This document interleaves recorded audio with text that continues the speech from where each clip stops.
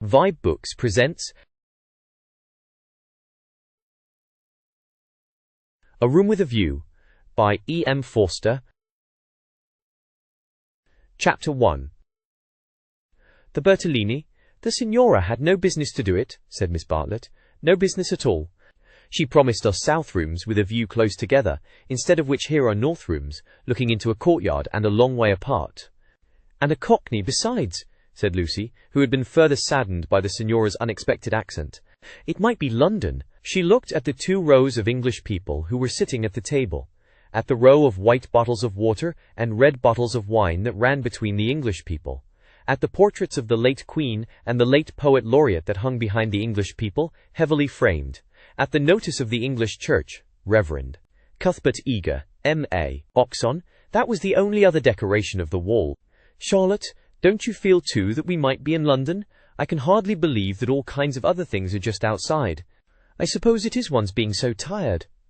This meat has surely been used for soup, said Miss Bartlett, laying down her fork. I want so to see the Arno. The rooms the Signora promised us in her letter would have looked over the Arno. The Signora had no business to do it at all. Any nook does for me, Miss Bartlett continued, but it does seem hard that you shouldn't have a view. Lucy felt that she had been selfish. Charlotte, you mustn't spoil me. Of course, you must look over the Arno too. I meant that. The first vacant room in the front. You must have it, said Miss Bartlett, part of whose travelling expenses were paid by Lucy's mother, a piece of generosity to which she made many a tactful allusion. No, you must have it. I insist on it. Your mother would never forgive me, Lucy. She would never forgive me. The ladies' voices grew animated, and, if the sad truth be owned, a little peevish. They were tired, and under the guise of unselfishness they wrangled. Some of their neighbours interchanged glances, and one of them, one of the ill-bred people whom one does meet abroad, leant forward over the table and actually intruded into their argument. He said, I have a view. Miss Bartlett was startled. Generally at a pension people looked them over for a day or two before speaking, and often did not find out that they would do till they had gone. She knew that the intruder was ill-bred, even before she glanced at him. He was an old man, of heavy build, with a fair, shaven face and large eyes. There was something childish in those eyes, though it was not the childishness of senility. What exactly it was Miss Bartlett did not stop to consider, for her glance passed on to his clothes. These did not attract her. He was probably trying to become acquainted with them before they got into the swim, so she assumed a dazed expression when he spoke to her, and then said, A view? Oh, a view! How delightful a view is! This is my son, said the old man. His name's George. He has a view too. Ah, said Miss Bartlett, repressing Lucy, who was about to speak. What I mean, he continued, is that you can have our rooms, and we'll have yours. We'll change. The better class of tourist was shocked at this, and sympathized with the newcomers. Miss Bartlett, in reply, opened her mouth as little as possible and said, Thank you very much indeed. That is out of the question. Why? Said the old man, with both fists on the table. Because it is quite out of the question, thank you. You see, we don't like to take, began Lucy. Her cousin again repressed her. But why? He persisted. Women like looking at a view, men don't. And he thumped with his fists like a naughty child, and turned to his son, saying, George, persuade them. It's so obvious they should have the rooms, said the son. There's nothing else to say. He did not look at the ladies as he spoke, but his voice was perplexed and sorrowful. Lucy too was perplexed, but she saw that they were in for what is known as quite a scene, and she had an odd feeling that whenever these ill-bred tourists spoke, the contest widened and deepened till it dealt, not with rooms and views, but with something quite different, whose existence she had not realized before. Now the old man attacked Miss Bartlett almost violently. Why should she not change? What possible objection had she? They would clear out in half an hour. Miss Bartlett, though skilled in the delicacies of conversation, was powerless in the presence of brutality. It was impossible to snub anyone so gross. Her face reddened with displeasure.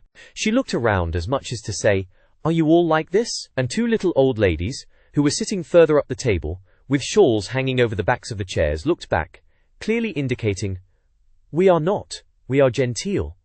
Eat your dinner, dear, she said to Lucy, and began to toy again with the meat that she had once censured. Lucy mumbled that those seemed very odd people opposite. Eat your dinner, dear. This pension is a failure. Tomorrow we will make a change. Hardly had she announced this fell decision when she reversed it.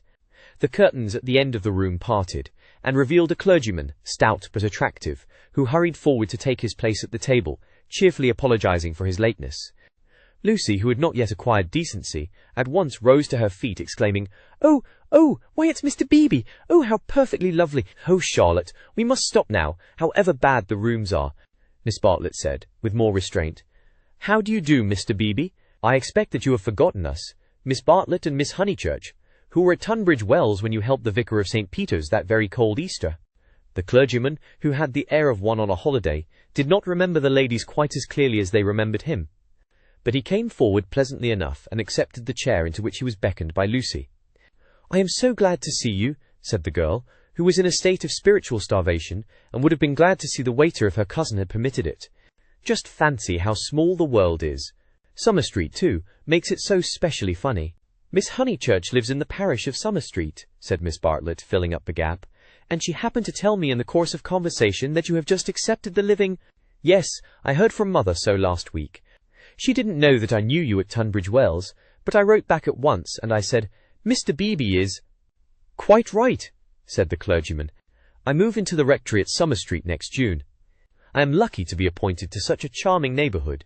Oh, how glad I am. The name of our house is Windy Corner." Mr. Beebe bowed. "There is Mother and me generally, and my brother, though it's not often we get him to CH. The church is rather far off, I mean." "Lucy, dearest, let Mr. Beebe eat his dinner. I am eating it, thank you, and enjoying it." He preferred to talk to Lucy, whose playing he remembered, rather than to Miss Bartlett, who probably remembered his sermons. He asked the girl whether she knew Florence well, and was informed at some length that she had never been there before. It is delightful to advise a newcomer, and he was first in the field. "Don't neglect the country round," his advice concluded. "The first fine afternoon drive up to Fiesole, and round by Settignano, or something of that sort." "No," cried a voice from the top of the table. "Mr. Beebe, you are wrong. The first fine afternoon your ladies must go to Prato." "That lady looks so clever," whispered Miss Bartlett to her cousin. "We are in luck." And indeed, a perfect torrent of information burst on them. People told them what to see, when to see it, how to stop the electric trams, how to get rid of the beggars, how much to give for a vellum blotter, how much the place would grow upon them. The pension Bertolini had decided, almost enthusiastically, that they would do. Whichever way they looked, kind ladies smiled and shouted at them. And above all rose the voice of the clever lady, crying, "Prato! They must go to Prato! That place is too sweetly squalid for words. I love it. I revel in shaking off the trammels of respectability, as you know." The young man named George glanced at the clever lady, and then returned moodily to his plate. Obviously he and his father did not do. Lucy, in the midst of her success, found time to wish they did. It gave her no extra pleasure that anyone should be left in the cold, and when she rose to go, she turned back and gave the two outsiders a nervous little bow. The father did not see it. The son acknowledged it, not by another bow, but by raising his eyebrows and smiling. He seemed to be smiling across something. She hastened after her cousin, who had already disappeared through the curtains which smote one in the face and seemed heavy with more than cloth. Beyond them stood the unreliable Signora, bowing good evening to her guests, and supported by Enery, her little boy, and Victoriae, her daughter. It made a curious little scene, this attempt of the Cockney to convey the grace and geniality of the South. And even more curious was the drawing-room, which attempted to rival the solid comfort of a Bloomsbury boarding-house. Was this really Italy? Miss Bartlett was already seated on a tightly stuffed armchair which had the colour and the contours of a tomato. She was talking to Mr. Beebe, and as she spoke her long narrow head drove backwards and forwards, slowly, regularly, as though she were demolishing some invisible obstacle. "We are most grateful to you," she was saying. "The first evening means so much. When you arrived, we were in for a peculiarly mauvais quart d'heure." He expressed his regret. "Do you, by any chance, know the name of an old man who sat opposite us at dinner?" "Emerson. Is he a friend of yours?" "We are friendly, as one is in pensions." "Then I will say no more." He pressed her very slightly, and she said more. "I am, as it were," she concluded, "the chaperone of my young cousin Lucy, and it would be a serious thing if I put her under an obligation to people of whom we know nothing." His manner was somewhat unfortunate. "I hope I acted for the best." "You acted very naturally," said he. He seemed thoughtful, and after a few moments added, "All the same, I don't think much harm would have come of accepting. No harm, of course, but we could not be under an obligation. He is rather a peculiar man." Again he hesitated, and then said gently, "I think he would not take advantage of your acceptance, nor expect you to show gratitude. He has the merit, if it is one, of saying exactly what he means. He has rooms he does not value, and he thinks you would value them. He no more thought of putting you under an obligation than he thought of being polite. It is so difficult, at least I find it difficult, to understand people who speak the truth." Lucy was pleased and said, "I was hoping that he was nice. I do so always hope that people will be nice. I think he is, nice and tiresome. I differ from him on almost every point of any importance, and so I expect, I may say I hope, you will differ. But his is a type one disagrees with rather than deplores. When he first came here, he not unnaturally put people's backs up. He has no tact and no manners. I don't mean by that he has bad manners, and he will not keep his opinions to himself. We nearly complained about him to our depressing Signora, but I am glad to say we thought better of it." "Am I to conclude," said Miss Bartlett, "that he is a socialist?" Mr. Beebe accepted the convenient word, not without a slight twitching of the lips. "And presumably he has brought up his son to be a socialist too." "I hardly know George, for he hasn't learnt to talk yet. He seems a nice creature, and I think he has brains. Of course he has all his father's mannerisms, and it is quite possible that he too may be a socialist." "Oh, you relieve me," said Miss Bartlett. "So you think I ought to have accepted their offer?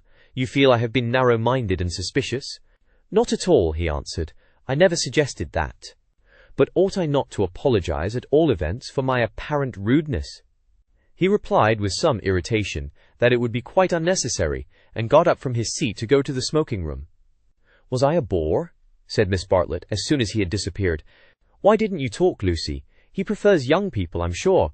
I do hope I haven't monopolized him. I hoped you would have him all the evening, as well as all dinner-time." "He is nice," exclaimed Lucy. "Just what I remember. He seems to see good in everyone.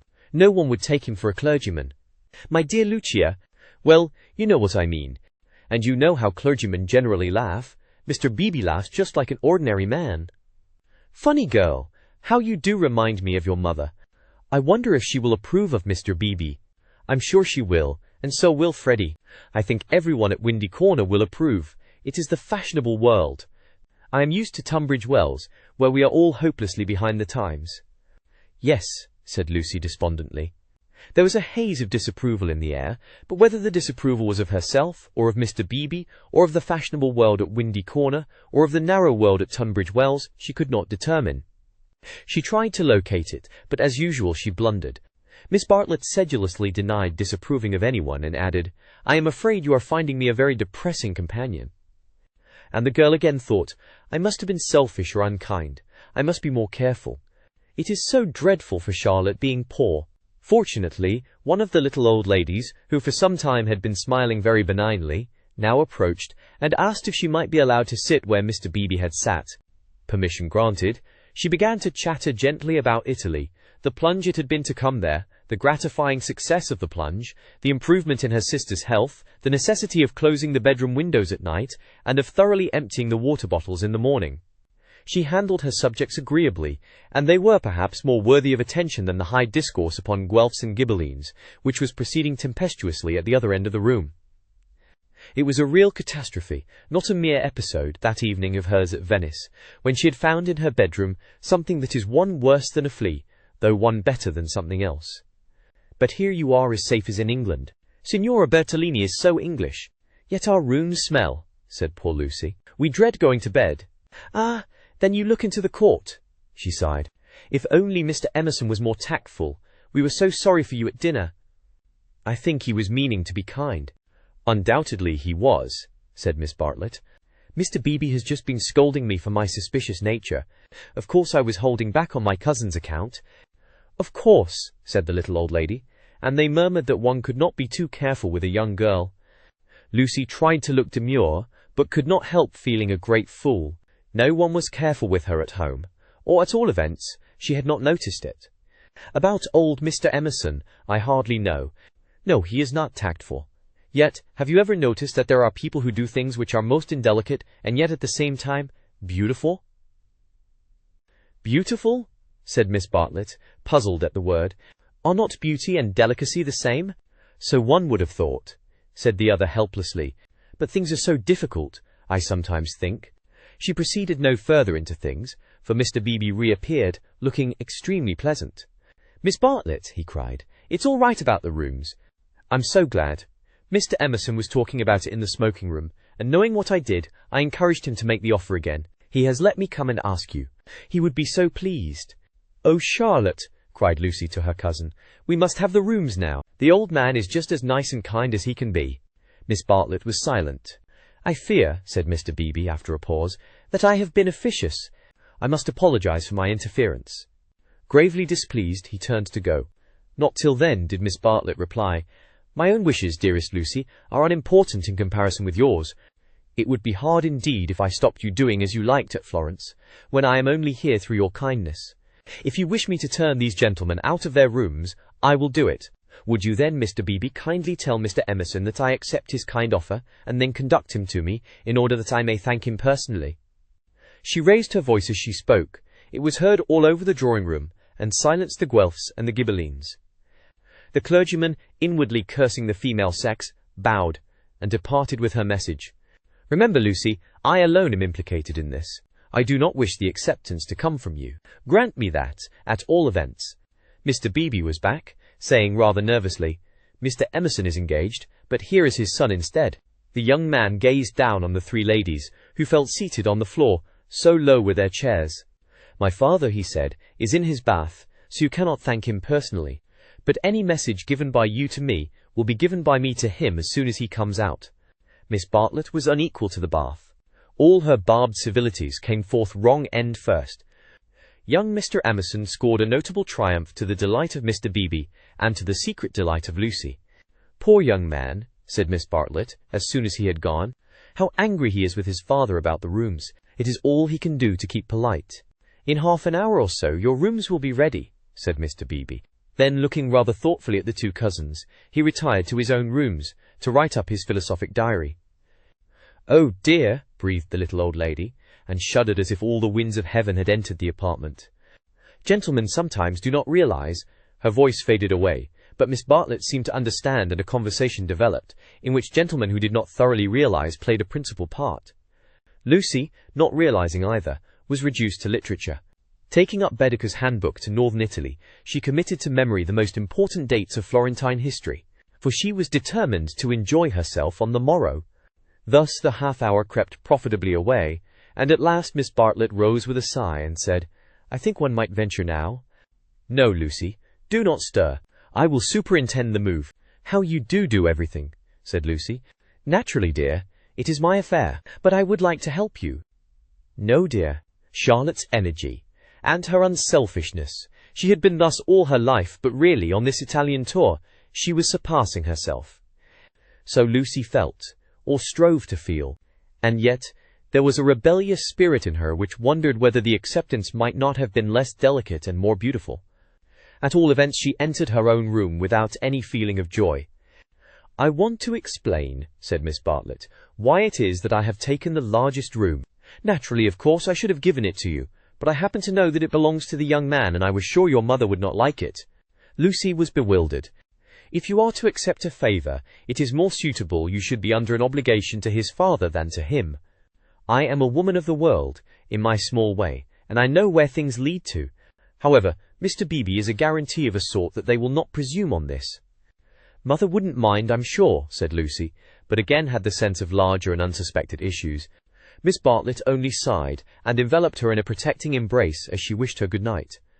It gave Lucy the sensation of a fog, and when she reached her own room she opened the window and breathed the clean night air, thinking of the kind old man who had enabled her to see the lights dancing in the Arno, and the cypresses of San Miniato, and the foothills of the Apennines, black against the rising moon. Miss Bartlett, in her room, fastened the window shutters and locked the door, and then made a tour of the apartment to see where the cupboards led, and whether there were any oubliettes or secret entrances. It was then that she saw, pinned up over the washstand, a sheet of paper on which was scrawled an enormous note of interrogation. What does it mean? She thought, and she examined it carefully by the light of a candle. Meaningless at first, it gradually became menacing, obnoxious, portentous with evil. She was seized with an impulse to destroy it, but fortunately remembered that she had no right to do so, since it must be the property of young Mr. Emerson. So she unpinned it carefully, and put it between 2 pieces of blotting paper to keep it clean for him. Then she completed her inspection of the room, sighed heavily according to her habit, and went to bed. Chapter 2. In Santa Croce, with no Baedeker, it was pleasant to wake up in Florence, to open the eyes upon a bright, bare room, with a floor of red tiles which look clean though they are not, with a painted ceiling whereon pink griffins and blue amorini sport in a forest of yellow violins and bassoons. It was pleasant, too, to fling wide the windows, pinching the fingers in unfamiliar fastenings, to lean out into sunshine with beautiful hills and trees and marble churches opposite, and close below the Arno, gurgling against the embankment of the road. Over the river men were at work with spades and sieves on the sandy foreshore, and on the river was a boat, also diligently employed for some mysterious end. An electric tram came rushing underneath the window. No one was inside it, except one tourist, but its platforms were overflowing with Italians, who preferred to stand. Children tried to hang on behind, and the conductor, with no malice, spat in their faces, to make them let go. Then soldiers appeared, good-looking, undersized men, wearing each a knapsack covered with mangy fur, and a great coat which had been cut for some larger soldier. Beside them walked officers looking foolish and fierce, and before them went little boys, turning somersaults in time with the band. The tramcar became entangled in their ranks, and moved on painfully, like a caterpillar in a swarm of ants. One of the little boys fell down, and some white bullocks came out of an archway. Indeed, if it had not been for the good advice of an old man who was selling button-hooks, the road might never have got clear. Over such trivialities as these many a valuable hour may slip away, and the traveller who has gone to Italy to study the tactile values of Giotto, or the corruption of the papacy, may return remembering nothing but the blue sky, and the men and women who live under it.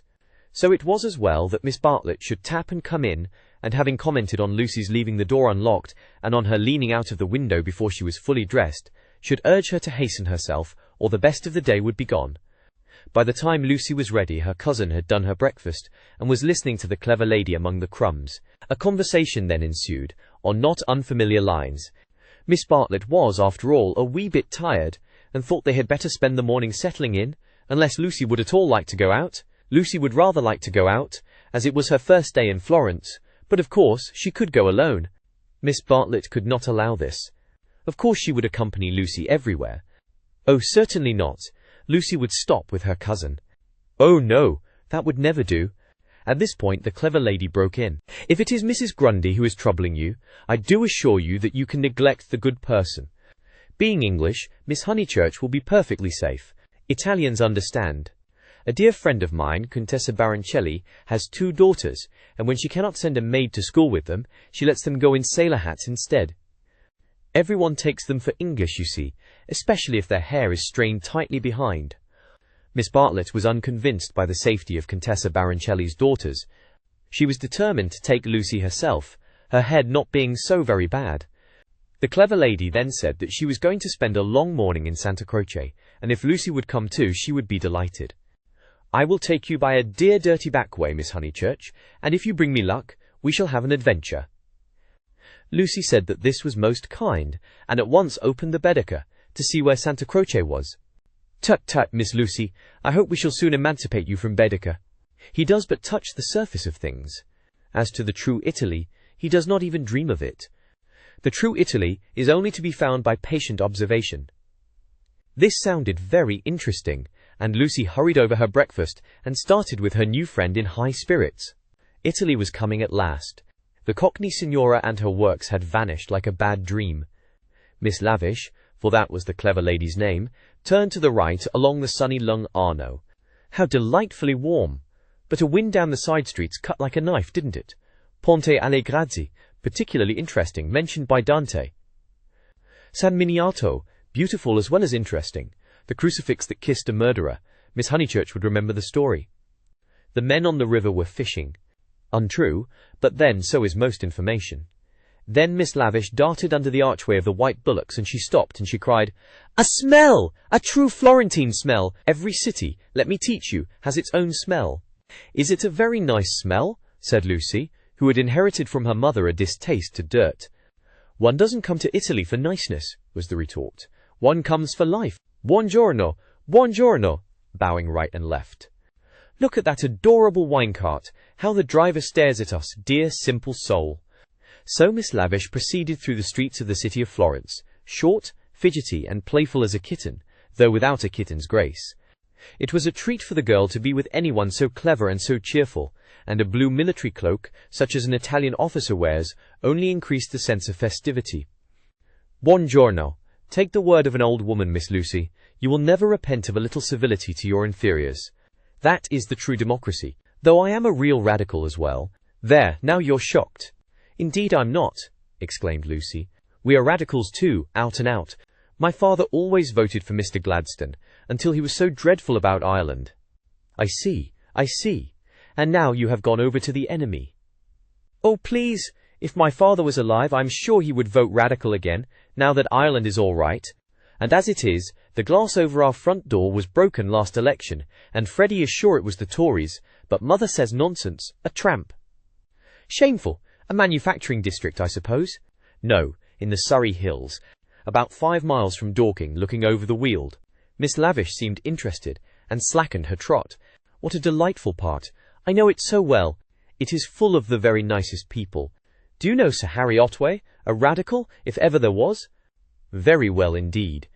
And old Mrs. Butterworth, the philanthropist? Why, she rents a field of us. How funny. Miss Lavish looked at the narrow ribbon of sky and murmured, Oh, you have property in Surrey? Hardly any, said Lucy, fearful of being thought a snob.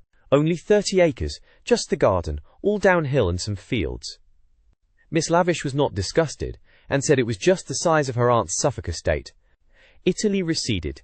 They tried to remember the last name of Lady Louisa someone, who had taken a house near Summer Street the other year, but she had not liked it, which was odd of her. And just as Miss Lavish had got the name, she broke off and exclaimed, Bless us and save us, we've lost the way.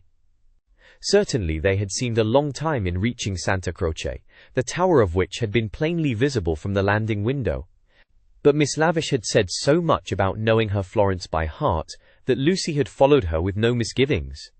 Lost! My dear Miss Lucy, during our political diatribes we have taken a wrong turning. How those horrid Conservatives would jeer at us. What are we to do? 2 lone females in an unknown town. Now this is what I call an adventure. Lucy, who wanted to see Santa Croce, suggested, as a possible solution, that they should ask the way there. Oh, but that is the word of a craven. And no, you are not to look at your Baedeker. Give it to me. I shan't let you carry it. We will simply drift. Accordingly, they drifted through a series of those grey-brown streets, neither commodious nor picturesque, in which the eastern quarter of the city abounds. Lucy soon lost interest in the discontent of Lady Louisa, and became discontented herself. For one ravishing moment Italy appeared. She stood in the square of the Annunziata, and saw in the living terracotta those divine babies whom no cheap reproduction can ever stale. There they stood, with their shining limbs bursting from the garments of charity, and their strong white arms extended against circlets of heaven. Lucy thought she had never seen anything more beautiful, but Miss Lavish, with a shriek of dismay, dragged her forward, declaring that they were out of their path now by at least a mile. The hour was approaching at which the continental breakfast begins, or rather ceases to tell, and the ladies bought some hot chestnut paste out of a little shop, because it looked so typical. It tasted partly of the paper in which it was wrapped, partly of hair oil, partly of the great unknown. But it gave them strength to drift into another piazza, large and dusty, on the farther side of which rose a black and white facade of surpassing ugliness. Miss Lavish spoke to it dramatically. It was Santa Croce. The adventure was over. Stop a minute. Let those 2 people go on, or I shall have to speak to them. I do detest conventional intercourse. Nasty. They are going into the church too. Oh, the British are abroad. We sat opposite them at dinner last night. They have given us their rooms. They were so very kind. Look at their figures, laughed Miss Lavish. They walk through my Italy like a pair of cows. It's very naughty of me, but I would like to set an examination paper at Dover, and turn back every tourist who couldn't pass it. What would you ask us? Miss Lavish laid her hand pleasantly on Lucy's arm, as if to suggest that she, at all events, would get full marks. In this exalted mood, they reached the steps of the great church, and were about to enter it when Miss Lavish stopped, squeaked, flung up her arms and cried, There goes my local colour box! I must have a word with him. and in a moment she was away over the piazza, her military cloak flapping in the wind, nor did she slacken speed till she caught up an old man with white whiskers and nipped him playfully upon the arm. Lucy waited for nearly 10 minutes. Then she began to get tired. The beggars worried her, the dust blew in her eyes, and she remembered that a young girl ought not to loiter in public places. She descended slowly into the piazza with the intention of rejoining Miss Lavish, who was really almost too original. But at that moment Miss Lavish and her local colour box moved also, and disappeared down a side street, both gesticulating largely. Tears of indignation came to Lucy's eyes, partly because Miss Lavish had jilted her, partly because she had taken her Baedeker. How could she find her way home? How could she find her way about in Santa Croce? Her first morning was ruined, and she might never be in Florence again. A few minutes ago she had been all high spirits, talking as a woman of culture, and half persuading herself that she was full of originality. Now she entered the church depressed and humiliated, not even able to remember whether it was built by the Franciscans or the Dominicans. Of course it must be a wonderful building, but how like a barn, and how very cold. Of course it contained frescoes by Giotto, in the presence of whose tactile values she was capable of feeling what was proper. But who was to tell her which they were? She walked about disdainfully, unwilling to be enthusiastic over monuments of uncertain authorship or date. There was no one even to tell her which, of all the sepulchral slabs that paved the nave and transept, was the one that was really beautiful, the one that had been most praised by Mr. Ruskin. Then the pernicious charm of Italy worked on her, and, instead of acquiring information, she began to be happy. She puzzled out the Italian notices, the notices that forbade people to introduce dogs into the church, the notice that prayed people, in the interest of health and out of respect to the sacred edifice in which they found themselves, not to spit. She watched the tourists. Their noses were as red as their Baedekers, so cold was Santa Croce. She beheld the horrible fate that overtook 3 papists, 2 he-babies and a she-baby, who began their career by sousing each other with the holy water, and then proceeded to the Machiavelli memorial, dripping but hallowed. Advancing towards it very slowly, and from immense distances, they touched the stone with their fingers, with their handkerchiefs, with their heads, and then retreated. What could this mean? They did it again and again. Then Lucy realized that they had mistaken Machiavelli for some saint, hoping to acquire virtue. Punishment followed quickly. The smallest he-baby stumbled over one of the sepulchral slabs, so much admired by Mr. Ruskin, and entangled his feet in the features of a recumbent bishop. Protestant as she was, Lucy darted forward. She was too late. He fell heavily upon the prelate's upturned toes. "Hateful bishop!" exclaimed the voice of old Mr. Emerson, who had darted forward also. "Hard in life, hard in death.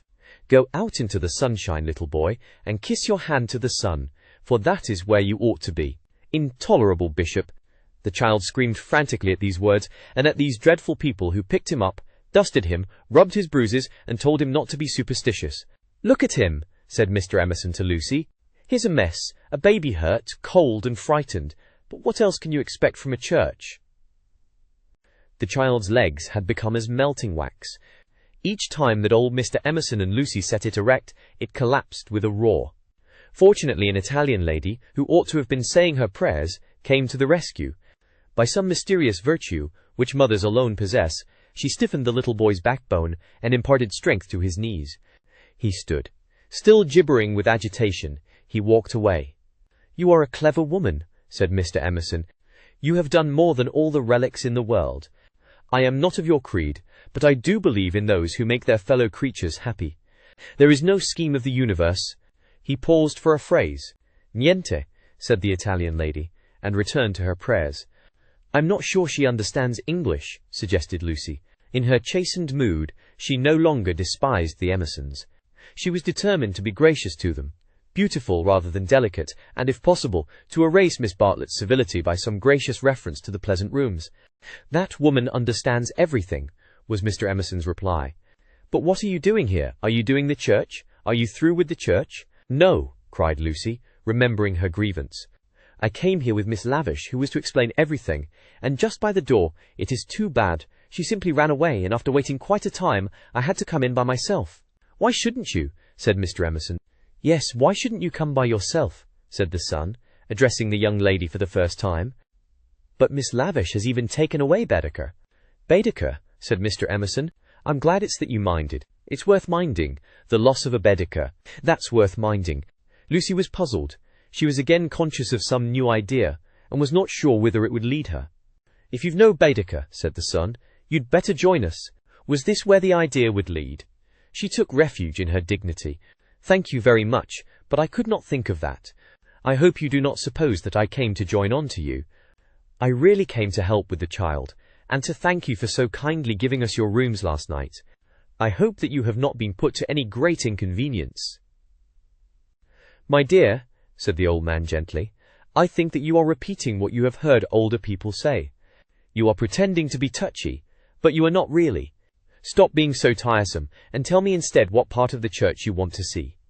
To take you to it will be a real pleasure." Now, this was abominably impertinent, and she ought to have been furious. But it is sometimes as difficult to lose one's temper, as it is difficult at other times to keep it. Lucy could not get cross.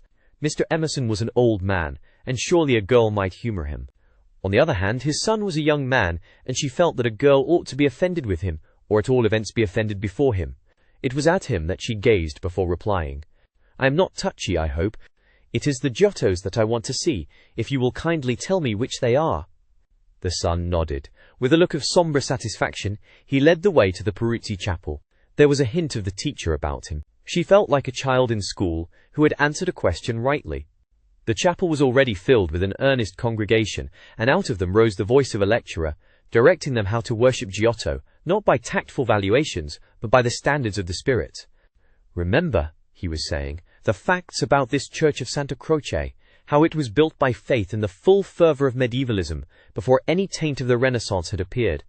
Observe how Giotto in these frescoes, now unhappily ruined by restoration, is untroubled by the snares of anatomy and perspective. Could anything be more majestic, more pathetic, beautiful, true? How little we feel avails knowledge and technical cleverness against a man who truly feels."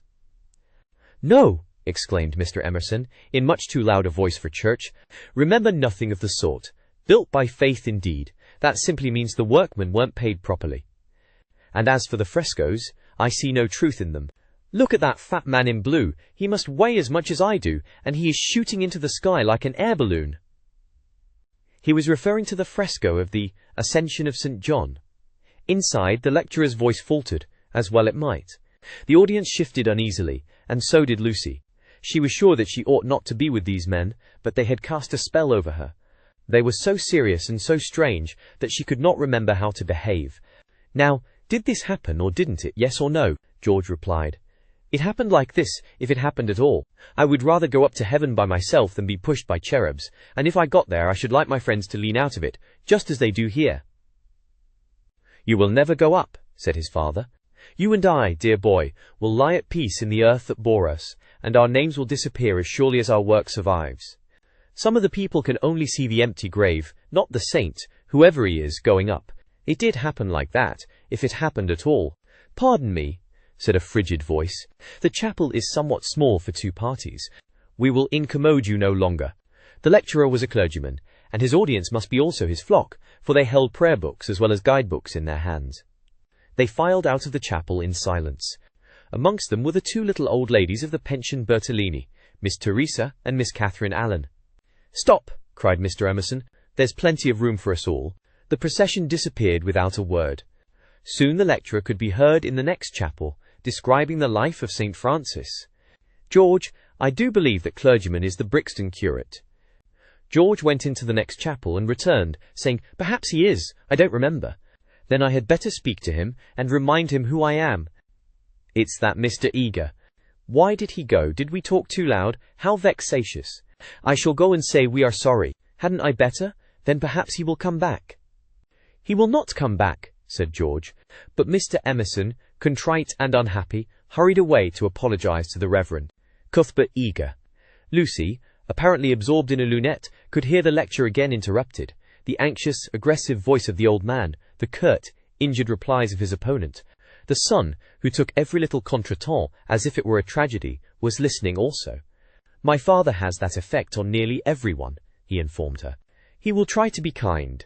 I hope we all try," said she, smiling nervously, "because we think it improves our characters. But he is kind to people because he loves them, and they find him out and are offended or frightened." "How silly of them," said Lucy, though in her heart she sympathized. I think that a kind action done tactfully— Tact! He threw up his head in disdain.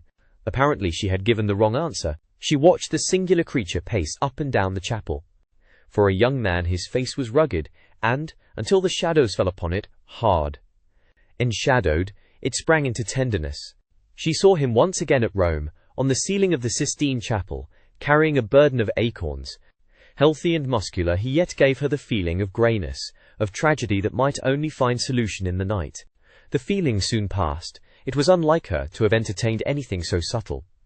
Born of silence and of unknown emotion, it passed when Mr. Emerson returned, and she could re-enter the world of rapid talk, which was alone familiar to her. "Were you snubbed?" asked his son tranquilly. "But we have spoilt the pleasure of I don't know how many people. They won't come back." Full of innate sympathy, quickness to perceive good in others, vision of the brotherhood of man. Scraps of the lecture on St. Francis came floating round the partition wall. "Don't let us spoil yours," he continued to Lucy. "Have you looked at those saints?" "Yes," said Lucy. "They are lovely. Do you know which is the tombstone that is praised in Ruskin?" He did not know, and suggested that they should try to guess it. George, rather to her relief, refused to move, and she and the old man wandered not unpleasantly about Santa Croce, which, though it is like a barn, has harvested many beautiful things inside its walls.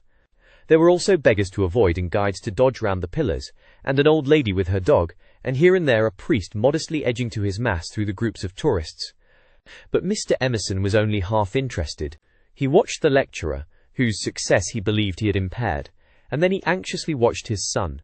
"Why will he look at that fresco?" he said uneasily. "I saw nothing in it." "I like Giotto," she replied. "It is so wonderful what they say about his tactile values. Though I like things like the Della Robbia babies better." "So you ought. A baby is worth a dozen saints.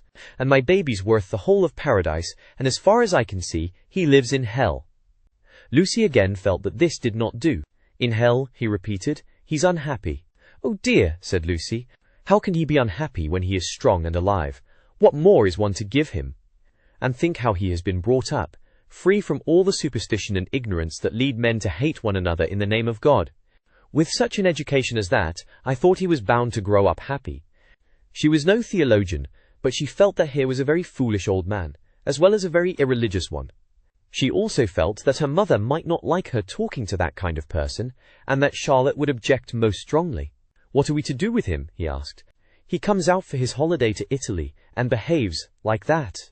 Like the little child who ought to have been playing, and who hurt himself upon the tombstone." "Eh? What did you say?" Lucy had made no suggestion.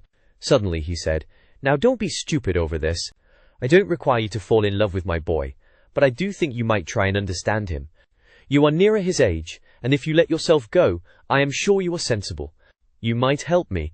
He has known so few women, and you have the time. You stop here several weeks, I suppose, but let yourself go. You are inclined to get muddled, if I may judge from last night. Let yourself go. Pull out from the depths those thoughts that you do not understand, and spread them out in the sunlight and know the meaning of them.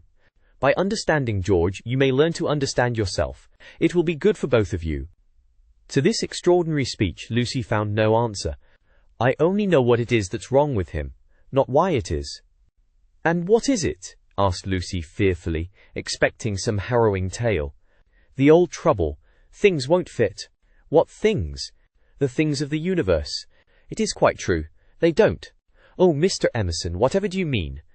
In his ordinary voice, so that she scarcely realized he was quoting poetry, he said, "From far, from eve and morning, and yon 12-winded sky, the stuff of life to knit me blew hither. Here am I, George, and I both know this, but why does it distress him? We know that we come from the winds, and that we shall return to them. That all life is perhaps a knot, a tangle, a blemish in the eternal smoothness.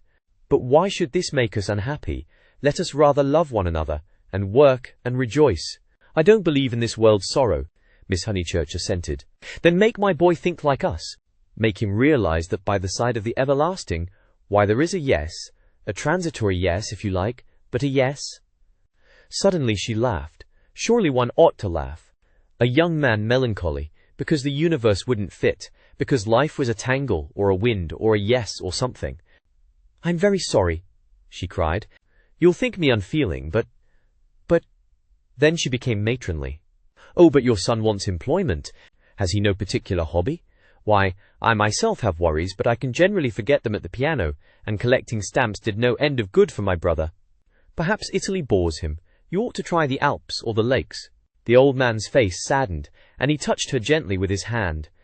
This did not alarm her. She thought that her advice had impressed him, and that he was thanking her for it. Indeed, he no longer alarmed her at all. She regarded him as a kind thing, but quite silly.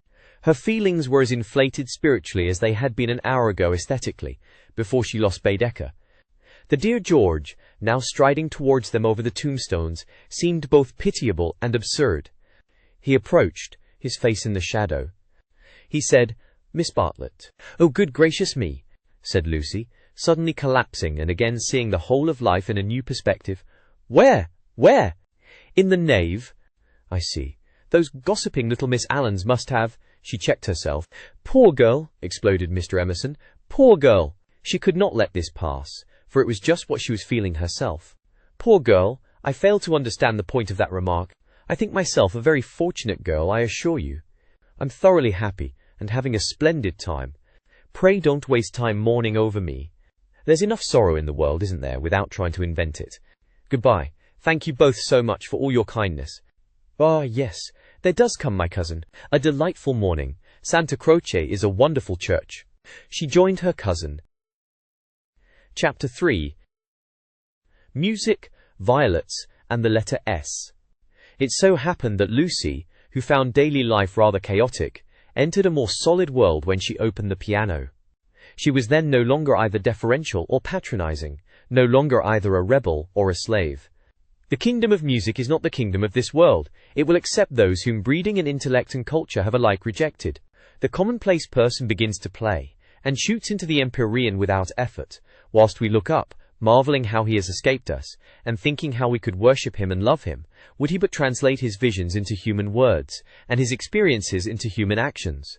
Perhaps he cannot, certainly he does not, or does so very seldom. Lucy had done so never. She was no dazzling executante, her runs were not at all like strings of pearls, and she struck no more right notes than was suitable for one of her age and situation. Nor was she the passionate young lady, who performed so tragically on a summer's evening with the window open. Passion was there, but it could not be easily labelled. It slipped between love and hatred and jealousy, and all the furniture of the pictorial style. And she was tragical, only in the sense that she was great, for she loved to play on the side of victory. Victory of what and over what, that is more than the words of daily life can tell us. But that some sonatas of Beethoven are written tragic, no one can gainsay. Yet they can triumph or despair as the player decides, and Lucy had decided that they should triumph.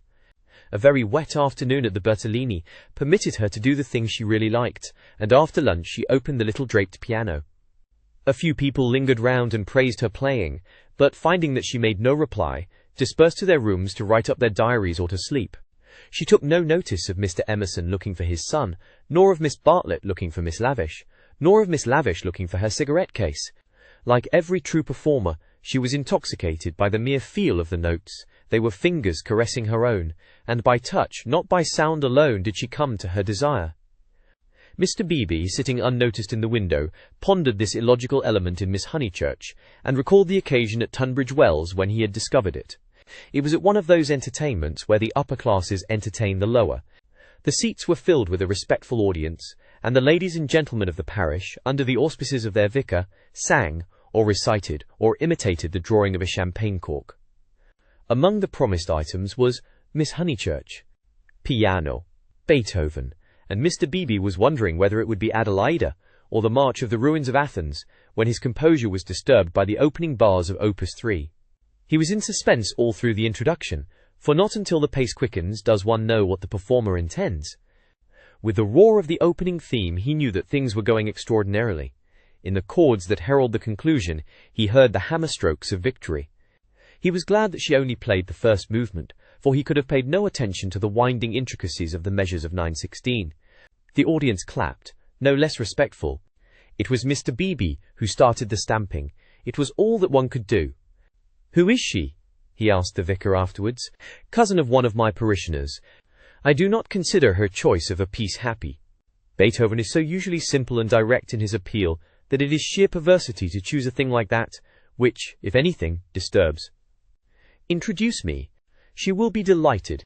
She and Miss Bartlett are full of the praises of your sermon." "My sermon?" cried Mr. Beebe. Why ever did she listen to it? When he was introduced he understood why, for Miss Honeychurch, disjoined from her music stool, was only a young lady with a quantity of dark hair and a very pretty, pale, undeveloped face. She loved going to concerts, she loved stopping with her cousin, she loved iced coffee and meringues. He did not doubt that she loved his sermon also. But before he left Tunbridge Wells he made a remark to the vicar, which he now made to Lucy herself when she closed the little piano and moved dreamily towards him. "If Miss Honeychurch ever takes to live as she plays, it will be very exciting both for us and for her." Lucy at once re-entered daily life. "Oh, what a funny thing. Someone said just the same to Mother, and she said she trusted I should never live a duet. Doesn't Mrs. Honeychurch like music? She doesn't mind it. But she doesn't like one to get excited over anything. She thinks I am silly about it. She thinks I can't make out. Once, I said that I liked my own playing better than anyone's. She has never got over it. Of course I didn't mean that I played well. I only meant—" "Of course," said he, wondering why she bothered to explain. "Music," said Lucy, as if attempting some generality. She could not complete it, and looked out absently upon Italy in the wet. The whole life of the South was disorganized, and the most graceful nation in Europe had turned into formless lumps of clothes. The street and the river were dirty yellow, the bridge was dirty grey, and the hills were dirty purple. Somewhere in their folds were concealed Miss Lavish and Miss Bartlett, who had chosen this afternoon to visit the Torre del Gallo. "What about music?" said Mr. Beebe. "Poor Charlotte will be sopped," was Lucy's reply. The expedition was typical of Miss Bartlett, who would return cold, tired, hungry and angelic, with a ruined skirt, a pulpy Baedeker, and a tickling cough in her throat. On another day, when the whole world was singing and the air ran into the mouth like wine, she would refuse to stir from the drawing-room, saying that she was an old thing, and no fit companion for a hearty girl. "Miss Lavish has led your cousin astray. She hopes to find the true Italy in the wet, I believe." "Miss Lavish is so original," murmured Lucy. This was a stock remark, the supreme achievement of the pension Bertolini in the way of definition. Miss Lavish was so original. Mr. Beebe had his doubts, but they would have been put down to clerical narrowness.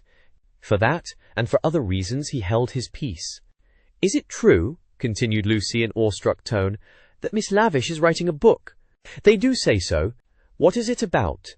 "It will be a novel," replied Mr. Beebe, "dealing with modern Italy. Let me refer you for an account to Miss Catherine Allen, who uses words herself more admirably than anyone I know." "I wish Miss Lavish would tell me herself. We started such friends. But I don't think she ought to have run away with Baedeker that morning in Santa Croce. Charlotte was most annoyed at finding me practically alone, and so I couldn't help being a little annoyed with Miss Lavish. The two ladies, at all events, have made it up. He was interested in the sudden friendship between women so apparently dissimilar as Miss Bartlett and Miss Lavish. They were always in each other's company, with Lucy a slighted third. Miss Lavish he believed he understood, but Miss Bartlett might reveal unknown depths of strangeness, though not perhaps of meaning. Was Italy deflecting her from the path of prim chaperone which he had assigned to her at Tunbridge Wells? All his life he had loved to study maiden ladies. They were his specialty, and his profession had provided him with ample opportunities for the work. Girls like Lucy were charming to look at, but Mr. Beebe was, from rather profound reasons, somewhat chilly in his attitude towards the other sex, and preferred to be interested rather than enthralled. Lucy, for the third time, said that poor Charlotte would be sopped. The Arno was rising in flood, washing away the traces of the little carts upon the foreshore. But in the southwest there had appeared a dull haze of yellow, which might mean better weather if it did not mean worse.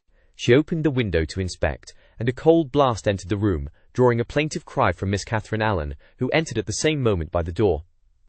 "Oh dear, Miss Honeychurch, you will catch a chill, and Mr. Beebe here besides. Who would suppose this is Italy? There is my sister actually nursing the hot water can. No comforts or proper provisions."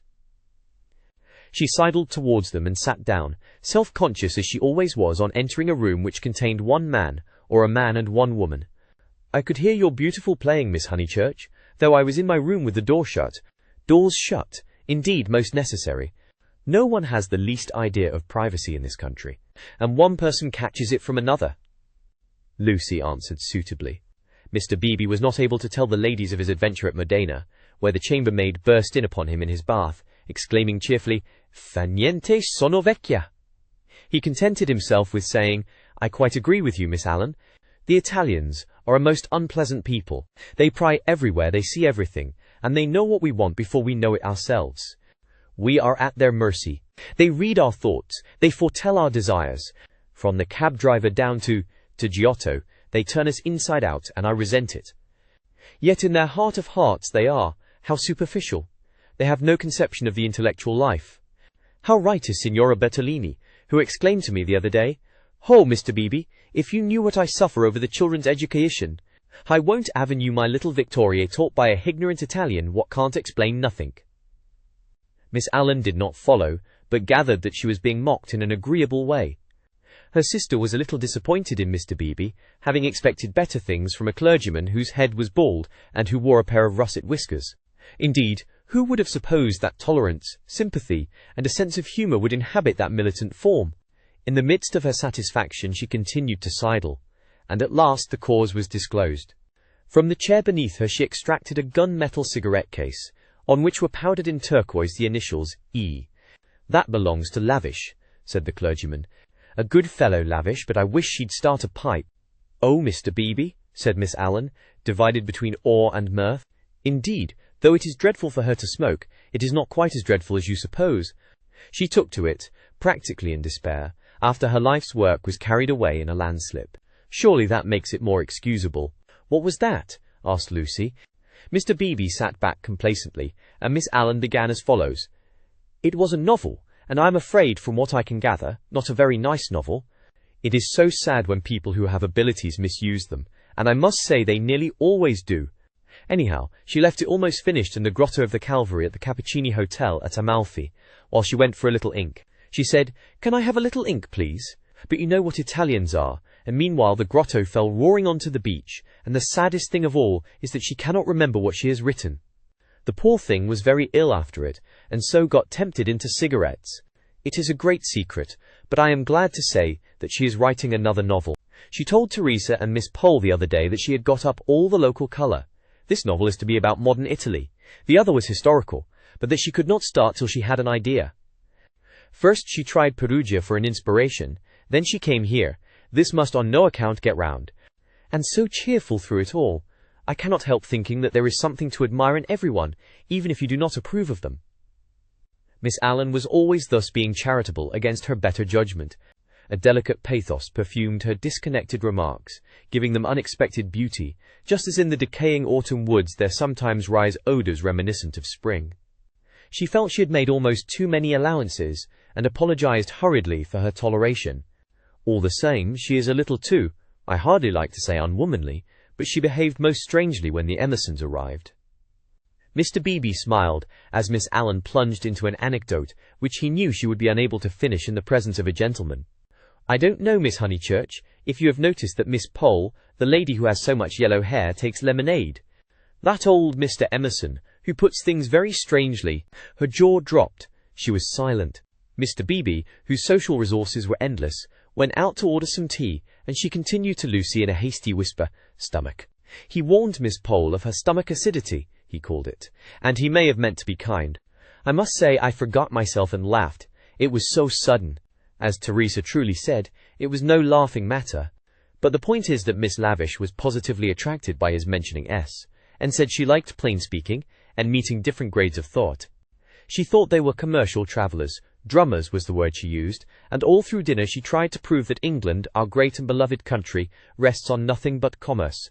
Teresa was very much annoyed, and left the table before the cheese, saying as she did so, "There, Miss Lavish, is one who can confute you better than I," and pointed to that beautiful picture of Lord Tennyson. Then Miss Lavish said, "Tut! The early Victorians! Just imagine! Tut! The early Victorians!" My sister had gone, and I felt bound to speak. I said, "Miss Lavish, I'm an early Victorian.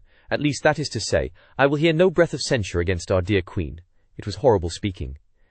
I reminded her how the Queen had been to Ireland when she did not want to go, and I must say she was dumbfounded, and made no reply. But unluckily, Mr. Emerson overheard this part, and called in his deep voice, "Quite so, quite so. I honour the woman for her Irish visit." The woman! I tell things so badly, but you see what a tangle we were in by this time, all on account of S. Having been mentioned in the first place, But that was not all. After dinner, Miss Lavish actually came up and said, "Miss Allen, I am going into the smoking room to talk to those two nice men. Come too." Needless to say, I refused such an unsuitable invitation, and she had the impertinence to tell me that it would broaden my ideas, and said that she had 4 brothers, all university men, except one who was in the army, who always made a point of talking to commercial travelers. "Let me finish the story," said Mr. Beebe, who had returned. Miss Lavish tried Miss Pole, myself, everyone, and finally said, "I shall go alone." She went. At the end of 5 minutes she returned unobtrusively with a green baize board and began playing Patience. "Whatever happened?" cried Lucy. "No one knows. No one will ever know. Miss Lavish will never dare to tell, and Mr. Emerson does not think it worth telling."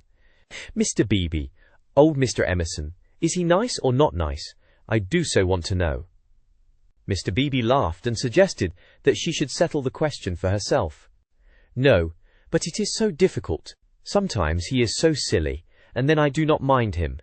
Miss Allen, what do you think? Is he nice?" The little old lady shook her head and sighed disapprovingly.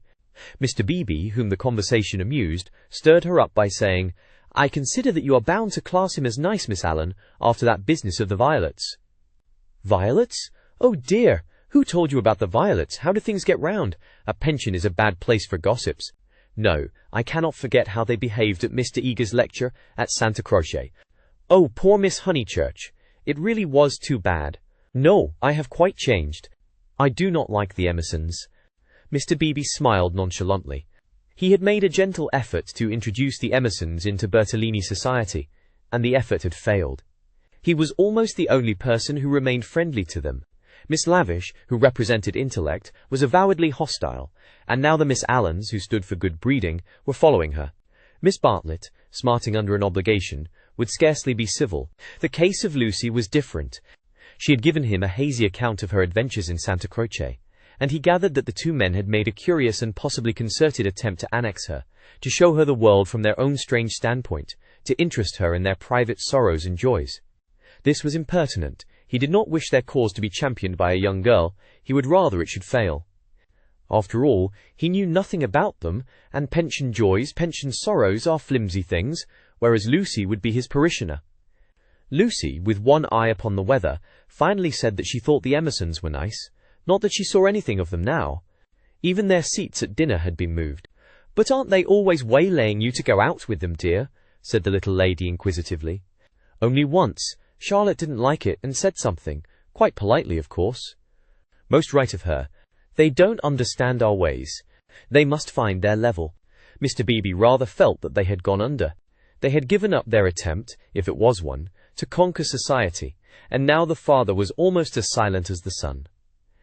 He wondered whether he would not plan a pleasant day for these folk before they left. Some expedition, perhaps, with Lucy well chaperoned to be nice to them.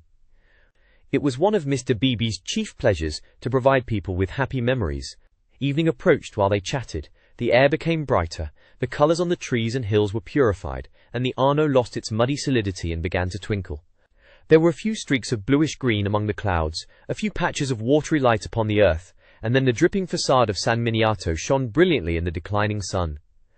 "Too late to go out," said Miss Allen in a voice of relief. "All the galleries are shut." "I think I shall go out," said Lucy. "I want to go round the town in the circular tram, on the platform by the driver." Her 2 companions looked grave.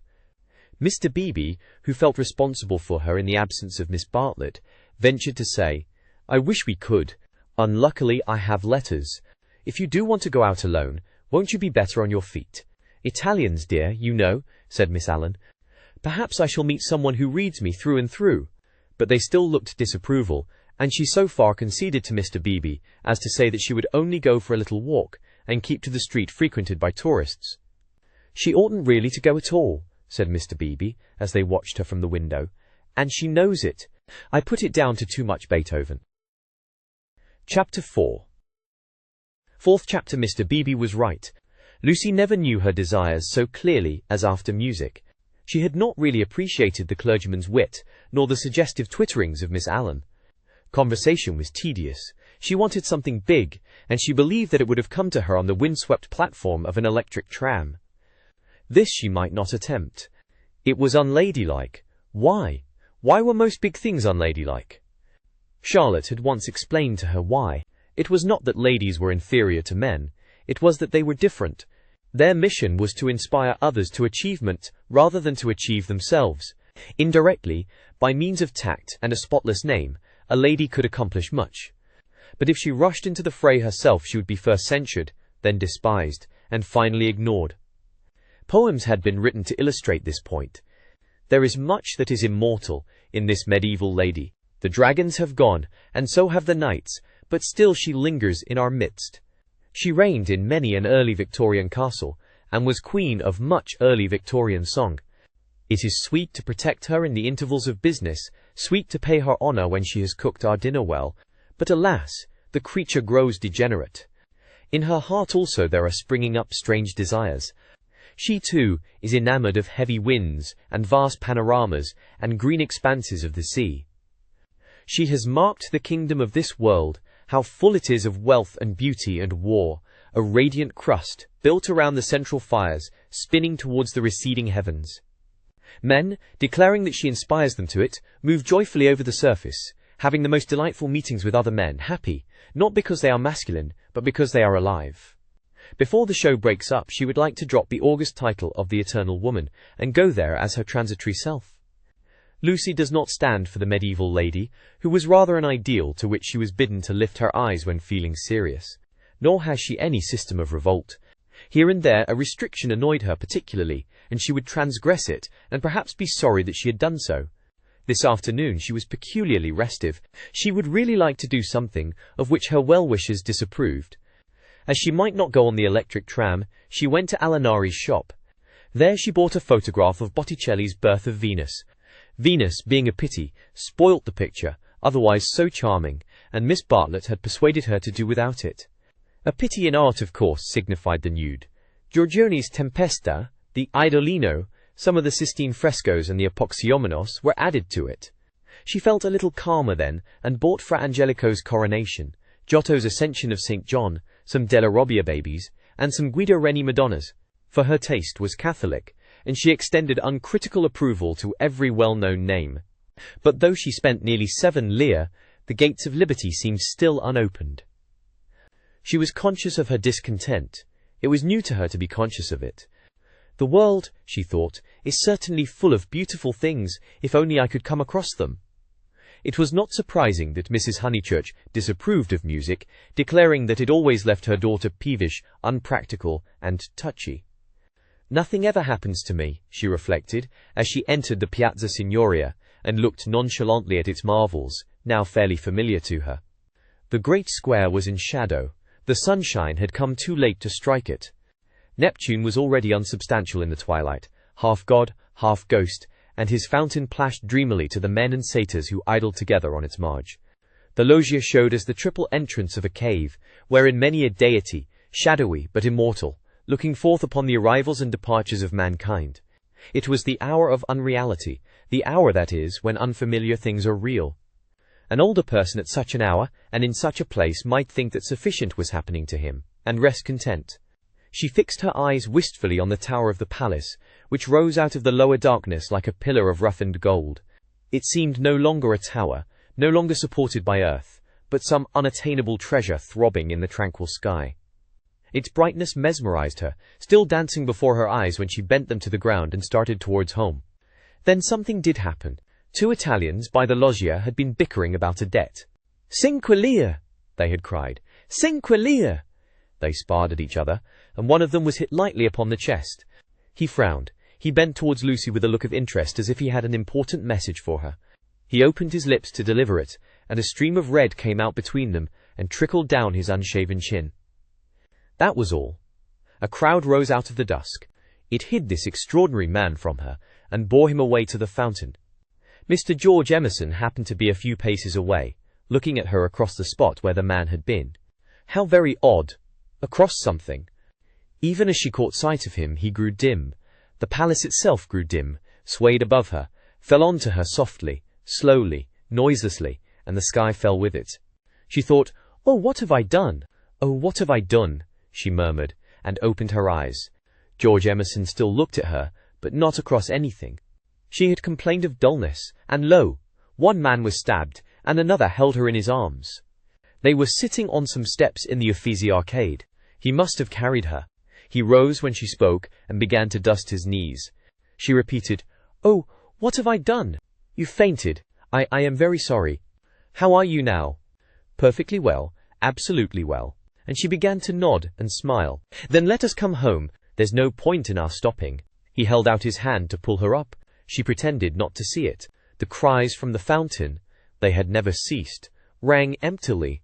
The whole world seemed pale and void of its original meaning. "How very kind you have been. I might have hurt myself falling. But now I am well. I can go alone, thank you." His hand was still extended. "Oh, my photographs," she exclaimed suddenly. "What photographs?"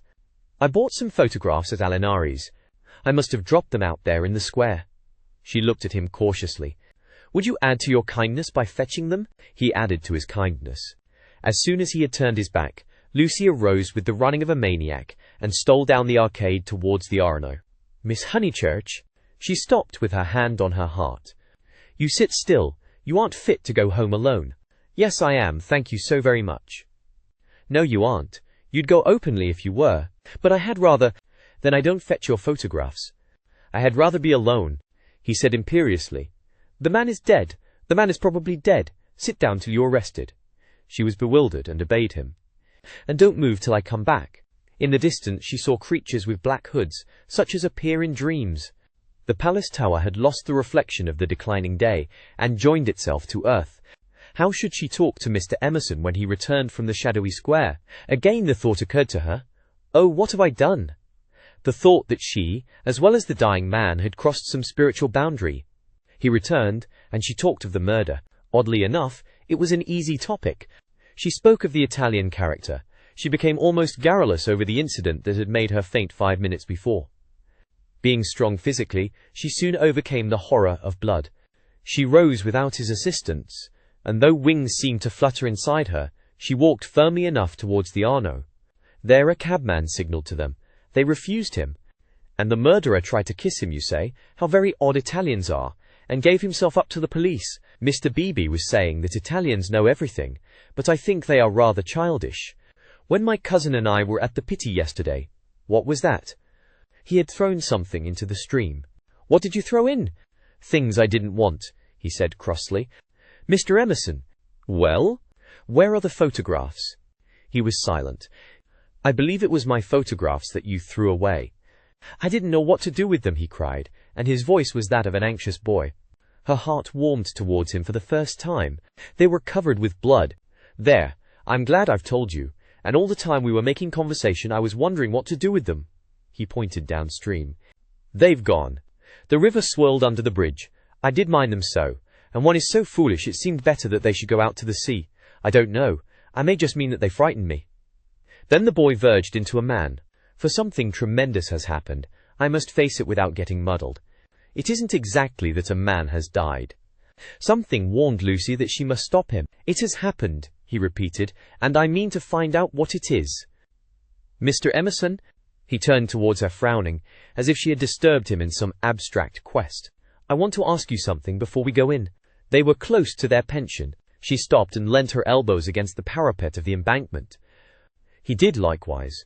There is at times a magic in identity of position.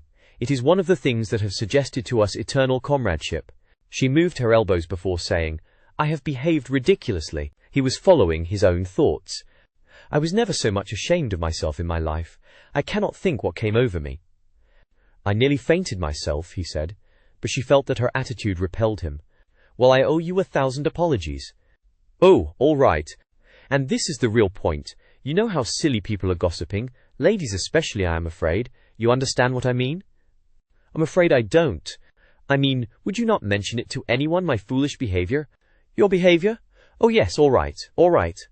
Thank you so much. And would you— She could not carry her request any further. The river was rushing below them, almost black in the advancing night. He had thrown her photographs into it, and then he had told her the reason. It struck her that it was hopeless to look for chivalry in such a man. He would do her no harm by idle gossip. He was trustworthy, intelligent, and even kind. He might even have a high opinion of her. But he lacked chivalry. His thoughts, like his behavior, would not be modified by awe. It was useless to say to him, "And would you?" and hope that he would complete the sentence for himself, averting his eyes from her nakedness like the knight in that beautiful picture. She had been in his arms, and he remembered it, just as he remembered the blood on the photographs that she had bought in Alinari's shop. It was not exactly that a man had died. Something had happened to the living. They had come to a situation where character tells, and where childhood enters upon the branching paths of youth. "Well, thank you so much," she repeated. "How quickly these accidents do happen, and then one returns to the old life." "I don't." Anxiety moved her to question him. His answer was puzzling. "I shall probably want to live." "But why, Mr. Emerson? What do you mean?" "I shall want to live, I say." Leaning her elbows on the parapet, she contemplated the river Arno, whose roar was suggesting some unexpected melody to her ears. Chapter 5. Possibilities of a pleasant outing. It was a family saying that you never knew which way Charlotte Bartlett would turn. She was perfectly pleasant and sensible over Lucy's adventure, found the abridged account of it quite adequate, and paid suitable tribute to the courtesy of Mr. George Emerson. She and Miss Lavish had had an adventure also. They had been stopped at the Dazio coming back, and the young officials there, who seemed impudent and désouvre, had tried to search their reticules for provisions. It might have been most unpleasant. Fortunately, Miss Lavish was a match for anyone. For good or for evil, Lucy was left to face her problem alone. None of her friends had seen her, either in the piazza or later on by the embankment. Mr. Beebe, indeed, noticing her startled eyes at dinner time, had again passed to himself the remark of too much Beethoven. But he only supposed that she was ready for an adventure, not that she had encountered it. This solitude oppressed her.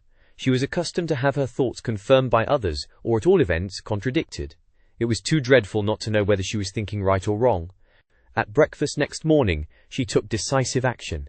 There were two plans between which she had to choose. Mr. Beebe was walking up to the Torre del Gallo with the Emersons and some American ladies. Would Miss Bartlett and Miss Honeychurch join the party? Charlotte declined for herself. She had been there in the rain the previous afternoon. But she thought it an admirable idea for Lucy, who hated shopping, changing money, fetching letters and other irksome duties, all of which Miss Bartlett must accomplish this morning and could easily accomplish alone. "No, Charlotte," cried the girl with real warmth. "It's very kind of Mr. Beebe, but I am certainly coming with you." "Very well, dear," said Miss Bartlett, with a faint flush of pleasure that called forth a deep flush of shame on the cheeks of Lucy. How abominably she behaved to Charlotte, now as always, but now she should alter. All morning she would be really nice to her. She slipped her arm into her cousin's, and they started off along the Lung Arno. The river was a lion that morning in strength, voice, and colour. Miss Bartlett insisted on leaning over the parapet to look at it. She then made her usual remark, which was, "How I do wish Freddie and your mother could see this too." Lucy fidgeted. It was tiresome of Charlotte to have stopped exactly where she did. "Look, Lucia, oh, you are watching for the Torre del Gallo party. I feared you would repent you of your choice." Serious as the choice had been, Lucy did not repent. Yesterday had been a muddle, queer and odd, the kind of thing one could not write down easily on paper. But she had a feeling that Charlotte and her shopping were preferable to George Emerson and the summit of the Torre del Gallo. Since she could not unravel the tangle, she must take care not to re-enter it. She could protest sincerely against Miss Bartlett's insinuations.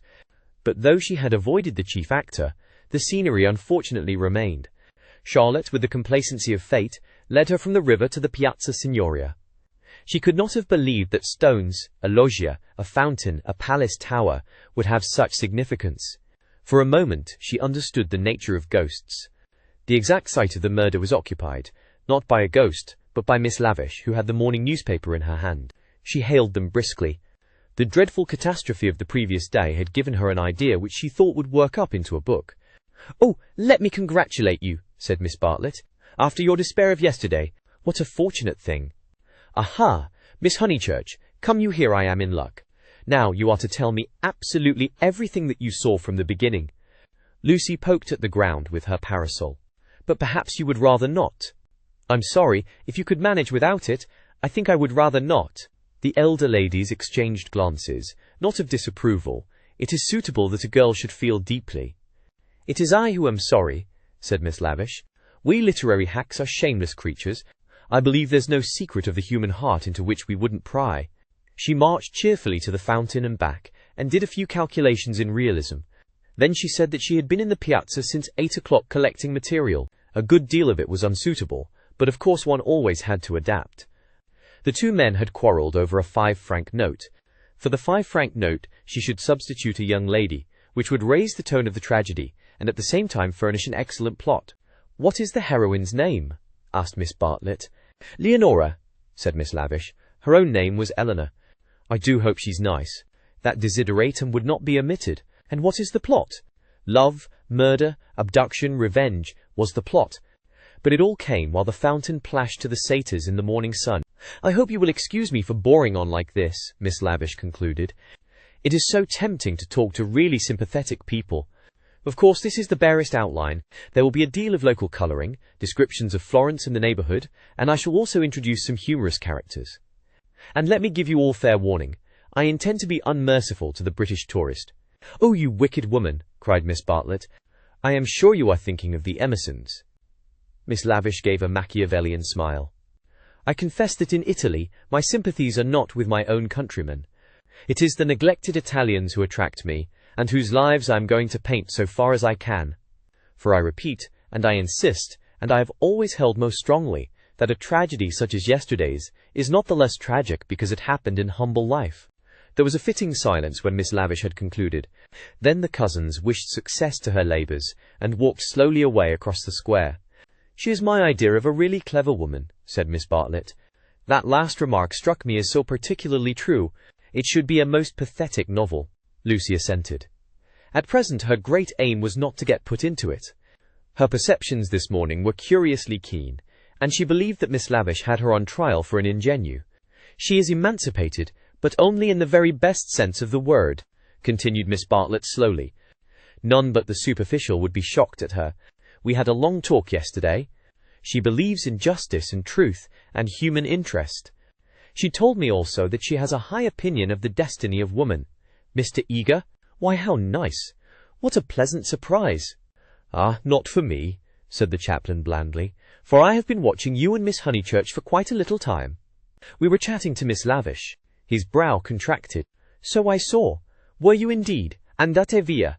Sono occupato." The last remark was made to a vendor of panoramic photographs who was approaching with a courteous smile.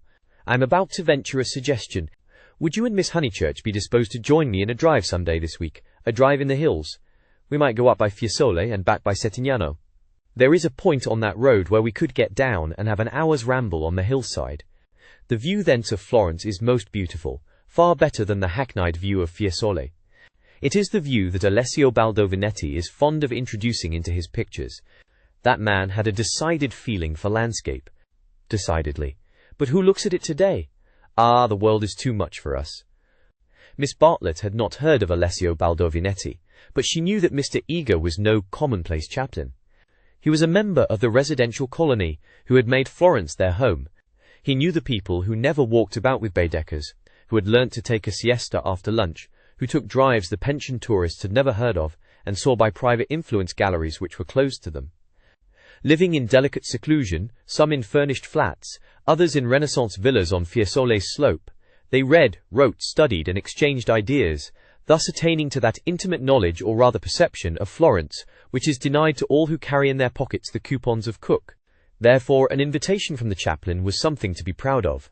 Between the two sections of his flock he was often the only link, and it was his avowed custom to select those of his migratory sheep who seemed worthy, and give them a few hours in the pastures of the permanent. Tea at a Renaissance villa? Nothing had been said about it yet, but if it did come to that, how Lucy would enjoy it. A few days ago and Lucy would have felt the same, but the joys of life were grouping themselves anew. A drive in the hills with Mr. Eager and Miss Bartlett, even if culminating in a residential tea party, was no longer the greatest of them. She echoed the raptures of Charlotte, somewhat faintly. Only when she heard that Mr. Beebe was also coming did her thanks become more sincere. "So we shall be a party, Carrie," said the chaplain. "In these days of toil and tumult, one has great needs of the country, and its message of purity. Andate via. Andate presto, presto. Ah, the town. Beautiful as it is the town." They assented. This very square, so I am told, witnessed yesterday the most sordid of tragedies. To one who loves the Florence of Dante and Savonarola, there is something portentous in such desecration, portentous and humiliating. Humiliating indeed, said Miss Bartlett. Miss Honeychurch happened to be passing through as it happened. She can hardly bear to speak of it. She glanced at Lucy proudly. And how came we to have you here? Asked the chaplain paternally. Miss Bartlett's recent liberalism oozed away at the question. Do not blame her, please, Mr. Eager. The fault is mine. I left her unchaperoned. So you were here alone, Miss Honeychurch? His voice suggested sympathetic reproof, but at the same time indicated that a few harrowing details would not be unacceptable. His dark, handsome face drooped mournfully towards her to catch her reply. Practically, one of our pension acquaintances kindly brought her home, said Miss Bartlett, adroitly concealing the sex of the preserver. For her also it must have been a terrible experience. I trust that neither of you was at all, that it was not in your immediate proximity. Of the many things Lucy was noticing today, not the least remarkable was this, the ghoulish fashion in which respectable people will nibble after blood. George Emerson had kept the subject strangely pure. He died by the fountain, I believe, was her reply. And you and your friend were over at the loggia. That must have saved you much. You have not, of course, seen the disgraceful illustrations which the gutter press. This man is a public nuisance. He knows that I am a resident perfectly well, and yet he goes on worrying me to buy his vulgar views. Surely the vendor of photographs was in league with Lucy, in the eternal league of Italy with youth. He had suddenly extended his book before Miss Bartlett and Mr. Eager, binding their hands together by a long glossy ribbon of churches, pictures, and views.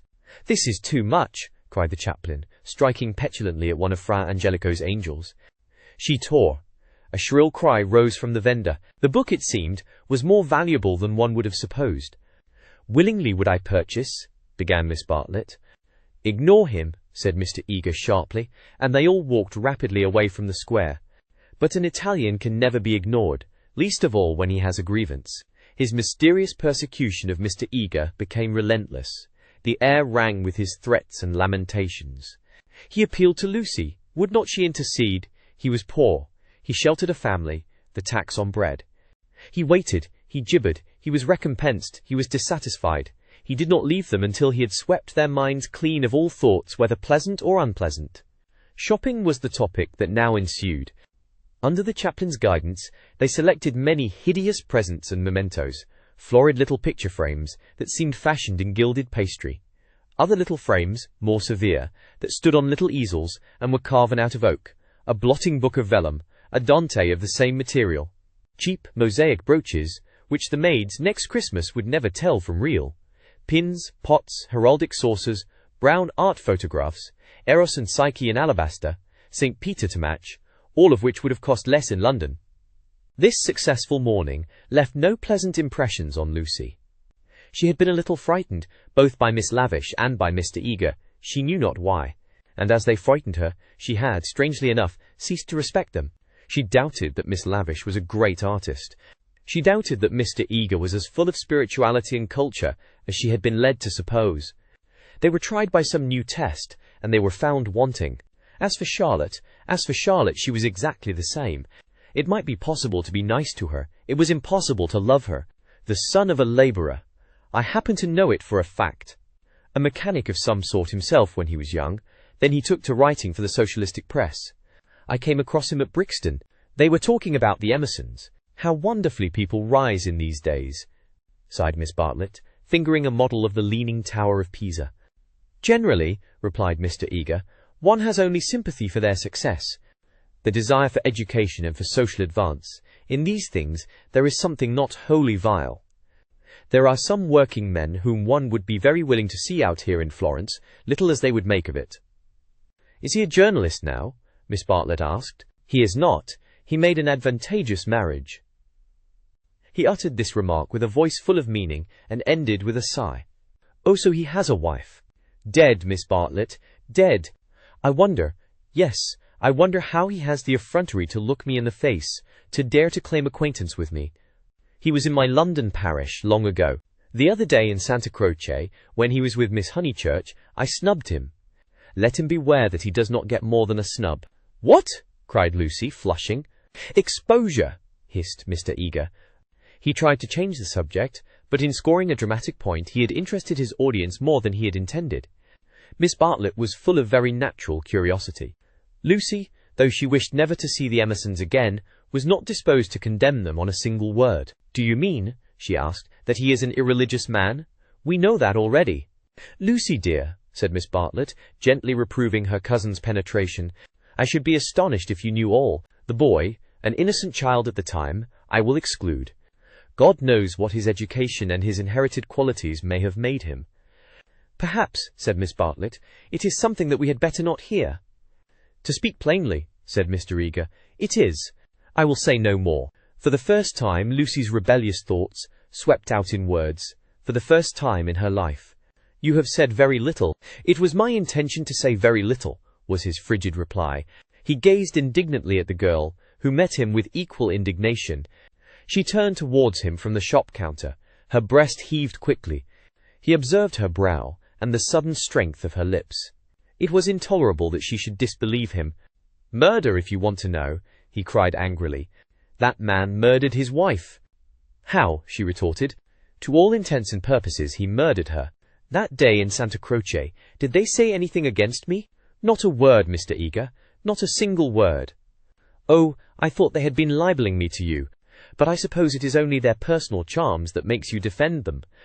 "I'm not defending them," said Lucy, losing her courage and relapsing into the old chaotic methods.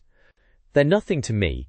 "How could you think she was defending them?" said Miss Bartlett, much discomfited by the unpleasant scene. The shopman was possibly listening. "She will find it difficult, for that man has murdered his wife in the sight of God." The addition of God was striking, but the chaplain was really trying to qualify a rash remark. A silence followed, which might have been impressive, but was merely awkward. Then Miss Bartlett hastily purchased the Leaning Tower and led the way into the street. "I must be going," said he, shutting his eyes and taking out his watch. Miss Bartlett thanked him for his kindness, and spoke with enthusiasm of the approaching drive. "Drive? Oh, is our drive to come off?" Lucy was recalled to her manners, and after a little exertion the complacency of Mr. Eager was restored. "Bother the drive!" exclaimed the girl, as soon as he had departed. "It is just the drive we had arranged with Mr. Beebe without any fuss at all. Why should he invite us in that absurd manner? We might as well invite him. We are each paying for ourselves." Miss Bartlett, who had intended to lament over the Emersons, was launched by this remark into unexpected thoughts. "If that is so, dear, if the drive we and Mr. Beebe are going with Mr. Eager is really the same as the one we are going with Mr. Beebe, then I foresee a sad kettle of fish." "How?" "Because Mr. Beebe has asked Eleanor Lavish to come too. That will mean another carriage. Far worse. Mr. Eager does not like Eleanor. She knows it herself.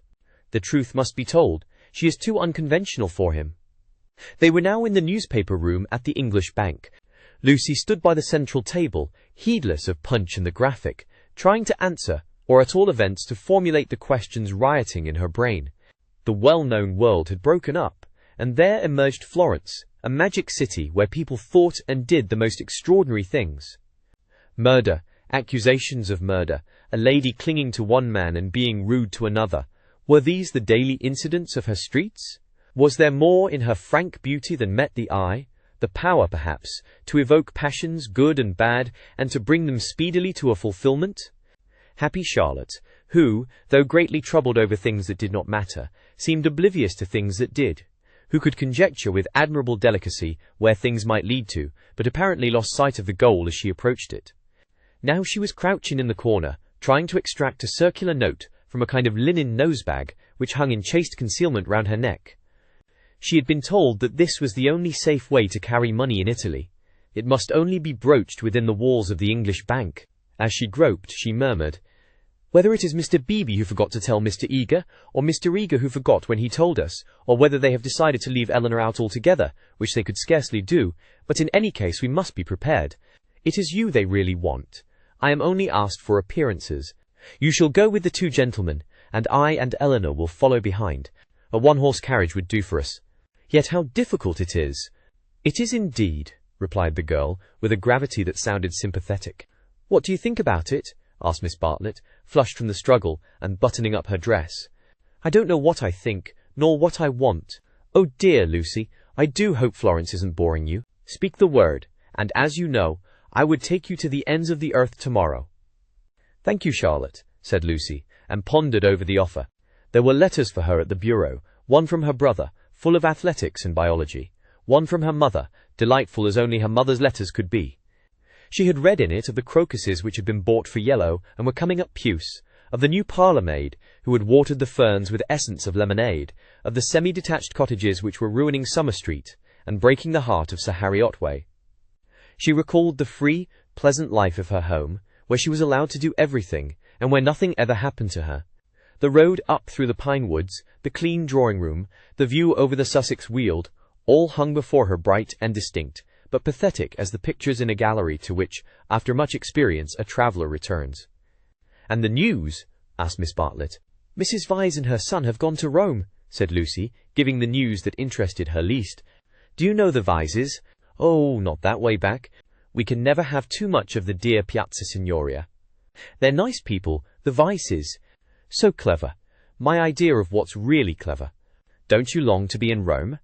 "I'd die for it. The Piazza Signoria is too stony to be brilliant. It has no grass, no flowers, no frescoes, no glittering walls of marble or comforting patches of ruddy brick. By an odd chance, unless we believe in a presiding genius of places, the statues that relieve its severity suggest, not the innocence of childhood, nor the glorious bewilderment of youth, but the conscious achievements of maturity.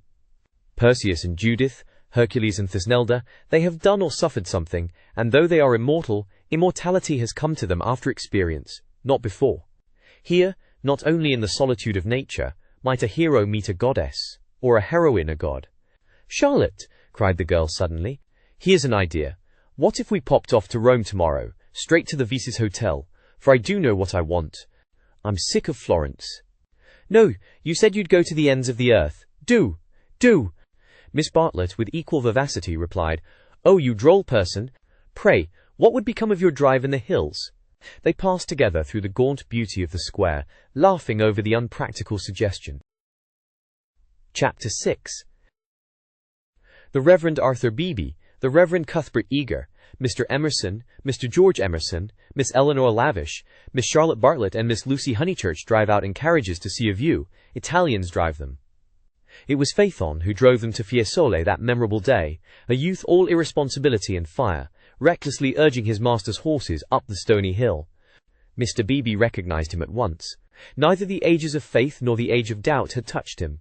He was Phaethon in Tuscany driving a cab, and it was Persephone whom he asked leave to pick up on the way, saying that she was his sister.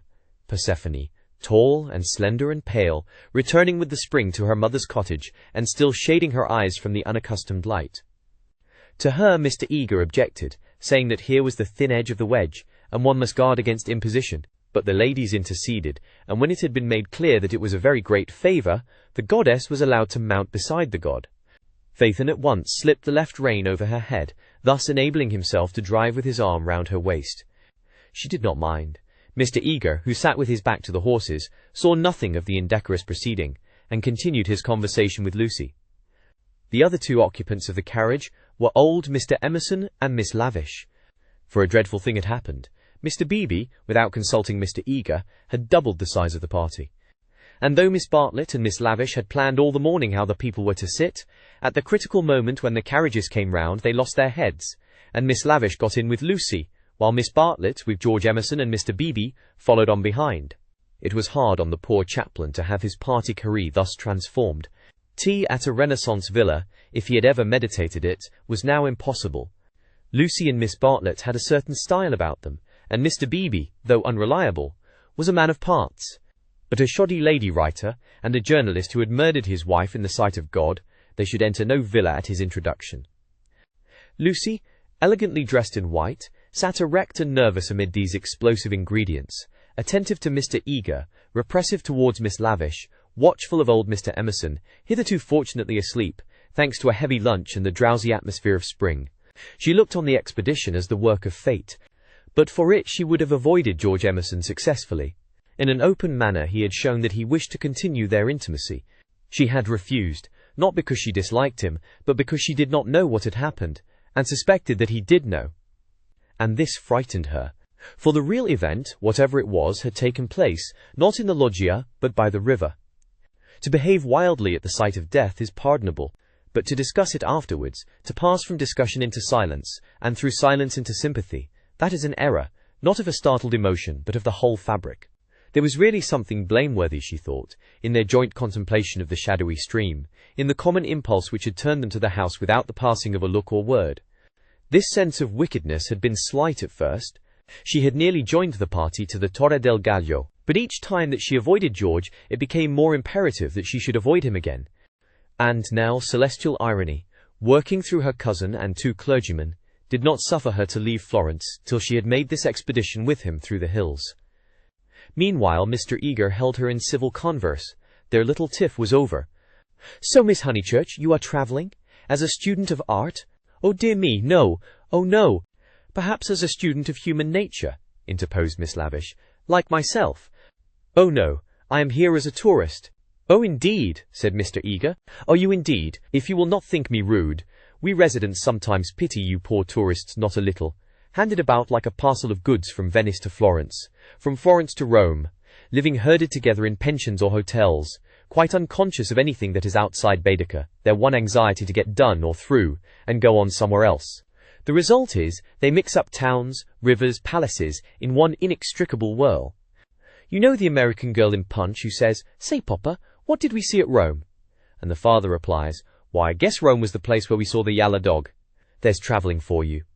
"I quite agree," said Miss Lavish, who had several times tried to interrupt his mordant wit. "The narrowness and superficiality of the Anglo-Saxon tourist is nothing less than a menace." "Quite so.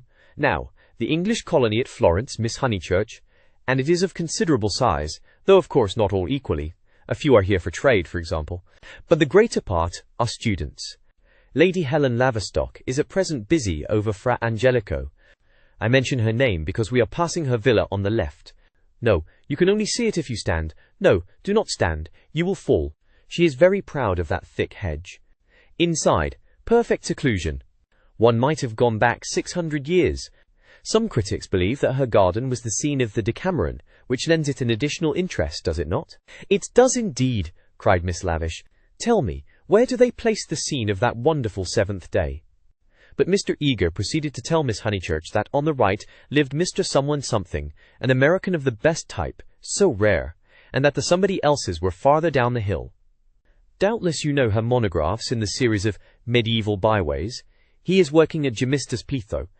Sometimes, as I take tea in their beautiful grounds, I hear, over the wall, the electric tram squealing up the new road with its loads of hot, dusty, unintelligent tourists who are going to do Fiesole in an hour, in order that they may say they have been there, and I think how little they think what lies so near them." During this speech the 2 figures on the box were sporting with each other disgracefully. Lucy had a spasm of envy. Granted that they wished to misbehave, it was pleasant for them to be able to do so. They were probably the only people enjoying the expedition. The carriage swept with agonizing jolts up through the Piazza of Fiesole and into the Settignano Road. "Piano! Piano!" said Mr. Eager, elegantly waving his hand over his head. "Va bene, signor, va bene, crooned the driver, and whipped his horses up again. Now Mr. Eager and Miss Lavish began to talk against each other on the subject of Alessio Baldovinetti. Was he a cause of the Renaissance, or was he one of its manifestations? The other carriage was left behind. As the pace increased to a gallop, the large, slumbering form of Mr. Emerson was thrown against the chaplain with the regularity of a machine. "Piano! Piano!" said he, with a martyred look at Lucy. An extra lurch made him turn angrily in his seat. Phaethon, who for some time had been endeavouring to kiss Persephone, had just succeeded. A little scene ensued, which, as Miss Bartlett said afterwards, was most unpleasant. The horses were stopped. The lovers were ordered to disentangle themselves, the boy was to lose his pourboire, the girl was immediately to get down. "She is my sister," said he, turning round on them with piteous eyes. Mr. Eager took the trouble to tell him that he was a liar. Phaethon hung down his head, not at the matter of the accusation, but at its manner. At this point Mr. Emerson, whom the shock of stopping had awoke, declared that the lovers must on no account be separated, and patted them on the back to signify his approval. And Miss Lavish, though unwilling to ally him, felt bound to support the cause of Bohemianism. "Most certainly I would let them be," she cried. "But I dare say I shall receive scant support. I have always flown in the face of the conventions all my life. This is what I call an adventure. "We must not submit," said Mr. Eager. "I knew he was trying it on. He is treating us as if we were a party of Cook's tourists." "Surely no," said Miss Lavish, her ardor visibly decreasing. The other carriage had drawn up behind, and sensible Mr. Beebe called out that after this warning the couple would be sure to behave themselves properly. "Leave them alone," Mr. Emerson begged the chaplain, of whom he stood in no awe. "Do we find happiness so often that we should turn it off the box when it happens to sit there? To be driven by lovers, a king might envy us, and if we part them it's more like sacrilege than anything I know." Here the voice of Miss Bartlett was heard, saying that a crowd had begun to collect. Mr. Eager, who suffered from an overfluent tongue rather than a resolute will, was determined to make himself heard. He addressed the driver again. Italian in the mouth of Italians is a deep-voiced stream, with unexpected cataracts and boulders, to preserve it from monotony. In Mr. Eager's mouth, it resembled nothing so much as an acid whistling fountain which played ever higher and higher, and quicker, and more shrilly, till abruptly it was turned off with a click. "Signorina," said the man to Lucy, when the display had ceased. Why should he appeal to Lucy? "Signorina," echoed Persephone in her glorious contralto. She pointed at the other carriage. For a moment the two girls looked at each other. Then Persephone got down from the box. "Victory at last," said Mr. Eager, smiting his hands together as the carriages started again. "It is not victory," said Mr. Emerson. "It is defeat. You have parted two people who were happy." Mr. Eager shut his eyes. He was obliged to sit next to Mr. Emerson, but he would not speak to him. The old man was refreshed by sleep, and took up the matter warmly. He commanded Lucy to agree with him. He shouted for support to his son. "We have tried to buy what cannot be bought with money. He has bargained to drive us, and he is doing it. We have no rights over his soul." Miss Lavish frowned. It is hard when a person you have classed as typically British speaks out of his character. "He was not driving us well," she said. "He jolted us." "That I deny. It was as restful as sleeping." "Aha! He is jolting us now. Can you wonder? He would like to throw us out, and most certainly he is justified. And if I were superstitious, I'd be frightened of the girl too. It doesn't do to injure young people. Have you ever heard of Lorenzo de Medici?" Miss Lavish bristled. "Most certainly I have. Do you refer to Lorenzo il Magnifico, or to Lorenzo Duke of Urbino, or to Lorenzo surnamed Lorenzino on account of his diminutive stature?" "The Lord knows. Possibly he does know, for I refer to Lorenzo the poet. He wrote a line, so I heard yesterday, which runs like this: 'Don't go fighting against the spring.'" Mr. Eager could not resist the opportunity for erudition. "Non fate guerra al maggio," he murmured. "War not with the May" would render a correct meaning. "The point is, we have warred with it. Look!" He pointed to the Val d'Arno, which was visible far below them, through the budding trees. 50 miles of spring, and we've come up to admire them. Do you suppose there's any difference between spring in nature and spring in man? But there we go, praising the one and condemning the other as improper, ashamed that the same laws work eternally through both." No one encouraged him to talk. Presently Mr. Eager gave a signal for the carriages to stop, and marshalled the party for their ramble on the hill. A hollow like a great amphitheatre, full of terraced steps and misty olives, now lay between them and the heights of Fiesole, and the road, still following its curve, was about to sweep on to a promontory which stood out in the plain. It was this promontory, uncultivated, wet, covered with bushes and occasional trees, which had caught the fancy of Alessio Baldovinetti nearly 500 years before. He had ascended it, that diligent and rather obscure master, possibly with an eye to business, possibly for the joy of ascending. Standing there, he had seen that view of the Val d'Arno and distant Florence, which he afterwards had introduced not very effectively into his work. But where exactly had he stood? That was the question which Mr. Eager hoped to solve now. And Miss Lavish, whose nature was attracted by anything problematical, had become equally enthusiastic. But it is not easy to carry the pictures of Alessio Baldovinetti in your head, even if you have remembered to look at them before starting. And the haze in the valley increased the difficulty of the quest. The party sprang about from tuft to tuft of grass, their anxiety to keep together being only equalled by their desire to go different directions. Finally they split into groups. Lucy clung to Miss Bartlett and Miss Lavish. The Emersons returned to hold laborious converse with the drivers, while the two clergymen, who were expected to have topics in common, were left to each other. The two elder ladies soon threw off the mask. In the audible whisper that was now so familiar to Lucy, they began to discuss, not Alessio Baldovinetti, but the drive. Miss Bartlett had asked Mr. George Emerson what his profession was, and he had answered the railway. She was very sorry that she had asked him. She had no idea that it would be such a dreadful answer, or she would not have asked him. Mr. Beebe had turned the conversation so cleverly, and she hoped that the young man was not very much hurt at her asking him. "The railway!" gasped Miss Lavish. "Oh, but I shall die! Of course it was the railway!" She could not control her mirth. "He is the image of a porter. On the southeastern." "Eleanor, be quiet," plucking at her vivacious companion. "Hush! They'll hear. The Emersons." "I can't stop. Let me go my wicked way. A porter!" "Eleanor, I'm sure it's all right," put in Lucy. "The Emersons won't hear, and they wouldn't mind if they did." Miss Lavish did not seem pleased at this. "Miss Honeychurch listening," she said rather crossly. "Poof! Woof! You naughty girl! Go away!" "Oh, Lucy, you ought to be with Mr. Eager, I'm sure." "I can't find them now, and I don't want to either." "Mr. Eager will be offended. It is your party." "Please, I'd rather stop here with you." "No, I agree," said Miss Lavish. "It's like a school feast. The boys have got separated from the girls. Miss Lucy, you are to go. We wish to converse on high topics unsuited for your ear." The girl was stubborn. As her time at Florence drew to its close, she was only at ease amongst those to whom she felt indifferent. Such a one was Miss Lavish, and such for the moment was Charlotte. She wished she had not called attention to herself. They were both annoyed at her remark and seemed determined to get rid of her. "How tired one gets," said Miss Bartlett. "Oh, I do wish Freddie and your mother could be here." Unselfishness with Miss Bartlett had entirely usurped the functions of enthusiasm. Lucy did not look at the view either. She would not enjoy anything till she was safe at Rome. "Then sit you down," said Miss Lavish. "Observe my foresight." With many a smile she produced 2 of those mackintosh squares that protect the frame of the tourist from damp grass or cold marble steps. She sat on one. Who was to sit on the other? Lucy. "Without a moment's doubt, Lucy. The ground will do for me. Really, I have not had rheumatism for years. If I do feel it coming on, I shall stand. Imagine your mother's feelings if I let you sit in the wet in your white linen." She sat down heavily where the ground looked particularly moist. "Here we are, all settled delightfully. Even if my dress is thinner, it will not show so much, being brown.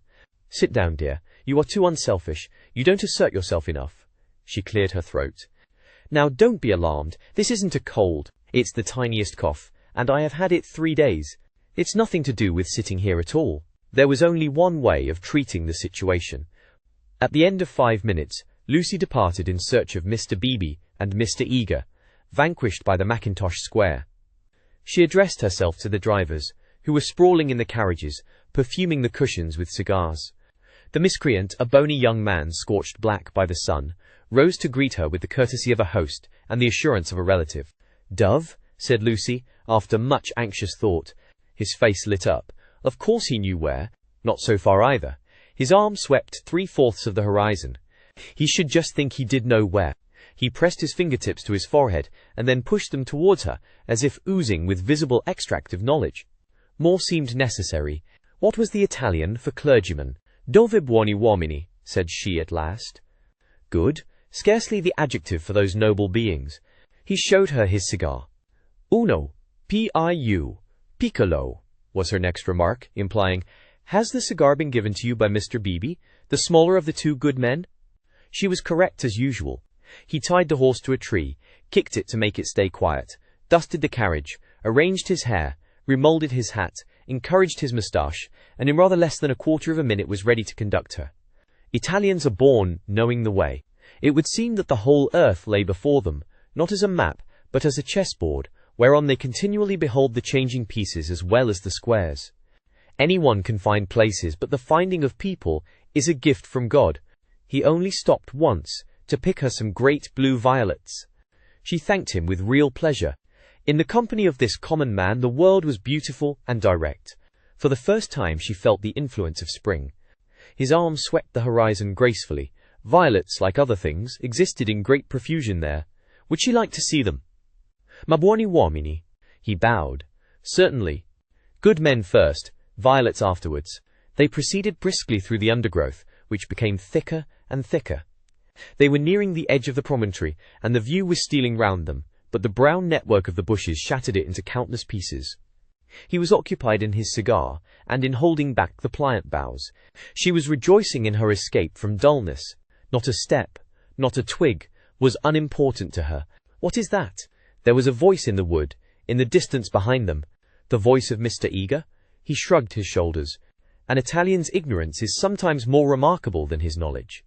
She could not make him understand that perhaps they had missed the clergyman. The view was forming at last. She could discern the river, the golden plain, other hills. "Eccolo!" he exclaimed. At the same moment the ground gave way, and with a cry she fell out of the wood.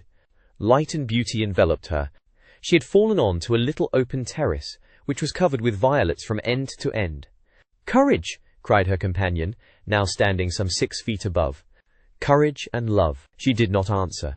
From her feet the ground sloped sharply into view, and violets ran down in rivulets and streams and cataracts, irrigating the hillside with blue, eddying round the tree stems, collecting into pools in the hollows, covering the grass with spots of azure foam.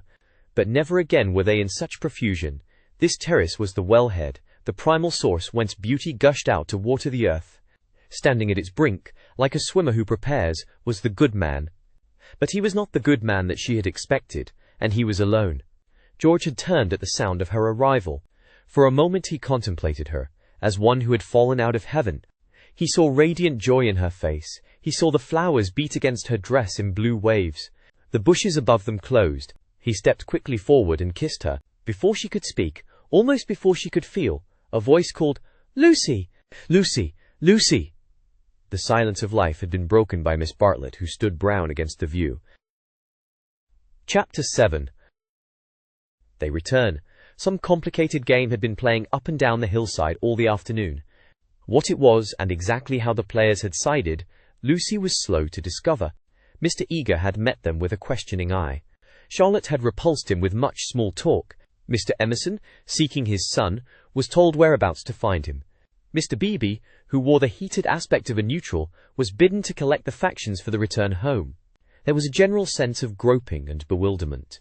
Pan had been amongst them, not the great god Pan who has been buried these 2,000 years, but the little god Pan, who presides over social contretemps and unsuccessful picnics. Mr. Beebe had lost everyone, and had consumed in solitude the tea-basket which he had brought up as a pleasant surprise. Miss Lavish had lost Miss Bartlett. Lucy had lost Mr. Eager. Mr. Emerson had lost George. Miss Bartlett had lost a Mackintosh square. Phaethon had lost the game. That last fact was undeniable. He climbed onto the box, shivering, with his collar up, prophesying the swift approach of bad weather. "Let us go immediately," he told them. "The signorina will walk." "All the way. He will be hours," said Mr. Beebe. "Apparently. I told him it was unwise." He would look no one in the face. Perhaps defeat was particularly mortifying for him. He alone had played skillfully, using the whole of his instinct, while the others had used scraps of their intelligence. He alone had divined what things were, and what he wished them to be. He alone had interpreted the message that Lucy had received 5 days before from the lips of a dying man. Persephone, who spends half her life in the grave, she could interpret it also. Not so these English. They gain knowledge slowly, and perhaps too late. The thoughts of a cab driver, however just, seldom affect the lives of his employers. He was the most competent of Miss Bartlett's opponents, but infinitely the least dangerous. Once back in the town, he and his insight and his knowledge would trouble English ladies no more. Of course it was most unpleasant. She had seen his black head in the bushes. He might make a tavern story out of it.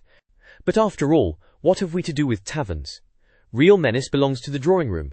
It was of drawing-room people that Miss Bartlett thought as she journeyed downwards towards the fading sun. Lucy sat beside her. Mr. Eager sat opposite, trying to catch her eye. He was vaguely suspicious. They spoke of Alessio Baldovinetti. Rain and darkness came on together. The two ladies huddled together under an inadequate parasol. There was a lightning flash, and Miss Lavish, who was nervous, screamed from the carriage in front. At the next flash, Lucy screamed also. Mr. Eager addressed her professionally. "Courage, Miss Honeychurch, courage and faith.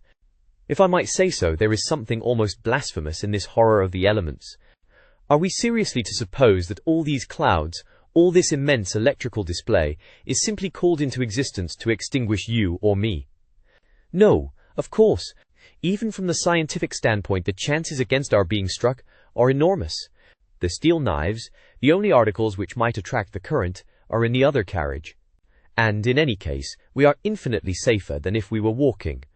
Courage, courage and faith. Under the rug, Lucy felt the kindly pressure of her cousin's hand. At times our need for a sympathetic gesture is so great that we care not what exactly it signifies or how much we may have to pay for it afterwards. Miss Bartlett, by this timely exercise of her muscles, gained more than she would have got in hours of preaching or cross-examination. She renewed it when the two carriages stopped, half into Florence. "Mr. Eager," called Mr. Beebe, "we want your assistance. Will you interpret for us?" "George," cried Mr. Emerson, "ask your driver which way George went. The boy may lose his way. He may be killed." "Go, Mr. Eager," said Miss Bartlett. "Don't ask our driver. Our driver is no help. Go and support poor Mr. Beebe. He is nearly demented." "He may be killed," cried the old man. "He may be killed."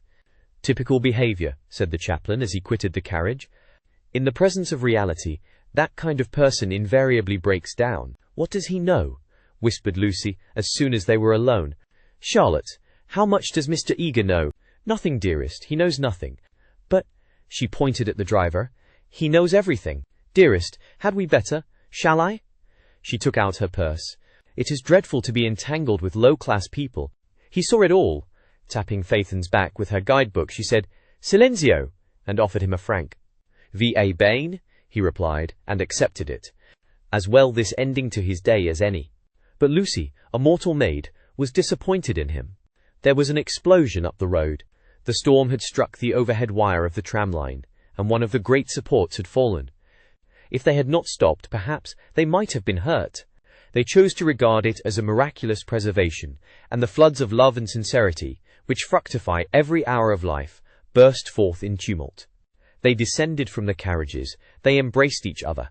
It was as joyful to be forgiven past unworthinesses as to forgive them. For a moment they realized vast possibilities of good. The older people recovered quickly. In the very height of their emotion they knew it to be unmanly or unladylike. Miss Lavish calculated that, even if they had continued, they would not have been caught in the accident. Mr. Eager mumbled a temperate prayer, but the drivers, through miles of dark, squalid road, poured out their souls to the dryads and the saints, and Lucy poured out hers to her cousin.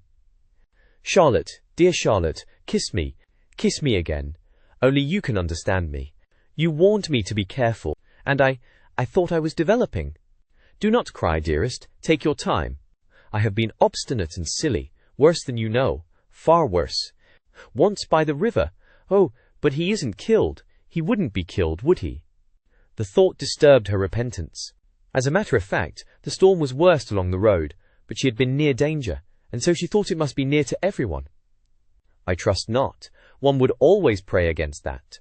He is really, I think he was taken by surprise, just as I was before. But this time I'm not to blame. I want you to believe that. I simply slipped into those violets.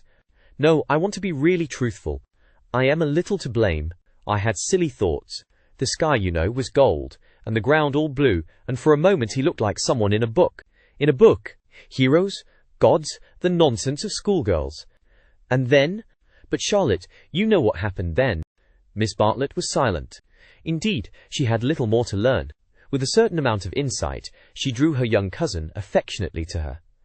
All the way back, Lucy's body was shaken by deep sighs, which nothing could repress. "I want to be truthful," she whispered. "It is so hard to be absolutely truthful. Don't be troubled, dearest. Wait till you are calmer. We will talk it over before bedtime in my room." So they re-entered the city with hands clasped. It was a shock to the girl to find how far emotion had ebbed in others. The storm had ceased, and Mr. Emerson was easier about his son. Mr. Beebe had regained good humour, and Mr. Eager was already snubbing Miss Lavish. Charlotte alone she was sure of, Charlotte whose exterior concealed so much insight and love. The luxury of self-exposure kept her almost happy through the long evening. She thought not so much of what had happened as of how she should describe it. All her sensations, her spasms of courage, her moments of unreasonable joy, her mysterious discontent, should be carefully laid before her cousin, and together in divine confidence they would disentangle and interpret them all. "At last," thought she, "I shall understand myself. I shan't again be troubled by things that come out of nothing, and mean I don't know what." Miss Allen asked her to play. She refused vehemently. Music seemed to her the employment of a child. She sat close to her cousin who, with commendable patience, was listening to a long story about lost luggage. When it was over, she capped it by a story of her own. Lucy became rather hysterical with the delay. In vain she tried to check, or at all events to accelerate, the tale. It was not till a late hour that Miss Bartlett had recovered her luggage and could say in her usual tone of gentle reproach, "Well, dear, I at all events am ready for Bedfordshire. Come into my room, and I will give a good brush to your hair." With some solemnity the door was shut, and a cane chair placed for the girl. Then Miss Bartlett said, "So what is to be done?" She was unprepared for the question. It had not occurred to her that she would have to do anything. A detailed exhibition of her emotions was all that she had counted upon. "What is to be done? A point, dearest, which you alone can settle."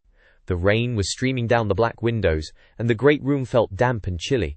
One candle burnt trembling on the chest of drawers close to Miss Bartlett's toque, which cast monstrous and fantastic shadows on the bolted door. A tram roared by in the dark, and Lucy felt unaccountably sad, though she had long since dried her eyes. She lifted them to the ceiling, where the griffins and bassoons were colourless and vague, the very ghosts of joy. "It has been raining for nearly 4 hours, she said at last. Miss Bartlett ignored the remark. "How do you propose to silence him? The driver?" "My dear girl, no. Mr. George Emerson." Lucy began to pace up and down the room. "I don't understand," she said at last. She understood very well, but she no longer wished to be absolutely truthful. "How are you going to stop him talking about it? I have a feeling that talk is a thing he will never do. I, too, intend to judge him charitably, but unfortunately I have met the type before. They seldom keep their exploits to themselves." "Exploits?" cried Lucy, wincing under the horrible plural. "My poor dear, did you suppose that this was his first? Come here and listen to me. I am only gathering it from his own remarks. Do you remember that day at lunch when he argued with Miss Allen that liking one person is an extra reason for liking another?" "Yes," said Lucy, whom at the time the argument had pleased. "Well, I am no prude. There is no need to call him a wicked young man, but obviously he is thoroughly unrefined. Let us put it down to his deplorable antecedents and education, if you wish. But we are no farther on with our question. What do you propose to do?" An idea rushed across Lucy's brain, which, had she thought of it sooner and made it part of her, might have proved victorious. "I propose to speak to him," said she. Miss Bartlett uttered a cry of genuine alarm. "You see, Charlotte, your kindness, I shall never forget it. But, as you said, it is my affair, and you are going to implore him, to beg him to keep silence?"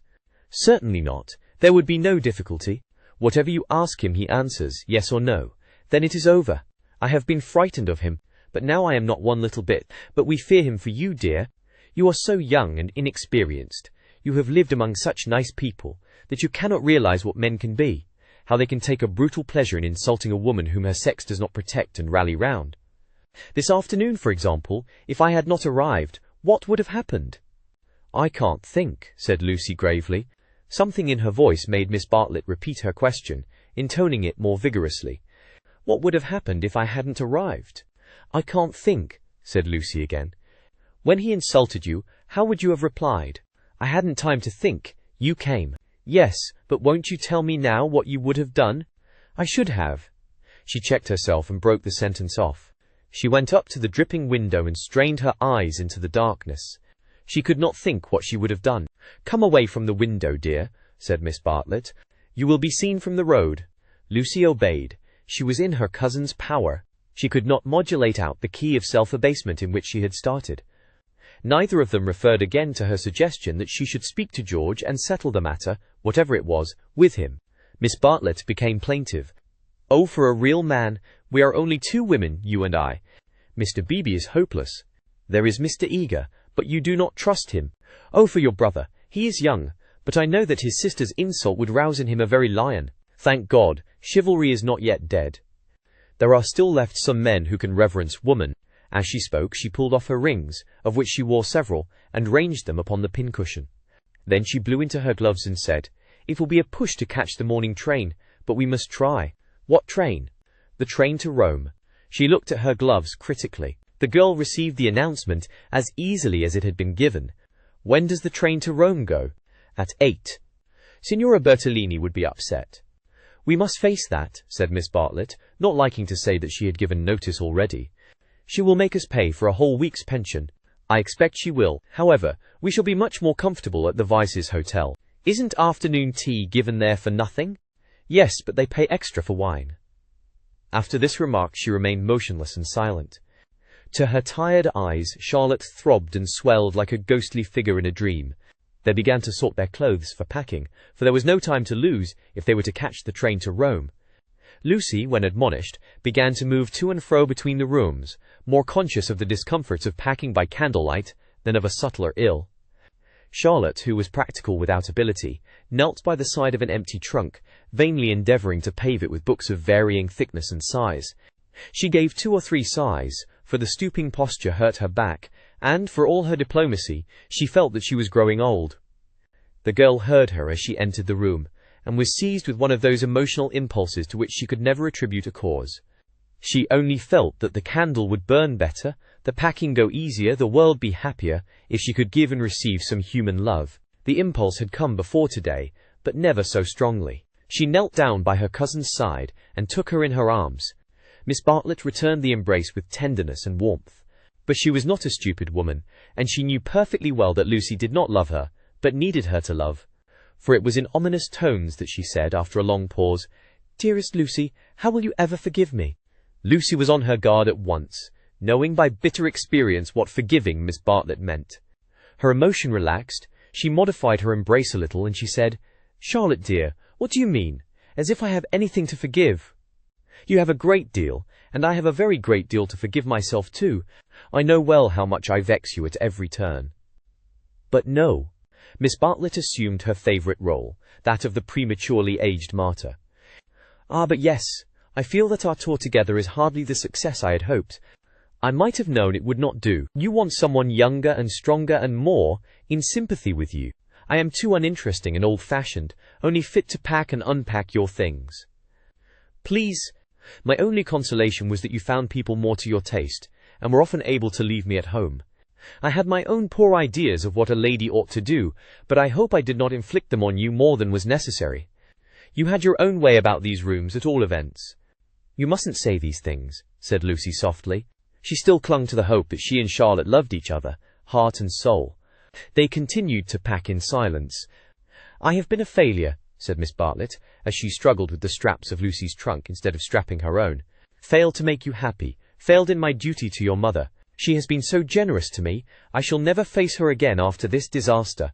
But mother will understand. It is not your fault, this trouble, and it isn't a disaster either. It is my fault. It is a disaster. She will never forgive me, and rightly. For instance, what right had I to make friends with Miss Lavish? Every right. When I was here for your sake, if I have vexed you, it is equally true that I have neglected you. Your mother will see this as clearly as I do when you tell her." Lucy, from a cowardly wish to improve the situation, said, "Why need mother hear of it?" "But you tell her everything?" "I suppose I do generally. I dare not break your confidence. There is something sacred in it. Unless you feel that it is a thing you could not tell her, the girl would not be degraded to this. Naturally, I should have told her, but in case she should blame you in any way, I promise I will not. I am very willing not to. I will never speak of it either to her or to anyone." Her promise brought the long-drawn interview to a sudden close. Miss Bartlett pecked her smartly on both cheeks, wished her good night, and sent her to her own room. For a moment the original trouble was in the background. George would seem to have behaved like a cad throughout. Perhaps that was the view which one would take eventually. At present she neither acquitted nor condemned him. She did not pass judgment. At the moment when she was about to judge him, her cousin's voice had intervened, and ever since, it was Miss Bartlett who had dominated. Miss Bartlett who, even now, could be heard sighing into a crack in the partition wall. Miss Bartlett who had really been neither pliable nor humble nor inconsistent. She had worked like a great artist. For a time, indeed for years, she had been meaningless.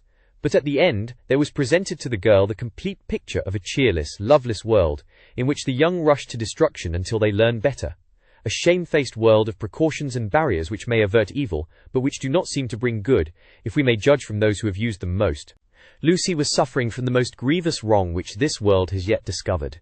Diplomatic advantage had been taken of her sincerity, of her craving for sympathy and love. Such a wrong is not easily forgotten.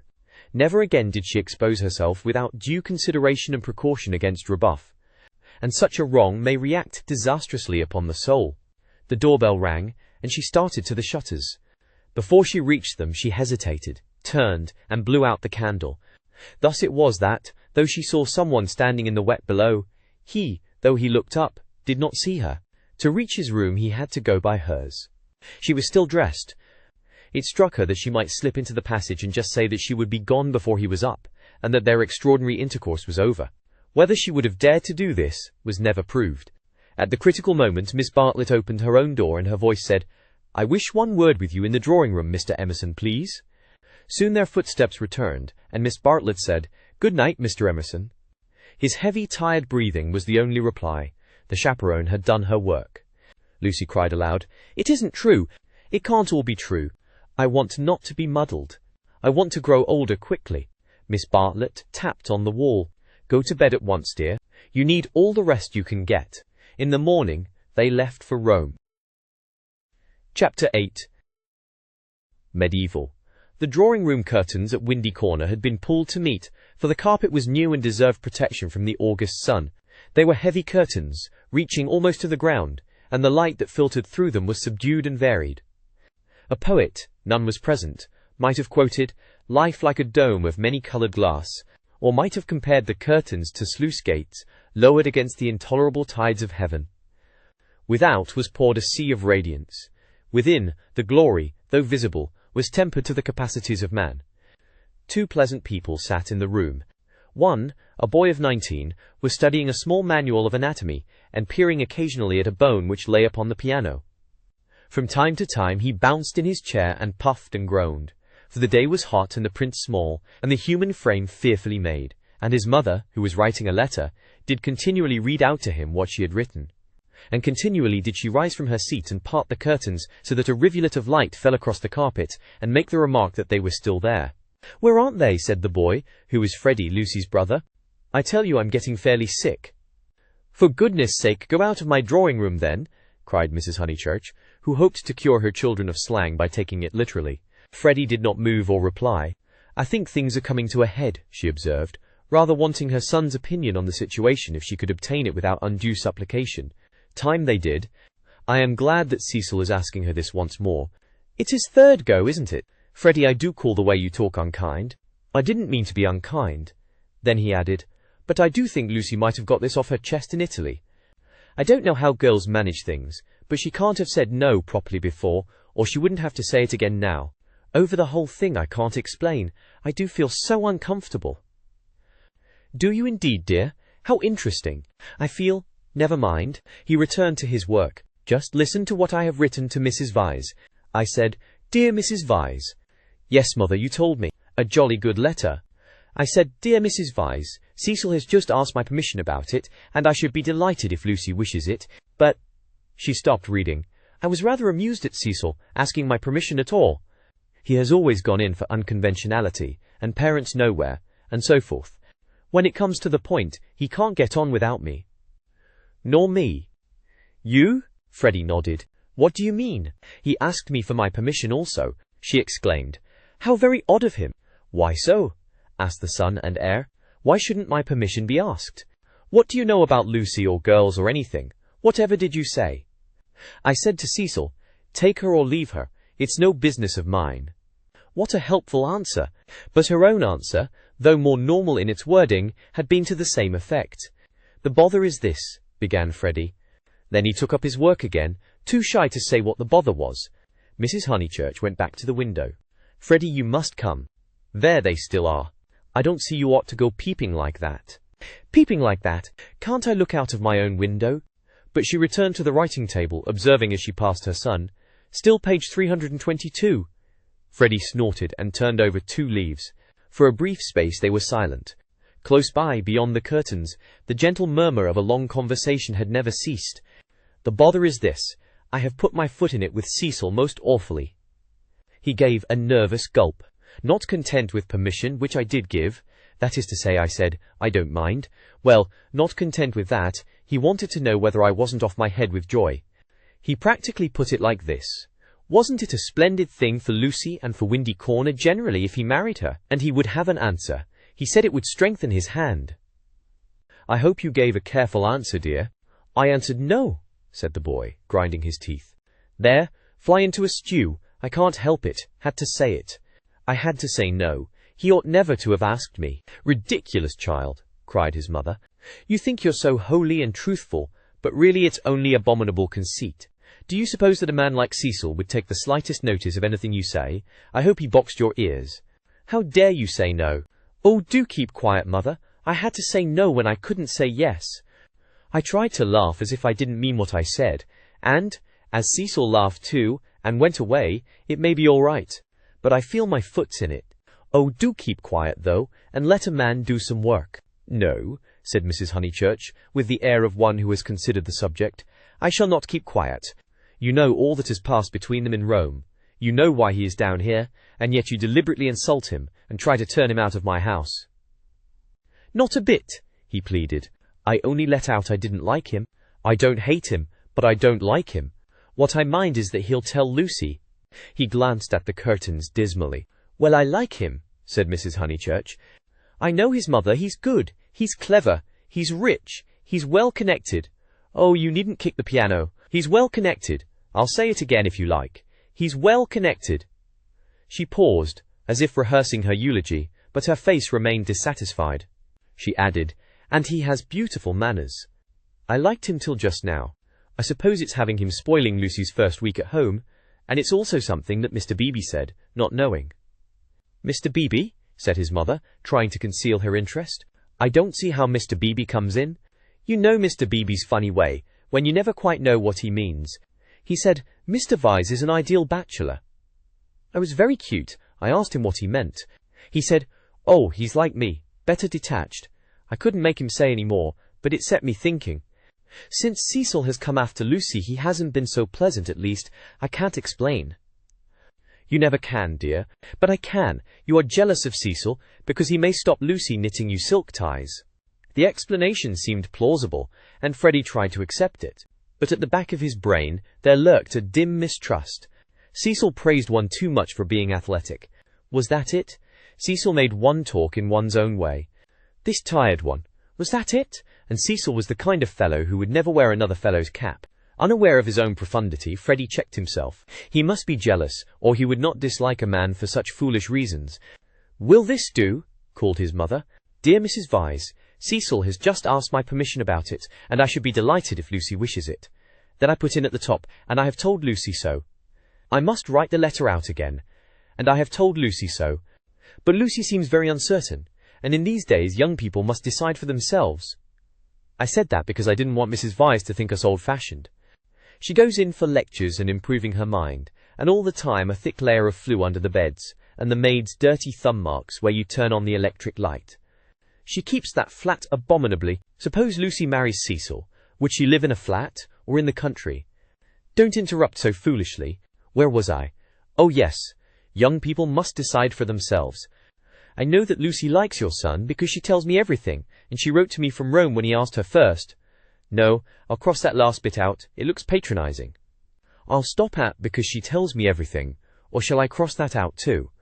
Cross it out too, said Freddie. Mrs. Honeychurch left it in. Then the whole thing runs, Dear Mrs. Vyse, Cecil has just asked my permission about it, and I should be delighted if Lucy wishes it, and I have told Lucy so. But Lucy seems very uncertain, and in these days young people must decide for themselves. I know that Lucy likes your son, because she tells me everything. But I do not know. Look out! Cried Freddie. The curtains parted. Cecil's first movement was one of irritation. He couldn't bear the Honeychurch habit of sitting in the dark to save the furniture. Instinctively he gave the curtains a twitch, and sent them swinging down their poles. Light entered. There was revealed a terrace, such as is owned by many villas with trees each side of it, and on it a little rustic seat, and 2 flower beds. But it was transfigured by the view beyond, for Windy Corner was built on the range that overlooks the Sussex Weald. Lucy, who was in the little seat, seemed on the edge of a green magic carpet, which hovered in the air above the tremulous world. Cecil entered. Appearing thus late in the story, Cecil must be at once described. He was medieval, like a Gothic statue, Tall and refined, with shoulders that seemed braced square by an effort of the will, and a head that was tilted a little higher than the usual level of vision, he resembled those fastidious saints who guard the portals of a French cathedral.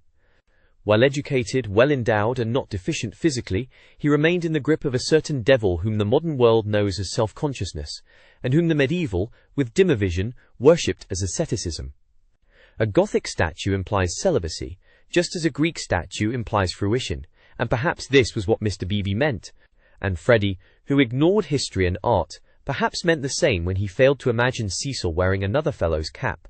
Mrs. Honeychurch left her letter on the writing table and moved towards her young acquaintance. "Oh, Cecil!" she exclaimed. "Oh, Cecil, do tell me!" "I promessi sposi," said he. They stared at him anxiously. "She has accepted me," he said, and the sound of the thing in English made him flush and smile with pleasure and look more human. "I am so glad," said Mrs. Honeychurch, while Freddie proffered a hand that was yellow with chemicals. They wished that they also knew Italian, for our phrases of approval and of amazement are so connected with little occasions that we fear to use them on great ones. We are obliged to become vaguely poetic or to take refuge in scriptural reminiscences. "Welcome as one of the family," said Mrs. Honeychurch, waving her hand at the furniture. "This is indeed a joyous day. I feel sure that you will make our dear Lucy happy." "I hope so," replied the young man, shifting his eyes to the ceiling. "We mothers," simpered Mrs. Honeychurch, and then realized that she was affected, sentimental, bombastic, all the things she hated most. Why could she not be Freddie, who stood stiff in the middle of the room, looking very cross and almost handsome? "I say, Lucy," called Cecil, for conversation seemed to flag. Lucy rose from the seat. She moved across the lawn and smiled in at them, just as if she was going to ask them to play tennis. Then she saw her brother's face. Her lips parted, and she took him in her arms. He said, "Steady on! Not a kiss for me?" asked her mother. Lucy kissed her also. "Would you take them into the garden and tell Mrs. Honeychurch all about it?" Cecil suggested. "And I'd stop here and tell my mother." "We go with Lucy," said Freddie, as if taking orders. "Yes, you go with Lucy." They passed into the sunlight. Cecil watched them cross the terrace and descend out of sight by the steps. They would descend, he knew their ways, past the shrubbery and past the tennis lawn and the dahlia bed, until they reached the kitchen garden, and there, in the presence of the potatoes and the peas, the great event would be discussed. Smiling indulgently, he lit a cigarette and rehearsed the events that had led to such a happy conclusion. He had known Lucy for several years, but only as a commonplace girl who happened to be musical. He could still remember his depression that afternoon at Rome, when she and her terrible cousin fell on him out of the blue and demanded to be taken to St. Peter's. That day she had seemed a typical tourist, shrill, crude, and gaunt with travel. But Italy worked some marvel in her. It gave her light, and, which he held more precious, it gave her shadow. Soon he detected in her a wonderful reticence. She was like a woman of Leonardo da Vinci's, whom we love not so much for herself as for the things that she will not tell us. The things are assuredly not of this life. No woman of Leonardo's could have anything so vulgar as a story. She did develop most wonderfully day by day. So it happened that from patronizing civility he had slowly passed, if not to passion, at least to a profound uneasiness. Already at Rome he had hinted to her that they might be suitable for each other. It had touched him greatly that she had not broken away at the suggestion. Her refusal had been clear and gentle.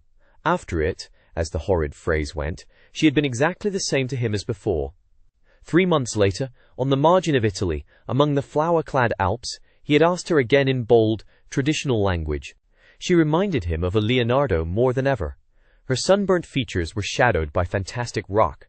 At his words she had turned and stood between him and the light, with immeasurable plains behind her. He walked home with her unashamed, feeling not at all like a rejected suitor. The things that really mattered were unshaken.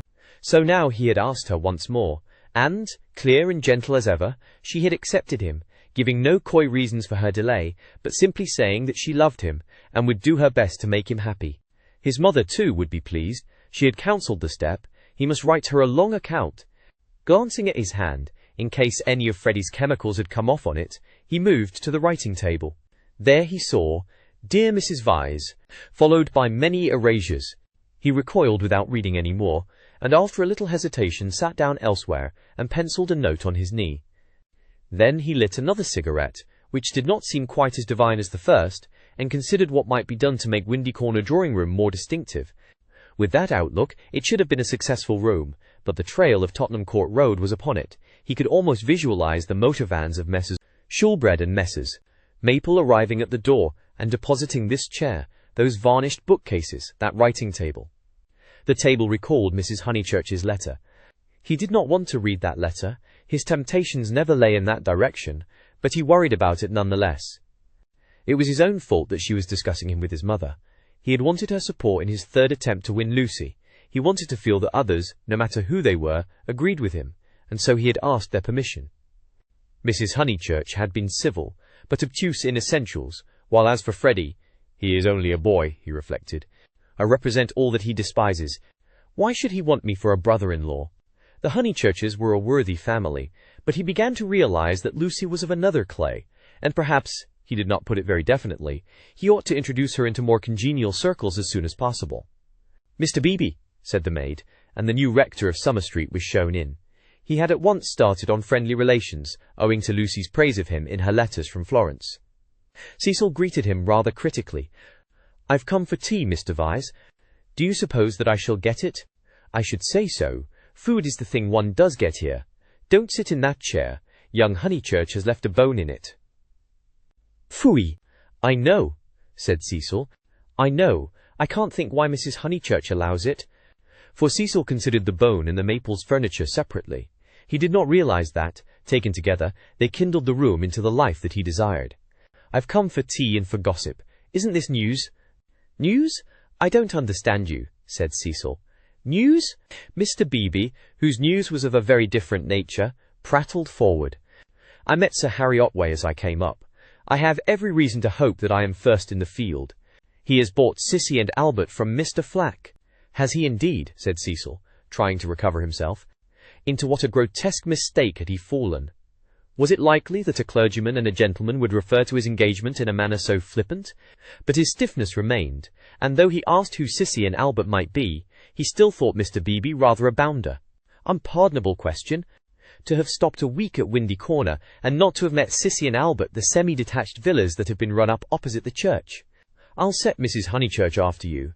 I'm shockingly stupid over local affairs," said the young man languidly. "I can't even remember the difference between a parish council and a local government board. Perhaps there is no difference, or perhaps those aren't the right names.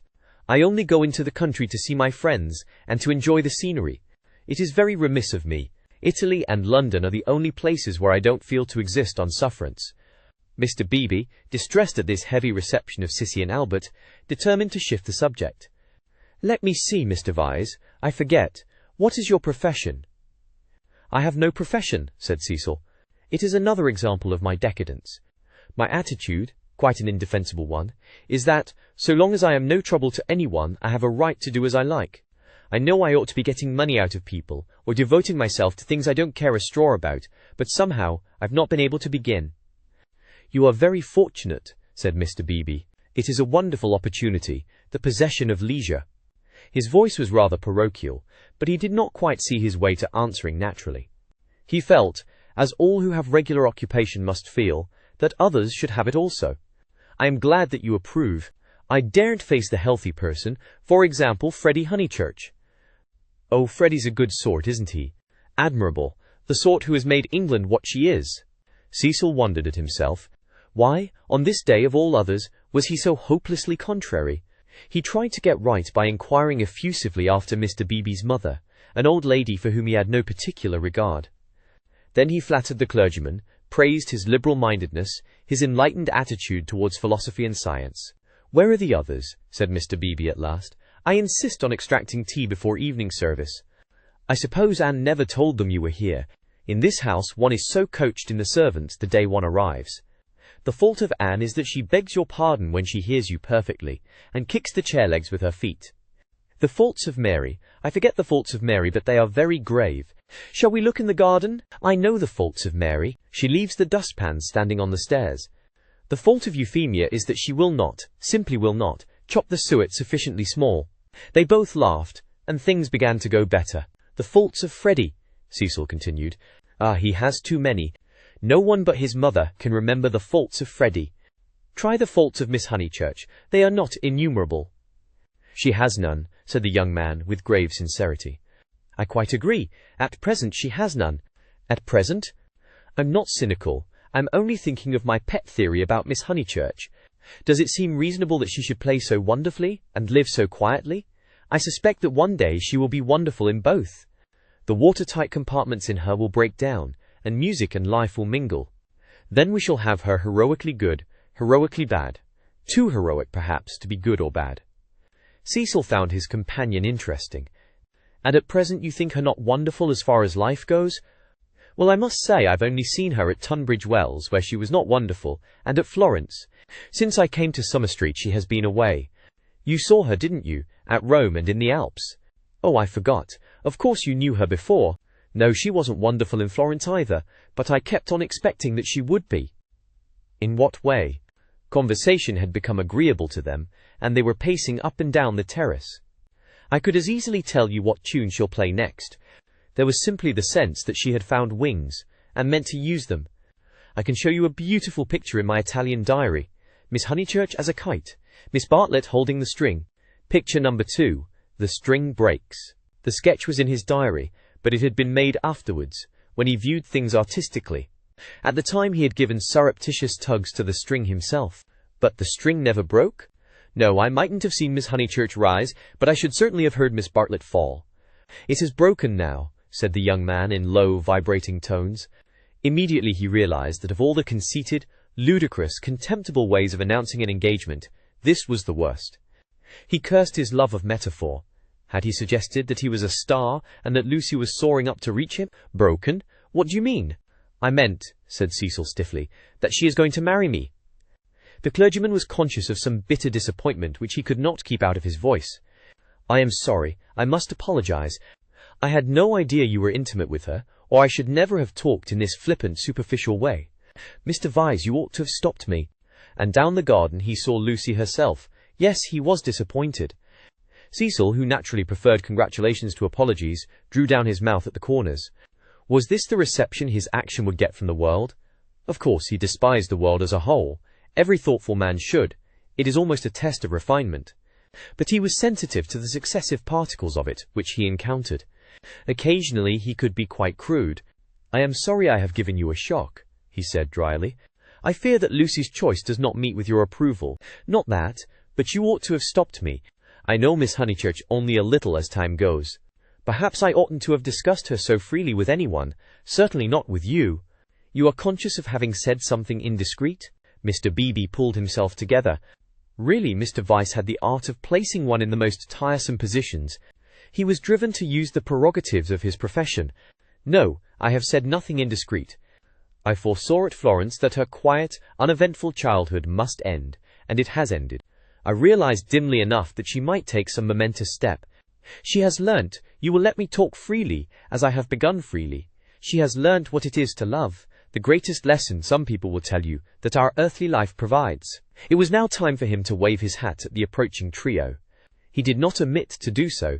She has learnt through you, and if his voice was still clerical, it was now also sincere. Let it be your care that her knowledge is profitable to her. Grazie tante, said Cecil, who did not like parsons. Have you heard? Shouted Mrs. Honeychurch, as she toiled up the sloping garden. Oh, Mr. Beebe, have you heard the news? Freddie, now full of geniality, whistled the wedding march. Youth seldom criticizes the accomplished fact. Indeed I have, he cried. He looked at Lucy. In her presence he could not act the parson any longer, at all events not without apology. Mrs. Honeychurch, I'm going to do what I am always supposed to do, but generally I'm too shy. I want to invoke every kind of blessing on them, grave and gay, great and small. I want them all their lives to be supremely good and supremely happy, as husband and wife, as father and mother. And now I want my tea. You only asked for it just in time, the lady retorted. How dare you be serious at Windy Corner? He took his tone from her. There was no more heavy beneficence, no more attempts to dignify the situation with poetry or the scriptures. None of them dared or was able to be serious any more. An engagement is so potent a thing that sooner or later it reduces all who speak of it to this state of cheerful awe. Away from it, in the solitude of their rooms, Mr. Beebe, and even Freddie, might again be critical, but in its presence and in the presence of each other, they were sincerely hilarious. It has a strange power, for it compels not only the lips, but the very heart. The chief parallel to compare one great thing with another is the power over us of a temple of some alien creed. Standing outside, we deride or oppose it, or at the most feel sentimental. Inside, though the saints and gods are not ours, we become true believers, in case any true believer should be present. So it was that after the gropings and the misgivings of the afternoon they pulled themselves together and settled down to a very pleasant tea party. If they were hypocrites, they did not know it, and their hypocrisy had every chance of setting, and of becoming true. Anne, putting down each plate as if it were a wedding present, stimulated them greatly. They could not lag behind that smile of hers which she gave them ere she kicked the drawing-room door. Mr. Beebe chirruped. Freddie was at his wittiest, referring to Cecil as the fiasco, family-honoured pun on fiancé. Mrs. Honeychurch, amusing and portly, promised well as a mother-in-law. As for Lucy and Cecil, for whom the temple had been built, they also joined in the merry ritual, but waited, as earnest worshippers should, for the disclosure of some holier shrine of joy. Chapter IX. Lucy as a work of art. A few days after the engagement was announced, Mrs. Honeychurch made Lucy and her fiasco come to a little garden party in the neighbourhood, for naturally she wanted to show people that her daughter was marrying a presentable man. Cecil was more than presentable, he looked distinguished, and it was very pleasant to see his slim figure keeping step with Lucy, and his long fair face responding when Lucy spoke to him. People congratulated Mrs. Honeychurch, which is, I believe, a social blunder, but it pleased her, and she introduced Cecil rather indiscriminately to some stuffy dowagers. At tea, a misfortune took place. A cup of coffee was upset over Lucy's figured silk, and though Lucy feigned indifference, her mother feigned nothing of the sort, but dragged her indoors to have the frock treated by a sympathetic maid. They were gone some time, and Cecil was left with the dowagers. When they returned, he was not as pleasant as he had been. "Do you go to much of this sort of thing?" he asked when they were driving home. "Oh, now and then," said Lucy, who had rather enjoyed herself. "Is it typical of country society?" "I suppose so. Mother, would it be?" "Plenty of society," said Mrs. Honeychurch, who was trying to remember the hang of one of the dresses. Seeing that her thoughts were elsewhere, Cecil bent towards Lucy and said, "To me it seemed perfectly appalling, disastrous, portentous. I am so sorry that you were stranded." "Not that, but the congratulations. It is so disgusting, the way an engagement is regarded as public property, a kind of waste place where every outsider may shoot his vulgar sentiment. All those old women smirking. One has to go through it, I suppose. They won't notice us so much next time. But my point is that their whole attitude is wrong. An engagement, horrid word in the first place, is a private matter and should be treated as such." Yet the smirking old women, however wrong individually, were racially correct. The spirit of the generations had smiled through them, rejoicing in the engagement of Cecil and Lucy, because it promised the continuance of life on earth. To Cecil and Lucy, it promised something quite different. Personal love. Hence Cecil's irritation, and Lucy's belief that his irritation was just. "How tiresome," she said. "Couldn't you have escaped to tennis?" "I don't play tennis, at least, not in public. The neighbourhood is deprived of the romance of me being athletic. Such romance as I have is that of the inglese italianato." "Inglese italianato è un diavolo incarnato. You know the proverb?" She did not, nor did it seem applicable to a young man who had spent a quiet winter in Rome with his mother.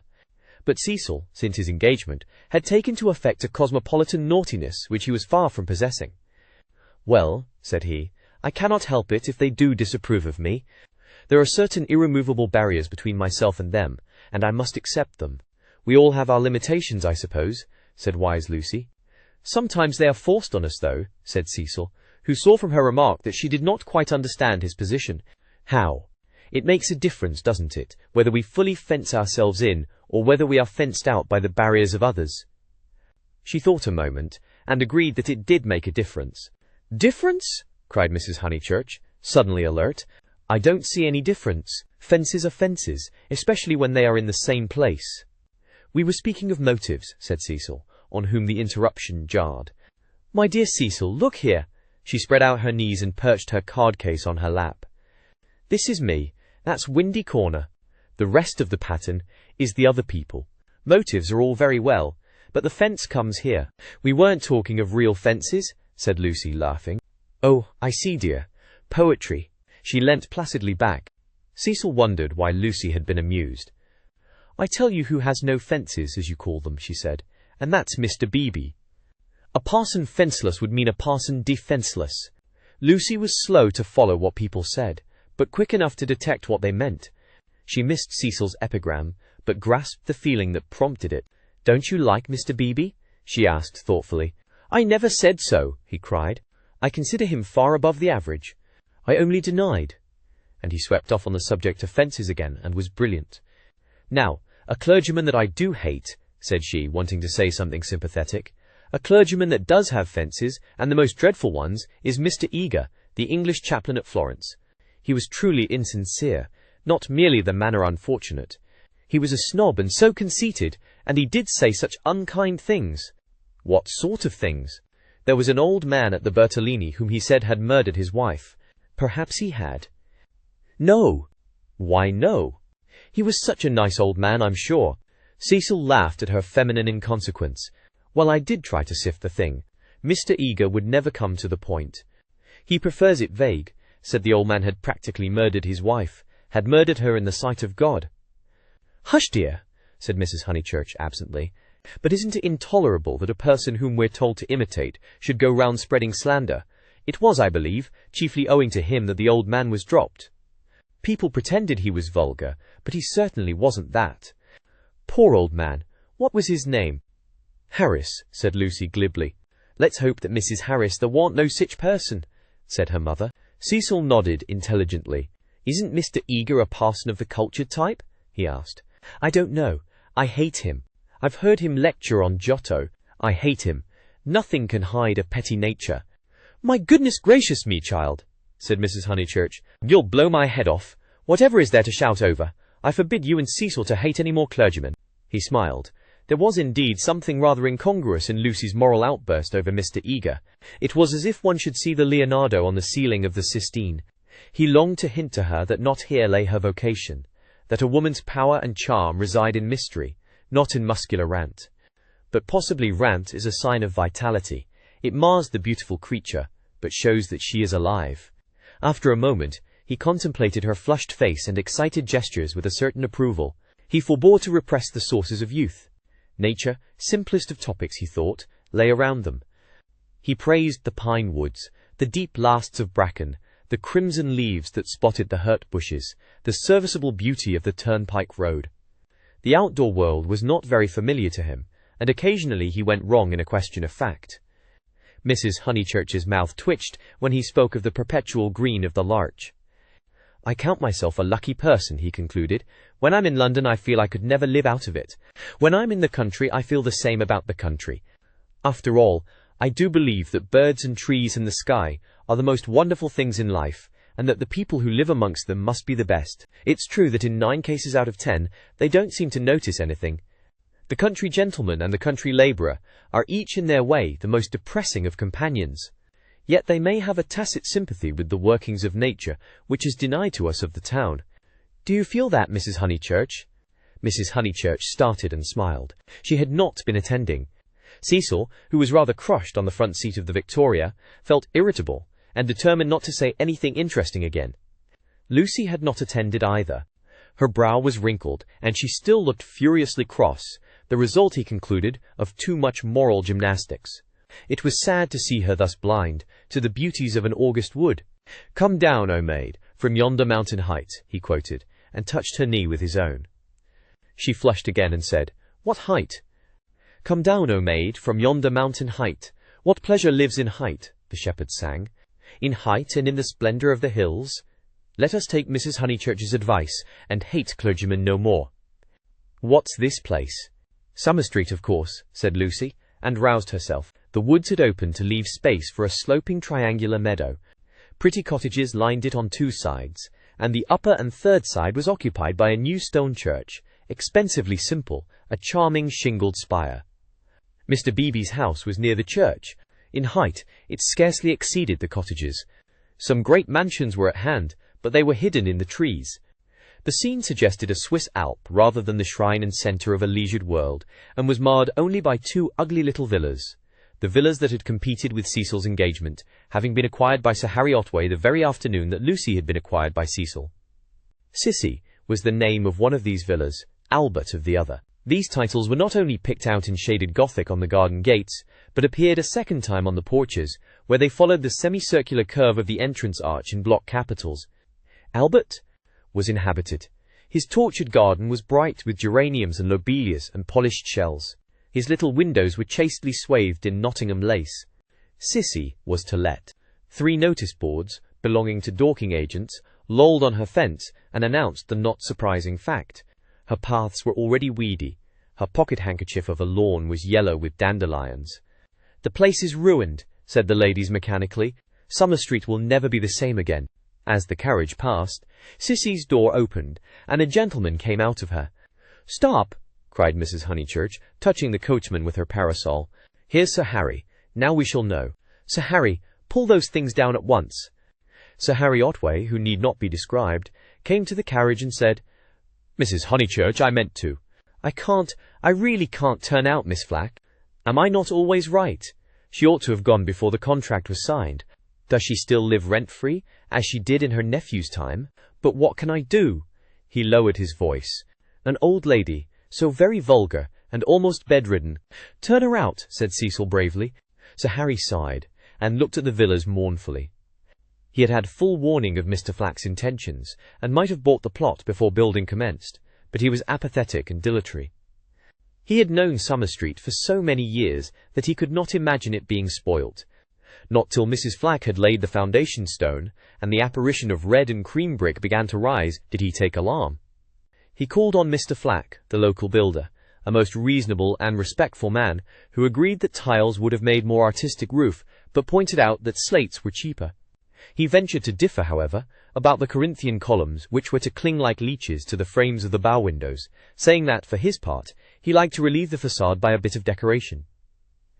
Sir Harry hinted that a column, if possible, should be structural as well as decorative. Mr. Flack replied that all the columns had been ordered, adding, "And all the capitals different, one with dragons in the foliage, another approaching to the Ionian style, another introducing Mrs. Flack's initials, everyone different." For he had read his Ruskin. He built his villas according to his desire, and not until he had inserted an immovable aunt into one of them did Sir Harry buy. This futile and unprofitable transaction filled the knight with sadness as he leant on Mrs. Honeychurch's carriage. He had failed in his duties to the countryside, and the countryside was laughing at him as well. He had spent money, and yet Summer Street was spoilt as much as ever. All he could do now was to find a desirable tenant for Sissy, someone really desirable. "The rent is absurdly low," he told them, "and perhaps I am an easy landlord. But it is such an awkward size. It is too large for the peasant class and too small for anyone the least like ourselves." Cecil had been hesitating whether he should despise the villas or despise Sir Harry for despising them. The latter impulse seemed the more fruitful. "You ought to find a tenant at once," he said maliciously. "It would be a perfect paradise for a bank clerk." "Exactly," said Sir Harry excitedly. "That is exactly what I fear, Mr. Vyse. It will attract the wrong type of people. The train service has improved, a fatal improvement, to my mind. And what are 5 miles from a station in these days of bicycles?" "Rather a strenuous clerk it would be," said Lucy. Cecil, who had his full share of medieval mischievousness, replied that the physique of the lower middle classes was improving at a most appalling rate. She saw that he was laughing at their harmless neighbour, and roused herself to stop him. "Sir Harry," she exclaimed, "I have an idea. How would you like spinsters?" "My dear Lucy, it would be splendid. Do you know any such?" "Yes, I met them abroad." "Gentlewomen?" he asked tentatively. "Yes, indeed, and at the present moment homeless. I heard from them last week, Miss Teresa and Miss Catherine Allen. I'm really not joking. They are quite the right people. Mr. Beebe knows them too. May I tell them to write to you?" "Indeed you may," he cried. "Here we are with the difficulty solved already. How delightful it is. Extra facilities. Please tell them they shall have extra facilities, for I shall have no agent's fees. Oh, the agents! The appalling people they have sent me. One woman, when I wrote, a tactful letter, you know, asking her to explain her social position to me, replied that she would pay the rent in advance. As if one cares about that. And several references I took up were most unsatisfactory. People swindlers, or not respectable. And oh, the deceit! I have seen a good deal of the seamy side this last week. The deceit of the most promising people. My dear Lucy, the deceit? She nodded. My advice, put in Mrs. Honeychurch, is to have nothing to do with Lucy and her decayed gentlewomen at all. I know the type. Preserve me from people who have seen better days and bring heirlooms with them that make the house smell stuffy. It's a sad thing, but I'd far rather let to someone who is going up in the world than to someone who has come down. I think I follow you, said Sir Harry, but it is, as you say, a very sad thing. The Misses Allen aren't that, cried Lucy. Yes, they are, said Cecil. I haven't met them, but I should say they were a highly unsuitable addition to the neighbourhood. Don't listen to him, Sir Harry. He's tiresome. It's I who am tiresome, he replied. I oughtn't to come with my troubles to young people. But really I am so worried, and Lady Otway will only say that I cannot be too careful, which is quite true, but no real help. Then may I write to my Mrs. Allen? Please. But his eye wavered when Mrs. Honeychurch exclaimed, Beware, they are certain to have canaries. Sir Harry, beware of canaries. They spit the seed out through the bars of the cages, and then the mice come.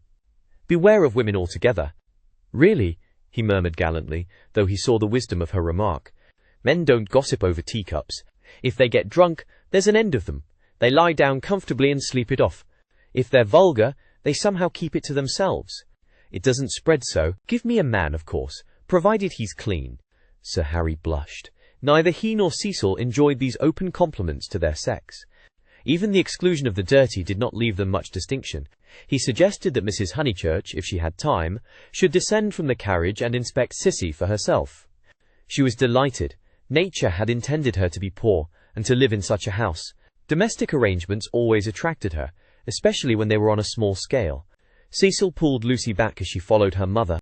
Mrs. Honeychurch, he said, what if we two walk home and leave you? Certainly, was her cordial reply.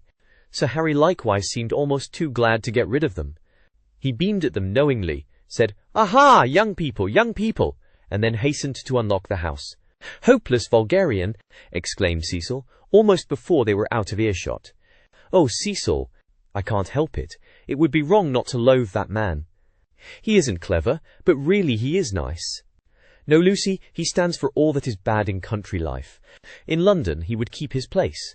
He would belong to a brainless club, and his wife would give brainless dinner parties. But down here he acts the little god with his gentility, and his patronage, and his sham aesthetics, and everyone, even your mother, is taken in. All that you say is quite true, said Lucy, though she felt discouraged. I wonder whether it matters so very much. It matters supremely. Sir Harry is the essence of that garden party. Oh goodness, how cross I feel. How I do hope he'll get some vulgar tenant in that villa, some woman so really vulgar that he'll notice it. Gentlefolks, ugh, with his bald head and retreating chin. But let's forget him. This Lucy was glad enough to do. If Cecil disliked Sir Harry Otway and Mr. Beebe, what guarantee was there that the people who really mattered to her would escape? For instance, Freddie. Freddie was neither clever nor subtle nor beautiful, and what prevented Cecil from saying any minute, it would be wrong not to loathe Freddie? And what would she reply? Further than Freddie, she did not go, but he gave her anxiety enough. She could only assure herself that Cecil had known Freddie some time, and that they had always got on pleasantly, except perhaps during the last few days, which was an accident perhaps. Which way shall we go? She asked him. Nature, simplest of topics, she thought, was around them. Summer Street lay deep in the woods, and she had stopped where a footpath diverged from the high road. Are there two ways? Perhaps the road is more sensible, as we're got up smart. I'd rather go through the wood, said Cecil, with that subdued irritation that she had noticed in him all the afternoon. Why is it, Lucy, that you always say the road? Do you know that you have never once been with me in the fields or the wood since we were engaged? Haven't I? The wood, then, said Lucy, startled at his queerness, but pretty sure that he would explain later. It was not his habit to leave her in doubt as to his meaning. She led the way into the whispering pines, and sure enough he did explain before they had gone a dozen yards. I had got an idea, I dare say wrongly, that you feel more at home with me in a room. A room? She echoed, hopelessly bewildered. Yes, or, at the most, in a garden, or on a road. Never in the real country like this. Oh, Cecil, whatever do you mean? I have never felt anything of the sort. You talk as if I was a kind of poetess sort of person. I don't know that you aren't. I connect you with a view, a certain type of view. Why shouldn't you connect me with a room? She reflected a moment, and then said, laughing, Do you know that you're right? I do. I must be a poetess after all. When I think of you, it's always as in a room. How funny. To her surprise, he seemed annoyed. A drawing room, pray? With no view? Yes, with no view, I fancy. Why not? I'd rather, he said reproachfully, that you connected me with the open air. She said again, Oh, Cecil, whatever do you mean? As no explanation was forthcoming, she shook off the subject as too difficult for a girl, and led him further into the wood, pausing every now and then at some particularly beautiful or familiar combination of the trees. She had known the wood between Summer Street and Windy Corner ever since she could walk alone. She had played at losing Freddie in it, when Freddie was a purple-faced baby, and though she had been to Italy, it had lost none of its charm. Presently they came to a little clearing among the pines, another tiny green alp, solitary this time, and holding in its bosom a shallow pool. She exclaimed, The sacred lake! Why do you call it that? I can't remember why. I suppose it comes out of some book. It's only a puddle now, but you see that stream going through it? Well, a good deal of water comes down after heavy rains, and can't get away at once, and the pool becomes quite large and beautiful. Then Freddie used to bathe there. He is very fond of it. And you? He meant, Are you fond of it? But she answered dreamily, I bathed here too till I was found out. Then there was a row. At another time he might have been shocked, for he had depths of prudishness within him. But now, with his momentary cult of the fresh air, he was delighted at her admirable simplicity. He looked at her as she stood by the pool's edge. She was got up smart, as she phrased it, and she reminded him of some brilliant flower that has no leaves of its own, but blooms abruptly out of a world of green. Who found you out? Charlotte, she murmured. She was stopping with us. Charlotte. Poor girl, she smiled gravely. A certain scheme, from which hitherto he had shrunk, now appeared practical. Lucy! Yes, I suppose we ought to be going, was her reply. Lucy, I want to ask something of you that I have never asked before. At the serious note in his voice, she stepped frankly and kindly towards him. What, Cecil? Hitherto never, not even that day on the lawn when you agreed to marry me. He became self-conscious and kept glancing round to see if they were observed. His courage had gone. Yes? Up to now I have never kissed you. She was as scarlet as if he had put the thing most indelicately. No, more you have, she stammered. Then I ask you, may I now? Of course you may, Cecil. You might before. I can't run at you, you know. At that supreme moment he was conscious of nothing but absurdities. Her reply was inadequate. She gave such a business-like lift to her veil. As he approached her, he found time to wish that he could recoil. As he touched her, his gold pince-nez became dislodged and was flattened between them. Such was the embrace. He considered, with truth, that it had been a failure. Passion should believe itself irresistible. It should forget civility and consideration, and all the other curses of a refined nature. Above all, it should never ask for leave where there is a right of way. Why could he not do as any labourer or navvy, nay, as any young man behind the counter would have done? He recast the scene. Lucy was standing flower-like by the water. He rushed up and took her in his arms. She rebuked him, permitted him, and revered him ever after for his manliness. For he believed that women revere men for their manliness. They left the pool in silence. After this one salutation, he waited for her to make some remark which should show him her inmost thoughts. At last she spoke, and with fitting gravity. Emerson was the name, not Harris. What name? The old man's. What old man? That old man I told you about. The one Mr. Eager was so unkind to. He could not know that this was the most intimate conversation they had ever had.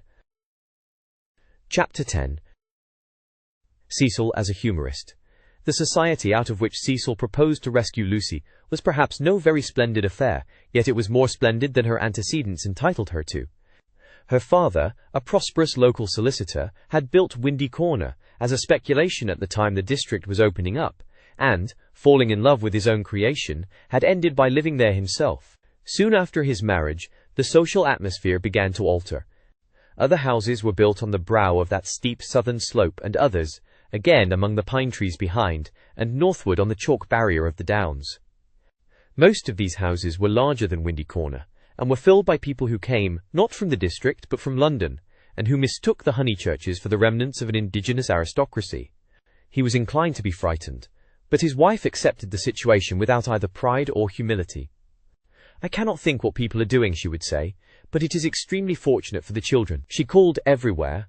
Her calls were returned with enthusiasm, and by the time people found out that she was not exactly of their milieu, they liked her, and it did not seem to matter.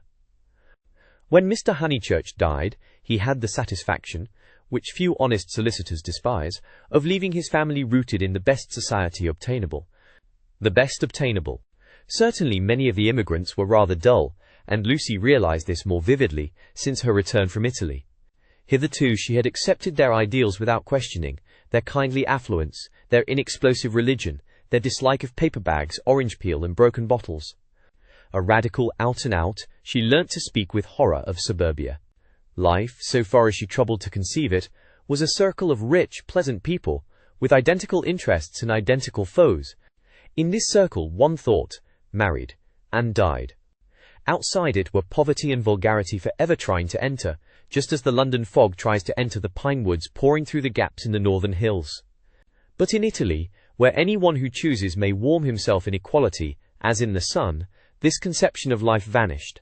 Her senses expanded. She felt that there was no one whom she might not get to like, that social barriers were irremovable, doubtless, but not particularly high. You jump over them just as you jump into a peasant's olive yard in the Apennines, and he is glad to see you. She returned with new eyes. So did Cecil, but Italy had quickened Cecil, not to tolerance but to irritation.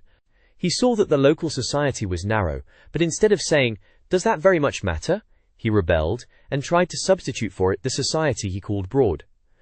He did not realize that Lucy had consecrated her environment by the thousand little civilities that created tenderness in time, and that though her eyes saw its defects, her heart refused to despise it entirely.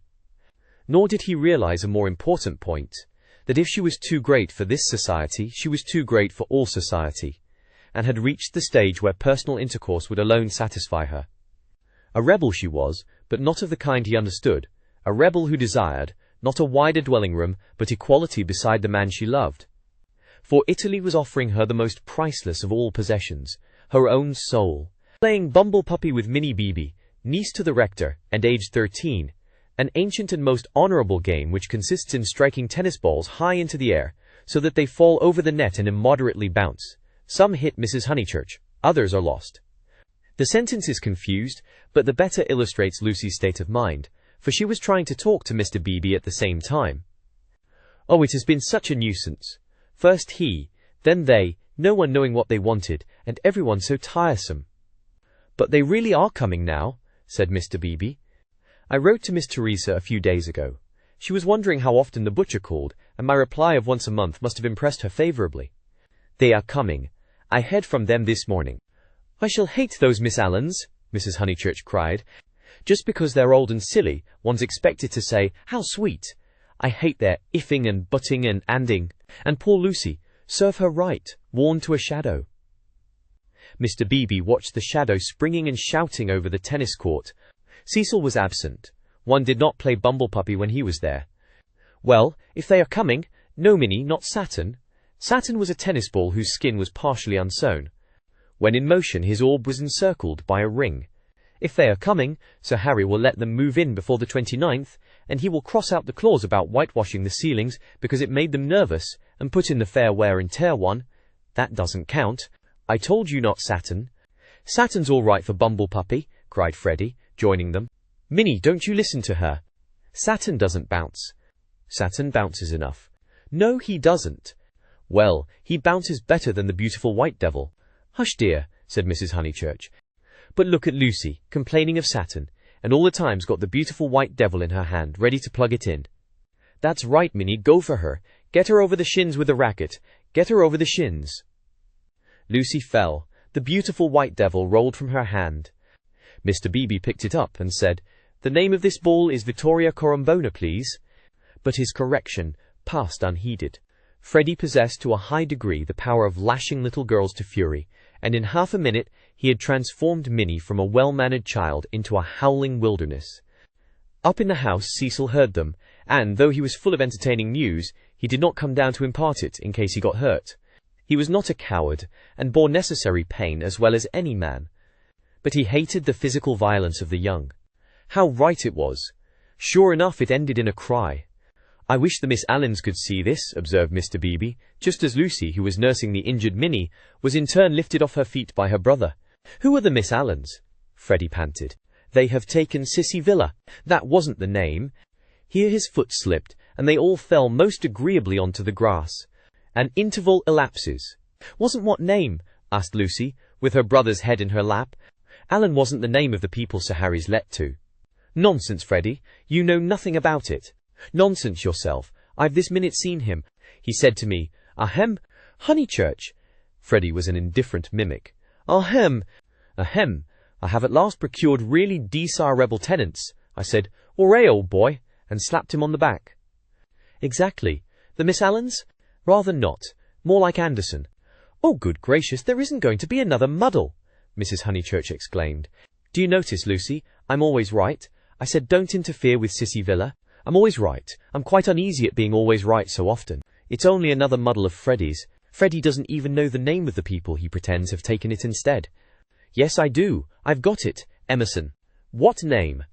"Emerson. I'll bet you anything you like." "What a weathercock Sir Harry is," said Lucy quietly. "I wish I had never bothered over it at all." Then she lay on her back and gazed at the cloudless sky. Mr. Beebe, whose opinion of her rose daily, whispered to his niece that that was the proper way to behave if any little thing went wrong. Meanwhile, the name of the new tenants had diverted Mrs. Honeychurch from the contemplation of her own abilities. "Emerson, Freddie. Do you know what Emersons they are?" "I don't know whether there are any Emersons," retorted Freddie, who was democratic.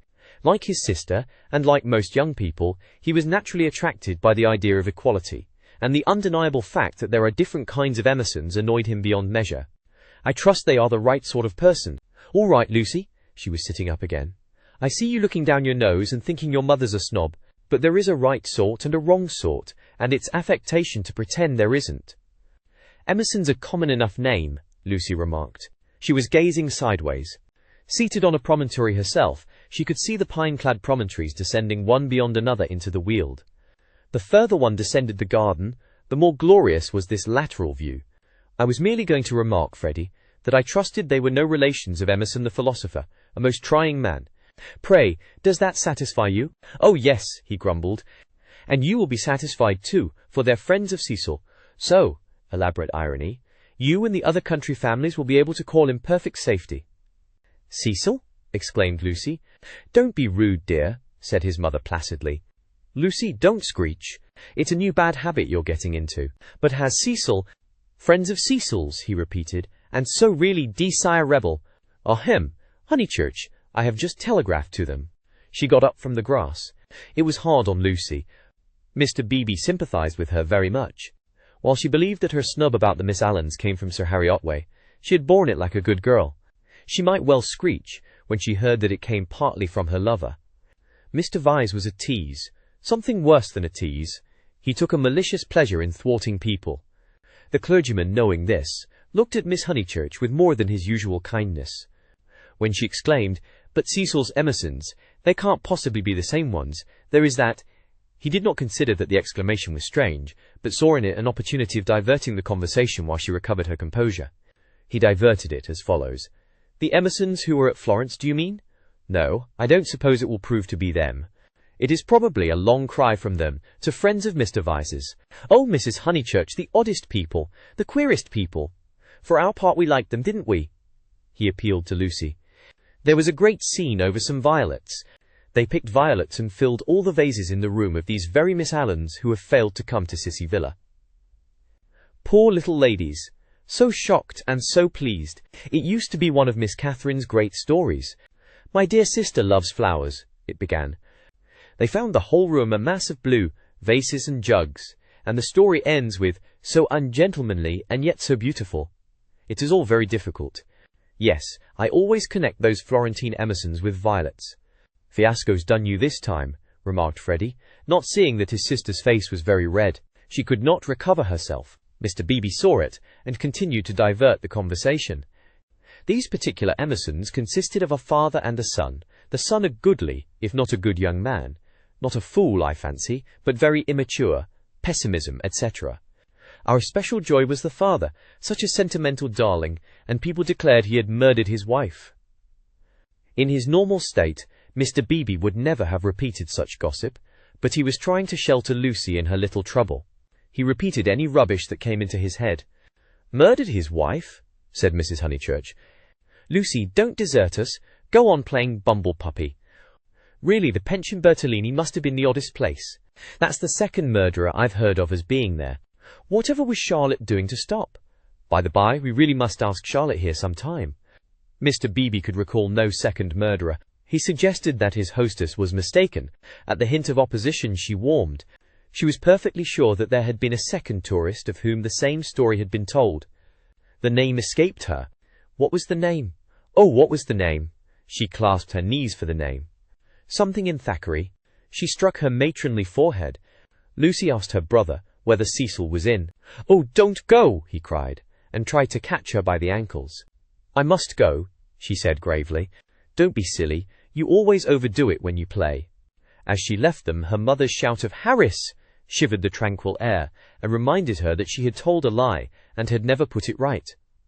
Such a senseless lie, too, yet it shattered her nerves and made her connect these Emersons, friends of Cecil's, with a pair of nondescript tourists. Hitherto truth had come to her naturally. She saw that for the future she must be more vigilant, and be absolutely truthful. Well, at all events, she must not tell lies. She hurried up the garden, still flushed with shame. A word from Cecil would soothe her, she was sure. "Cecil!" "Hello," he called, and leant out of the smoking-room window. He seemed in high spirits. "I was hoping you'd come. I heard you all bear gardening, but there's better fun up here. Even I, have won a great victory for the comic muse. George Meredith's right. The cause of comedy and the cause of truth are really the same, and even I, have found tenants for the distressful Sissy Villa. Don't be angry. Don't be angry. You'll forgive me when you hear it all." He looked very attractive when his face was bright, and he dispelled her ridiculous forebodings at once. "I have heard," she said. "Freddie has told us. Naughty Cecil. I suppose I must forgive you. Just think of all the trouble I took for nothing.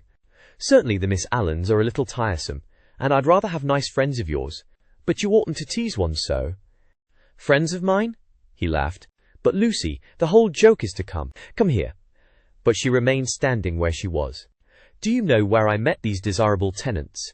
In the National Gallery, when I was up to see my mother last week." "What an odd place to meet people," she said nervously. "I don't quite understand." "In the Umbrian Room. Absolute strangers. They were admiring Luca Signorelli, of course quite stupidly. However, we got talking, and they refreshed me not a little. They had been to Italy." "But Cecil," proceeded hilariously. "In the course of conversation they said that they wanted a country cottage, the father to live there, the son to run down for weekends. I thought, what a chance of scoring off Sir Harry. And I took their address and a London reference, found they weren't actual blackguards, it was great sport, and wrote to him making out, 'Cecil, no, it's not fair. I've probably met them before.'" He bore her down. "Perfectly fair. Anything is fair that punishes a snob. That old man will do the neighbourhood a world of good. Sir Harry is too disgusting with his decayed gentlewomen. I meant to read him a lesson sometime. No, Lucy, the classes ought to mix, and before long you'll agree with me. There ought to be intermarriage, all sorts of things. I believe in democracy." "No, you don't," she snapped. "You don't know what the word means." He stared at her, and felt again that she had failed to be Leonardesque. "No, you don't." Her face was inartistic, that of a peevish virago. "It isn't fair, Cecil. I blame you very much indeed. You had no business to undo my work about the Miss Allens, and make me look ridiculous. You call it scoring off, Sir Harry, but do you realize that it is all at my expense? I consider it most disloyal of you." She left him. Temper, he thought, raising his eyebrows. No, it was worse than temper, snobbishness. As long as Lucy thought that his own smart friends were supplanting the Miss Allens, she had not minded. He perceived that these new tenants might be of value educationally.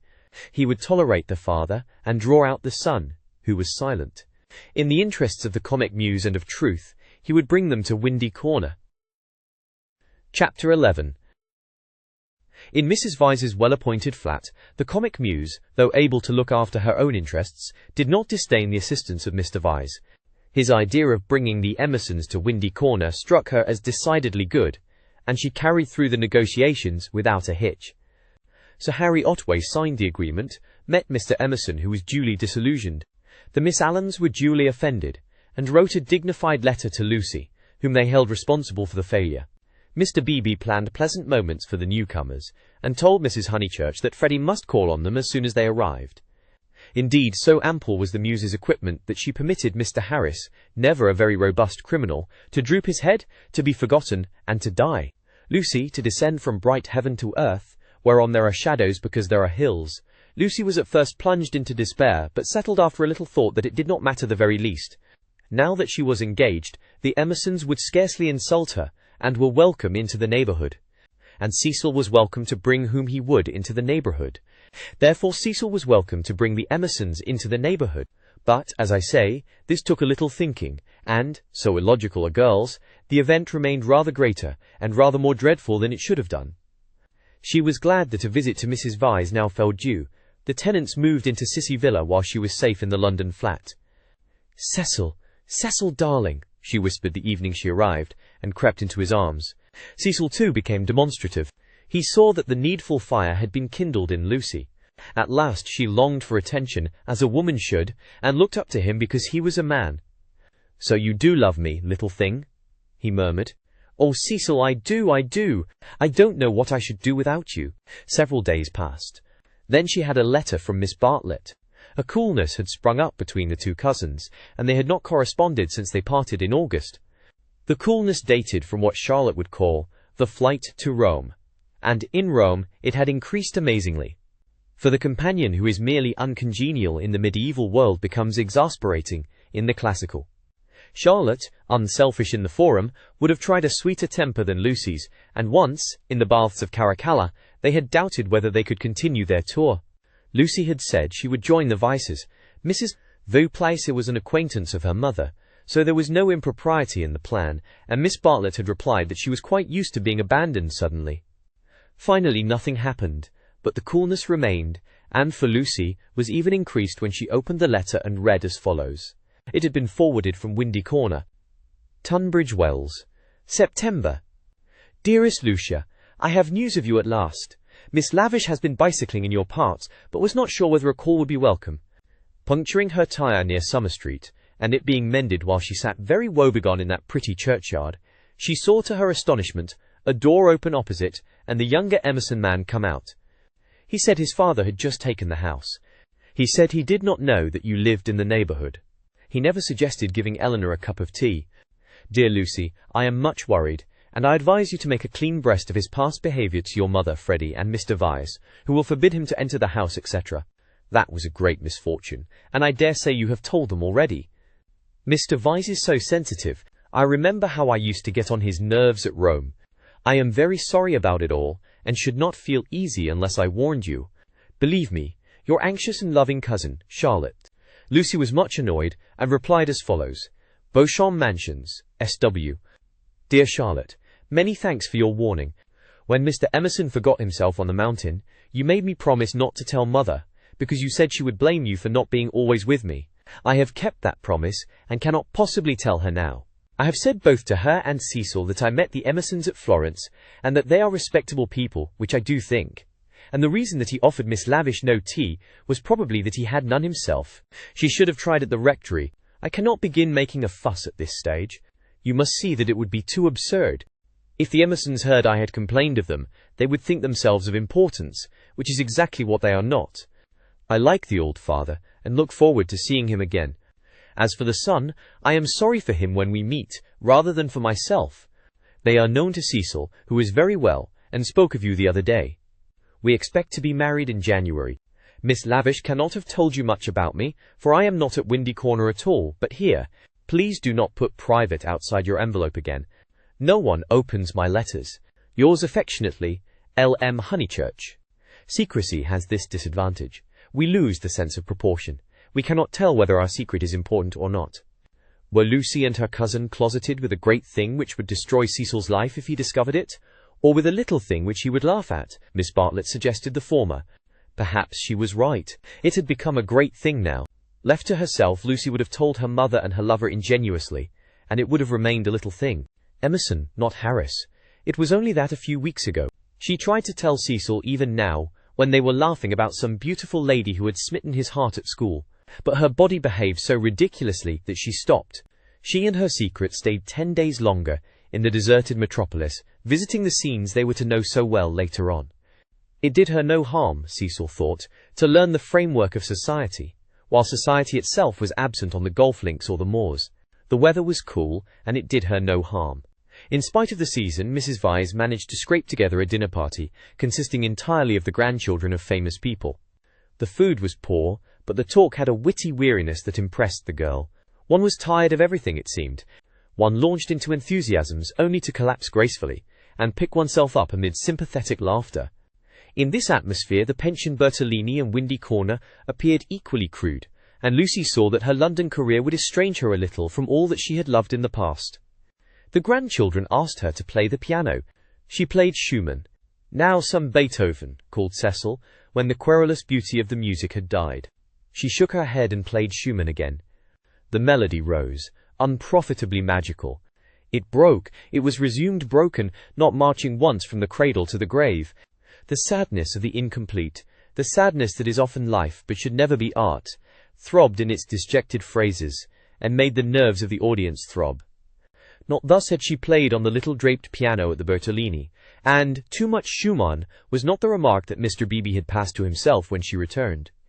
When the guests were gone, and Lucy had gone to bed, Mrs. Vyse paced up and down the drawing-room, discussing her little party with her son. Mrs. Vyse was a nice woman, but her personality, like many another's, had been swamped by London, for it needs a strong head to live among many people. The too vast orb of her fate had crushed her, and she had seen too many seasons, too many cities, too many men for her abilities, and even with Cecil she was mechanical, and behaved as if he was not one son, but, so to speak, a filial crowd. "Make Lucy one of us," she said, looking round intelligently at the end of each sentence, and straining her lips apart until she spoke again. "Lucy is becoming wonderful, wonderful. Her music always was wonderful. Yes, but she is purging off the Honeychurch taint. Most excellent Honeychurches, but you know what I mean. She is not always quoting servants, or asking one how the pudding is made. Italy has done it. Perhaps," she murmured, thinking of the museum that represented Italy to her. "It is just possible. Cecil, mind you marry her next January. She is one of us already." "But her music," he exclaimed. "The style of her. How she kept to Schumann when, like an idiot, I wanted Beethoven." Schumann was right for this evening. Schumann was the thing. "Do you know, Mother, I shall have our children educated just like Lucy. Bring them up among honest country folks for freshness, send them to Italy for subtlety, and then, not till then, let them come to London. I don't believe in these London educations," he broke off, remembering that he had had one himself, and concluded, "at all events not for women." "Make her one of us," repeated Mrs. Vyse, and processed to bed. As she was dozing off, a cry, the cry of nightmare, rang from Lucy's room. Lucy could ring for the maid if she liked, but Mrs. Vyse thought it kind to go herself. She found the girl sitting upright with her hand on her cheek. "I am so sorry, Mrs. Vyse. It is these dreams." "Bad dreams?" "Just dreams." The elder lady smiled and kissed her, saying very distinctly, "You should have heard us talking about you, dear. He admires you more than ever." Lucy returned the kiss, still covering one cheek with her hand. Mrs. Vyse recessed to bed. Cecil, whom the cry had not awoke, snored. Darkness enveloped the flat. Chapter 12. 12th chapter. It was a Saturday afternoon, gay and brilliant after abundant rains, and the spirit of youth dwelt in it, though the season was now autumn. All that was gracious triumphed. As the motor cars passed through Summer Street, they raised only a little dust, and their stench was soon dispersed by the wind and replaced by the scent of the wet birches or of the pines. Mr. Beebe, at leisure for life's amenities, leant over his rectory gate. Freddie leant by him, smoking a pendant pipe. "Suppose we go and hinder those new people opposite for a little. They might amuse you." Freddie, whom his fellow creatures never amused, suggested that the new people might be feeling a bit busy, and so on, since they had only just moved in. "I suggested we should hinder them," said Mr. Beebe. "They are worth it." Unlatching the gate, he sauntered over the triangular green to Sissy Villa.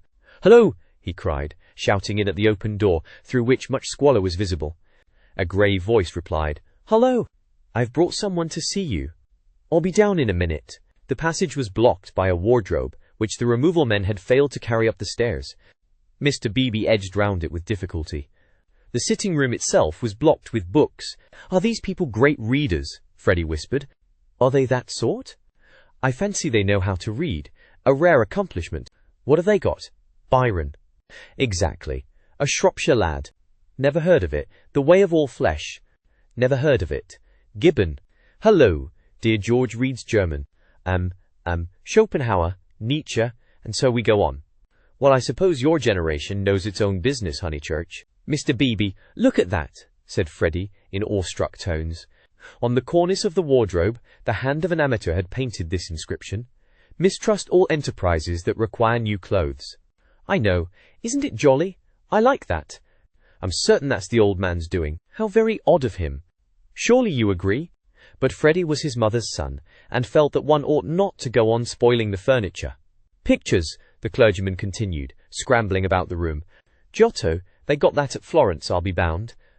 The same as Lucy's got. Oh, by the by, did Miss Honeychurch enjoy London? She came back yesterday. I suppose she had a good time?" "Yes, very," said Freddie, taking up a book. "She and Cecil are thicker than ever." "That's good hearing. I wish I wasn't such a fool, Mr. Beebe." Mr. Beebe ignored the remark. "Lucy used to be nearly as stupid as I am, but it'll be very different now, Mother thinks. She will read all kinds of books. So will you. Only medical books, not books that you can talk about afterwards. Cecil is teaching Lucy Italian, and he says her playing is wonderful. There are all kinds of things in it that we have never noticed. Cecil says, 'What on earth are those people doing upstairs? Emerson, we think we'll come another time.'" George ran downstairs and pushed them into the room without speaking. "Let me introduce Mr. Honeychurch, a neighbor." Then Freddie hurled one of the thunderbolts of youth. Perhaps he was shy, perhaps he was friendly, or perhaps he thought that George's face wanted washing. At all events, he greeted him with, "How d'ye do? Come and have a bathe." "Oh, all right," said George, impassive. Mr. Beebe was highly entertained. "How d'ye do? How d'ye do? Come and have a bathe," he chuckled. "That's the best conversational opening I've ever heard. But I'm afraid it will only act between men. Can you picture a lady who has been introduced to another lady by a third lady opening civilities with, 'How do you do? Come and have a bathe?' And yet you will tell me that the sexes are equal." "I tell you that they shall be," said Mr. Emerson, who had been slowly descending the stairs. "Good afternoon, Mr. Beebe. I tell you they shall be comrades, and George thinks the same." "We are to raise ladies to our level?" the clergyman inquired. "The Garden of Eden," pursued Mr. Emerson, still descending, "which you place in the past, is really yet to come. We shall enter it when we no longer despise our bodies." Mr. Beebe disclaimed placing the Garden of Eden anywhere. "In this, not in other things, we men are ahead. We despise the body less than women do, but not until we are comrades shall we enter the garden." "I say, what about this bathe?" murmured Freddie, appalled at the mass of philosophy that was approaching him. "I believed in a return to nature once. But how can we return to nature when we have never been with her? Today, I believe that we must discover nature. After many conquests, we shall attain simplicity. It is our heritage. Let me introduce Mr. Honeychurch, whose sister you will remember at Florence." "How do you do? Very glad to see you, and that you are taking George for a bathe. Very glad to hear that your sister is going to marry. Marriage is a duty. I am sure that she will be happy, for we know Mr. Vyse too. He has been most kind. He met us by chance in the National Gallery, and arranged everything about this delightful house. Though I hope I have not vexed Sir Harry Otway. I have met so few liberal landowners, and I was anxious to compare his attitude towards the game laws with the Conservative attitude. Ah, this wind! You do well to bathe. Yours is a glorious country, Honeychurch." "Not a bit," mumbled Freddie. "I must, that is to say I have to, have the pleasure of calling on you later on, my mother says, I hope." "Call, my lad. Who taught us that drawing-room twaddle? Call on your grandmother. Listen to the wind among the pines. Yours is a glorious country." Mr. Beebe came to the rescue. "Mr. Emerson, he will call, I shall call. You or your son will return our calls before 10 days have elapsed. I trust that you have realized about the 10 days interval. It does not count that I helped you with the stair eyes yesterday." It does not count that they are going to bathe this afternoon. Yes, go and bathe, George. Why do you dawdle talking? Bring them back to tea. Bring back some milk, cakes, honey. The change will do you good. George has been working very hard at his office. I can't believe he's well. George bowed his head, dusty and somber, exhaling the peculiar smell of one who has handled furniture. Do you really want this bathe? Freddie asked him. It is only a pond, don't you know? I dare say you are used to something better. Yes, I have said yes already. Mr. Beebe felt bound to assist his young friend, and led the way out of the house and into the pine woods. How glorious it was! For a little time the voice of old Mr. Emerson pursued them, dispensing good wishes and philosophy. It ceased, and they only heard the fair wind blowing the bracken and the trees. Mr. Beebe, who could be silent, but who could not bear silence, was compelled to chatter, since the expedition looked like a failure, and neither of his companions would utter a word. He spoke of Florence. George attended gravely, assenting or dissenting with slight but determined gestures that were as inexplicable as the motions of the treetops above their heads. And what a coincidence that you should meet Mr. Vyse.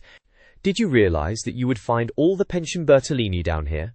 I did not, Miss Lavish told me. When I was a young man I always meant to write a history of coincidence. No enthusiasm. Though, as a matter of fact, coincidences are much rarer than we suppose.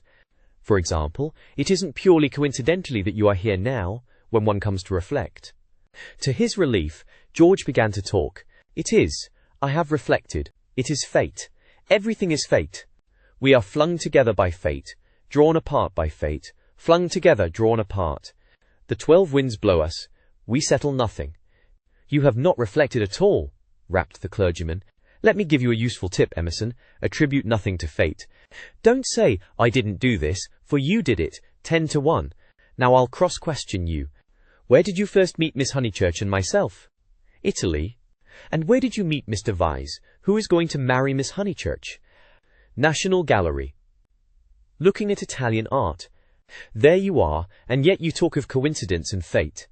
You naturally seek out things Italian, and so do we and our friends. This narrows the field immeasurably. We meet again in it. It is fate that I am here, persisted George.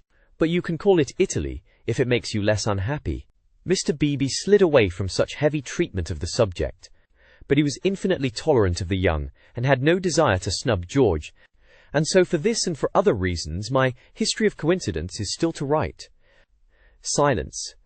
Wishing to round off the episode, he added, We are all so glad that you have come.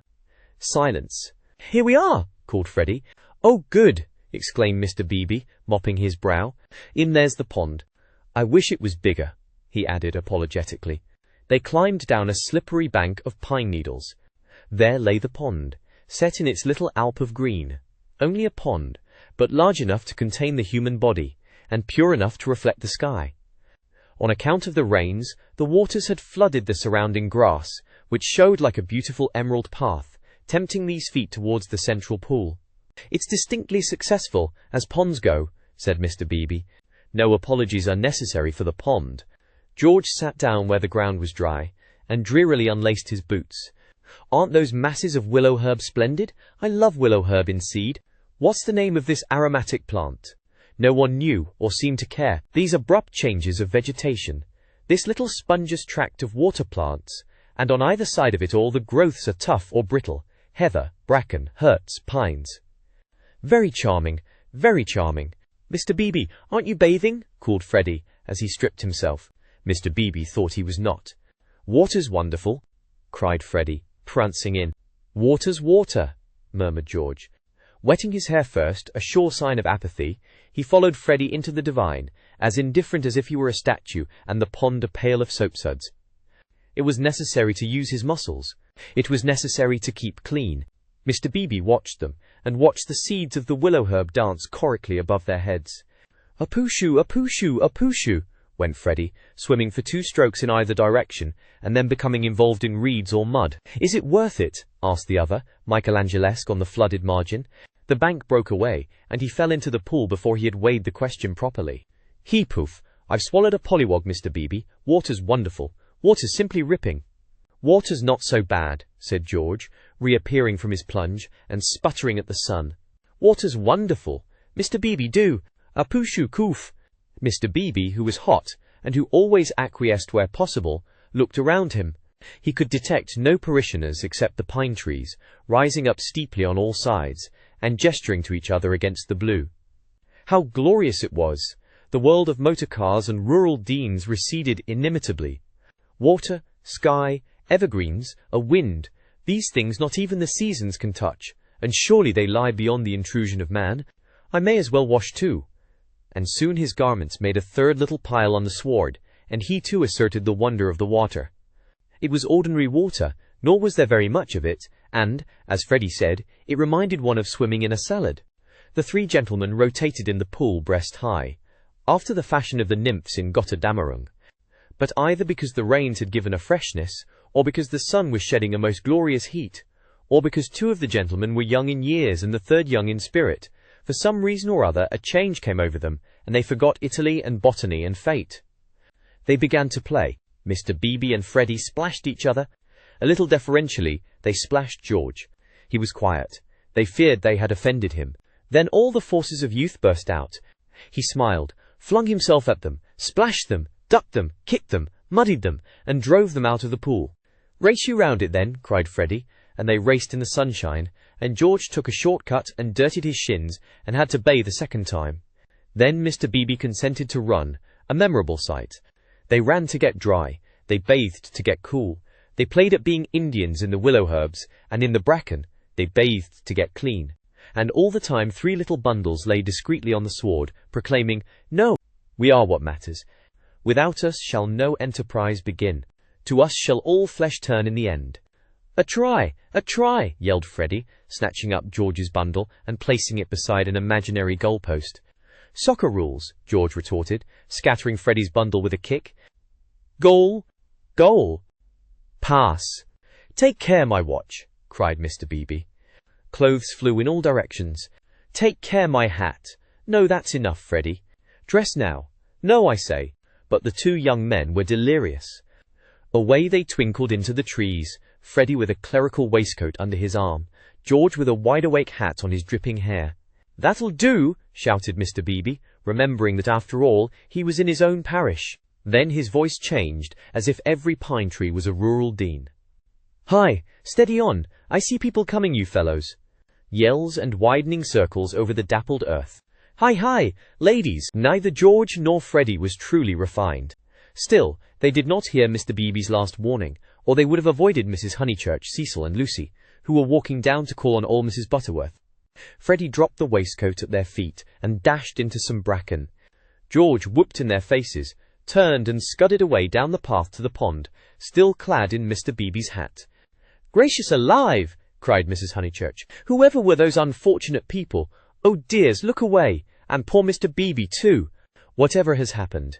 "Come this way immediately," commanded Cecil, who always felt that he must lead women, though he knew not whither, and protect them, though he knew not against what. He led them now towards the bracken, where Freddie sat concealed. "Oh, poor Mr. Beebe! Was that his waistcoat we left in the path? Cecil, Mr. Beebe's waistcoat?" "No business of ours," said Cecil, glancing at Lucy, who was all parasol, and evidently minded. "I fancy Mr. Beebe jumped back into the pond." "This way, please, Mrs. Honeychurch, this way." They followed him up the bank, attempting the tense yet nonchalant expression that is suitable for ladies on such occasions. "Well, I can't help it," said a voice close ahead, and Freddie reared a freckled face and a pair of snowy shoulders out of the fronds. "I can't be trodden on, can I?" "Good gracious me, dear, so it's you! What miserable management! Why not have a comfortable bath at home, with hot and cold laid on? Look here, mother, a fellow must wash, and a fellow's got to dry, and if another fellow—" "Dear, no doubt you're right as usual, but you're in no position to argue. Come, Lucy." They turned. "Oh, look, don't look! Oh, poor Mr. Beebe! How unfortunate again!" For Mr. Beebe was just crawling out of the pond, on whose surface garments of an intimate nature did float, while George, the world-weary George, shouted to Freddie that he had hooked a fish. "And me, I've swallowed one," answered he of the bracken. "I've swallowed a pollywog. It wriggleth in my tummy. I shall die. Emerson, you beast, you've got on my bags." "Hush, dears," said Mrs. Honeychurch, who found it impossible to remain shocked, "and do be sure you dry yourselves thoroughly first. All these colds come of not drying thoroughly." "Mother, do come away," said Lucy. "Oh, for goodness sake, do come." "Hello!" cried George, so that again the ladies stopped. He regarded himself as dressed.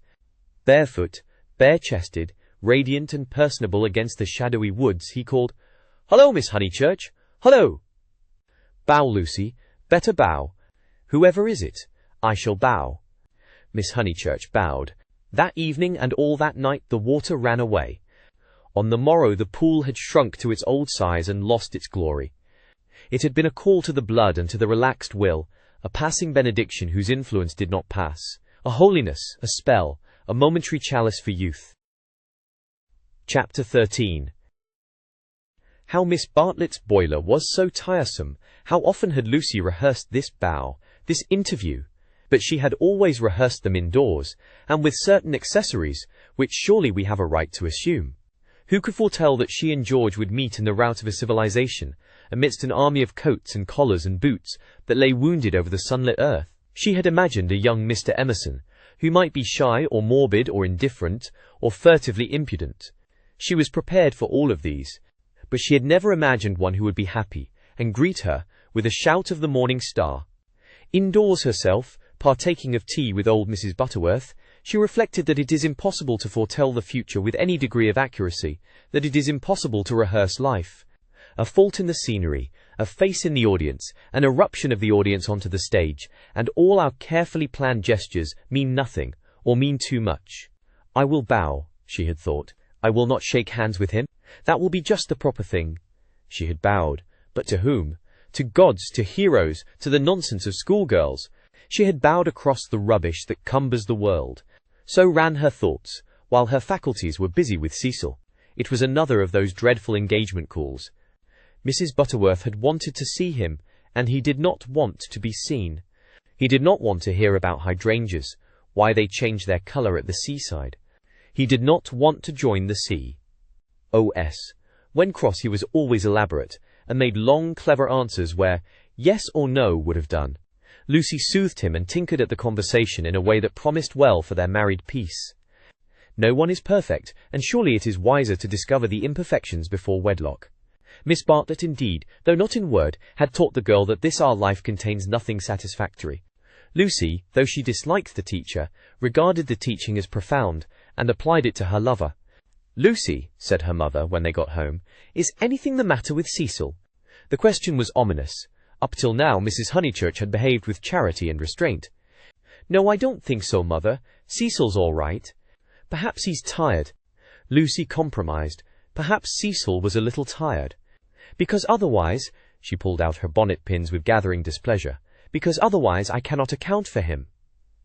"I do think Mrs. Butterworth is rather tiresome if you mean that." "Cecil has told you to think so. You were devoted to her as a little girl, and nothing will describe her goodness to you through the typhoid fever." "No, it is just the same thing everywhere. Let me just put your bonnet away, may I?" Surely he could answer her civilly for 1/2 hour. "Cecil has a very high standard for people," faltered Lucy, seeing trouble ahead. "It's part of his ideals. It is really that makes him sometimes seem—" "Oh, rubbish! If high ideals make a young man rude, the sooner he gets rid of them, the better," said Mrs. Honeychurch, handing her the bonnet. "Now, mother, I've seen you cross with Mrs. Butterworth yourself." "Not in that way. At times I could wring her neck, but not in that way. No, it is the same with Cecil all over. By the by, I never told you, I had a letter from Charlotte while I was away in London." This attempt to divert the conversation was too puerile, and Mrs. Honeychurch resented it. "Since Cecil came back from London, nothing appears to please him. Whenever I speak he winces. I see him, Lucy. It is useless to contradict me. No doubt I am neither artistic nor literary, nor intellectual nor musical, but I cannot help the drawing-room furniture. Your father bought it and we must put up with it, will Cecil kindly remember." I see what you mean, and certainly Cecil oughtn't to. But he does not mean to be uncivil. He once explained, it is the things that upset him.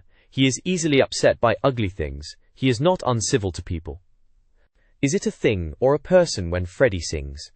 You can't expect a really musical person to enjoy comic songs as we do. Then why didn't he leave the room? Why sit wriggling and sneering and spoiling everyone's pleasure? "We mustn't be unjust to people," faltered Lucy. Something had enfeebled her, and the case for Cecil, which she had mastered so perfectly in London, would not come forth in an effective form. The two civilizations had clashed. Cecil hinted that they might, and she was dazzled and bewildered, as though the radiance that lies behind all civilization had blinded her eyes. Good taste and bad taste were only catchwords, garments of diverse cut, and music itself dissolved to a whisper through pine trees, where the song is not distinguishable from the comic song. She remained in much embarrassment, while Mrs. Honeychurch changed her frock for dinner, and every now and then she said a word and made things no better. There was no concealing the fact. Cecil had meant to be supercilious, and he had succeeded. And Lucy, she knew not why, wished that the trouble could have come at any other time. "Go and dress, dear. You'll be late." "All right, mother." "Don't say all right and stop. Go." She obeyed, but loitered disconsolately at the landing window. It faced north, so there was little view, and no view of the sky. Now, as in the winter, the pine trees hung close to her eyes. One connected the landing window with depression. No definite problem menaced her, but she sighed to herself, "Oh dear, what shall I do? What shall I do?" It seemed to her that everyone else was behaving very badly, and she ought not to have mentioned Miss Bartlett's letter. She must be more careful. Her mother was rather inquisitive, and might have asked what it was about. Oh dear, what should she do? And then Freddie came bounding upstairs and joined the ranks of the ill-behaved. "I say, those are topping people." "My dear baby, how tiresome you've been. You have no business to take them bathing in the sacred lake. It's much too public. It was all right for you, but most awkward for everyone else. Do be more careful. You forget the place is growing half suburban. I say, is anything on tomorrow week?" "Not that I know of." "Then I want to ask the Emersons up to Sunday tennis." "Oh, I wouldn't do that, Freddie. I wouldn't do that with all this muddle." "What's wrong with the court? They won't mind a bump or two, and I've ordered new balls." "I meant it's better not. I really mean it." He seized her by the elbows, and humorously danced her up and down the passage. She pretended not to mind, but she could have screamed with temper. Cecil glanced at them as he proceeded to his toilet, and they impeded Mary with her brood of hot water cans. Then Mrs. Honeychurch opened her door and said, "Lucy, what a noise you're making. I have something to say to you. Did you say you had had a letter from Charlotte?" And Freddie ran away. "Yes, I really can't stop. I must dress too." "How's Charlotte?" "All right."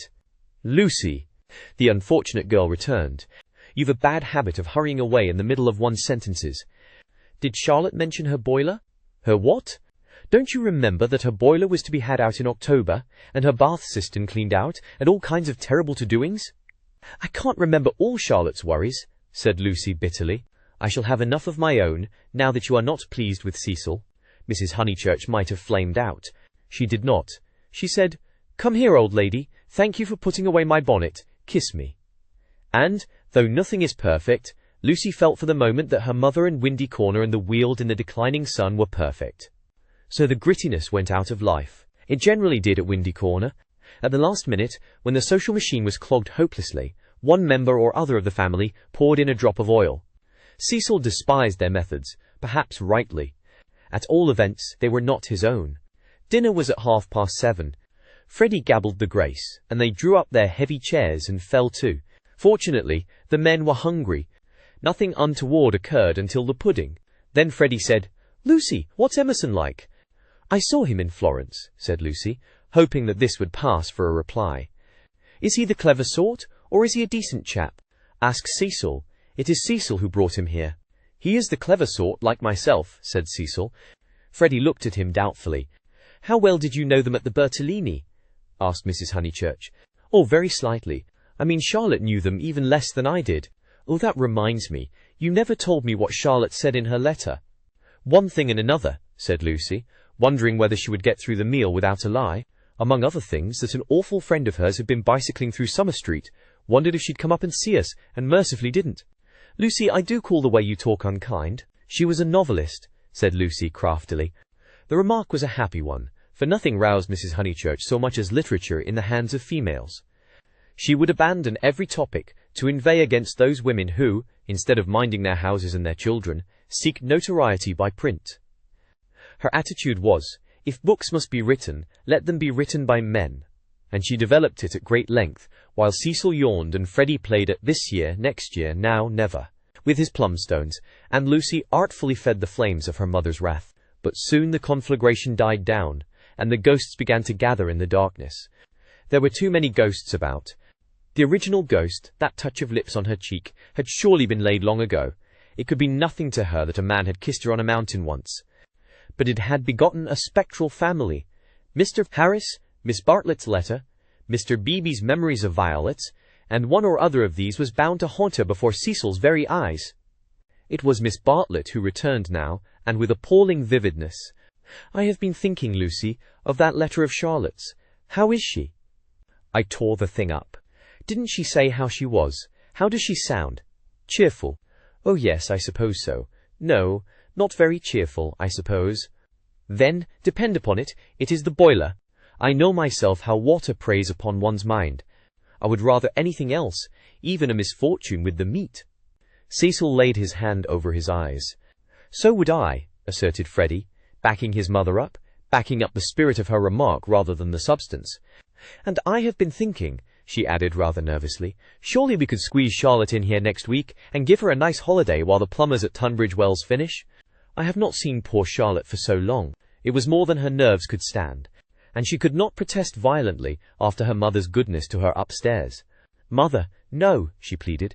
It's impossible. We can't have Charlotte on the top of the other things. We're squeezed to death as it is. Freddie's got a friend coming Tuesday. There's Cecil. And you've promised to take in Minnie Beebe because of the diphtheria scare. It simply can't be done. Nonsense. It can, if Minnie sleeps in the bath. Not otherwise. Minnie can sleep with you. I won't have her. Then, if you're so selfish, Mr. Floyd must share a room with Freddie. Miss Bartlett, Miss Bartlett, Miss Bartlett, moaned Cecil, again laying his hand over his eyes. It's impossible, repeated Lucy. I don't want to make difficulties, but it really isn't fair on the maids to fill up the house so. Alas, the truth is, dear, you don't like Charlotte. No, I don't, and no more does Cecil. She gets on our nerves. You haven't seen her lately, and don't realize how tiresome she can be, though so good. So please, Mother, don't worry us this last summer, but spoil us by not asking her to come. Hear, hear, said Cecil. Mrs. Honeychurch, with more gravity than usual, and with more feeling than she usually permitted herself, replied, This isn't very kind of you two. You have each other and all these woods to walk in, so full of beautiful things, and poor Charlotte has only the water turned off and plumbers. You are young, dears, and however clever young people are, and however many books they read, they will never guess what it feels like to grow old. Cecil crumbled his bread. I must say Cousin Charlotte was very kind to me that year I called on my bike, put in Freddie. She thanked me for coming till I felt like such a fool, and fussed round no end to get an egg boiled for my tea just right. I know, dear, she is kind to everyone, and yet Lucy makes this difficulty when we try to give her some little return. But Lucy hardened her heart. It was no good being kind to Miss Bartlett. She had tried herself too often, and too recently. One might lay up treasure in heaven by the attempt, but one enriched neither Miss Bartlett nor anyone else upon earth. She was reduced to saying, I can't help it, Mother. I don't like Charlotte. I admit it's horrid of me. From your own account, you told her as much. Well, she would leave Florence so stupidly. She flurried. The ghosts were returning. They filled Italy. They were even usurping the places she had known as a child. The sacred lake would never be the same again, and, on Sunday week, something would even happen to Windy Corner. How would she fight against ghosts? For a moment the visible world faded away, and memories and emotions alone seemed real. I suppose Miss Bartlett must come since she boils eggs so well, said Cecil, who was in rather a happier frame of mind thanks to the admirable cooking. I didn't mean the egg was well boiled, corrected Freddie, because in point of fact she forgot to take it off, and as a matter of fact I don't care for eggs. I only meant how jolly kind she seemed. Cecil frowned again. Oh, these Honeychurches. Eggs, boilers, hydrangeas, maids, of such were their lives compact. May me and Lucy get down from our chairs, he asked, with scarcely veiled insolence. We don't want no dessert. Chapter 14. How Lucy faced the external situation bravely. Of course Miss Bartlett accepted, and, equally of course, she felt sure that she would prove a nuisance, and begged to be given an inferior spare room, something with no view, anything. Her love to Lucy, and, equally of course, George Emerson could come to tennis on the Sunday week. Lucy faced the situation bravely, though. Like most of us, she only faced the situation that encompassed her. She never gazed inwards. If at times strange images rose from the depths, she put them down to nerves. When Cecil brought the Emersons to Summer Street, it had upset her nerves. Charlotte would burnish up past foolishness, and this might upset her nerves. She was nervous at night. When she talked to George, they met again almost immediately at the rectory. His voice moved her deeply, and she wished to remain near him. How dreadful if she really wished to remain near him! Of course, the wish was due to nerves, which love to play such perverse tricks upon us. Once she had suffered from things that came out of nothing and meant she didn't know what. Now Cecil had explained psychology to her one wet afternoon, and all the troubles of youth in an unknown world could be dismissed. It is obvious enough for the reader to conclude, she loves young Emerson. A reader in Lucy's place would not find it obvious. Life is easy to chronicle, but bewildering to practice, and we welcome nerves, or any other shibboleth that will cloak our personal desire. She loved Cecil. George made her nervous. Will the reader explain to her that the phrases should have been reversed? But the external situation, she will face that bravely. The meeting at the rectory had passed off well enough. Standing between Mr. Beebe and Cecil, she had made a few temperate allusions to Italy, and George had replied. She was anxious to show that she was not shy, and was glad that he did not seem shy either. "A nice fellow," said Mr. Beebe afterwards. "He will work off his crudities in time. I rather mistrust young men who slip into life gracefully." Lucy said, "He seems in better spirits. He laughs more." "Yes," replied the clergyman, "he is waking up." That was all. But, as the week wore on, more of her defences fell, and she entertained an image that had physical beauty. In spite of the clearest directions, Miss Bartlett contrived to bungle her arrival. She was due at the southeastern station at Dorking, whither Mrs. Honeychurch drove to meet her. She arrived at the London and Brighton station, and had to hire a cab up. No one was at home except Freddie and his friend, who had to stop their tennis and to entertain her for a solid hour. Cecil and Lucy turned up at 4 o'clock, and these, with little Minnie Beebe, made a somewhat lugubrious sextet upon the upper lawn for tea. "I shall never forgive myself," said Miss Bartlett, who kept on rising from her seat, and had to be begged by the united company to remain. "I have upset everything, bursting in on young people, but I insist on paying for my cab up. Grant that, at any rate." "Our visitors never do such dreadful things," said Lucy, while her brother, in whose memory the boiled egg had already grown unsubstantial, exclaimed in irritable tones, "Just what I've been trying to convince Cousin Charlotte of, Lucy, for the last half-hour." "I do not feel myself an ordinary visitor," said Miss Bartlett, and looked at her frayed glove. "All right, if you'd really rather. 5 shillings, and I gave a bob to the driver." Miss Bartlett looked in her purse. Only sovereigns and pennies. Could anyone give her change? Freddie had half a quid, and his friend had 4 half-crowns. Miss Bartlett accepted their moneys and then said, "But who am I to give the sovereign to?" "Let's leave it all till Mother comes back," suggested Lucy. "No, dear. Your mother may take quite a long drive now that she is not hampered with me. We all have our little foibles, and mine is the prompt settling of accounts." Here Freddie's friend, Mr. Floyd, made the one remark of his that need be quoted. He offered to toss Freddie for Miss Bartlett's quid. A solution seemed in sight, and even Cecil, who had been ostentatiously drinking his tea at the View, felt the eternal attraction of chance, and turned round. But this did not do either. "Please, please, I know I am a sad spoil sport, but it would make me wretched. I should practically be robbing the one who lost." "Freddie owes me 15 shillings, interposed Cecil. "So it will work out right if you give the pound to me." 15 shillings, said Miss Bartlett dubiously. "How is that, Mr. Vyse?" "Because, don't you see, Freddie paid your cab. Give me the pound, and we shall avoid this deplorable gambling." Miss Bartlett, who was poor at figures, became bewildered and rendered up the sovereign, amidst the suppressed gurgles of the other youths. For a moment Cecil was happy. He was playing at nonsense among his peers. Then he glanced at Lucy, in whose face petty anxieties had marred the smiles. In January he would rescue his Leonardo from this stupefying twaddle. "But I don't see that," exclaimed Minnie Beebe, who had narrowly watched the iniquitous transaction. "I don't see why Mr. Vyse is to have the quid." "Because of the 15 shillings and the 5, they said solemnly. 15 shillings and 5 shillings make £1, you see. "But I don't see—" They tried to stifle her with cake. "No, thank you. I'm done. I don't see why. Freddie, don't poke me. Miss Honeychurch, your brother's hurting me. Ow! What about Mr. Floyd's 10 shillings? Ow! No, I don't see, and I never shall see why Miss What's-her-name shouldn't pay that bob for the driver." "I had forgotten the driver," said Miss Bartlett, reddening. "Thank you, dear, for reminding me. 1 shilling, was it? Can anyone give me change for £0.50? I'll get it, said the young hostess, rising with decision. Cecil, give me that sovereign. No, give me up that sovereign. I'll get Euphemia to change it, and we'll start the whole thing again from the beginning. Lucy, what a nuisance I am, protested Miss Bartlett, and followed her across the lawn. Lucy tripped ahead, simulating hilarity. When they were out of earshot, Miss Bartlett stopped her wails and said quite briskly, Have you told him about him yet? No, I haven't, replied Lucy, and then could have bitten her tongue for understanding so quickly what her cousin meant. Let me see. A sovereign's worth of silver. She escaped into the kitchen. Miss Bartlett's sudden transitions were too uncanny.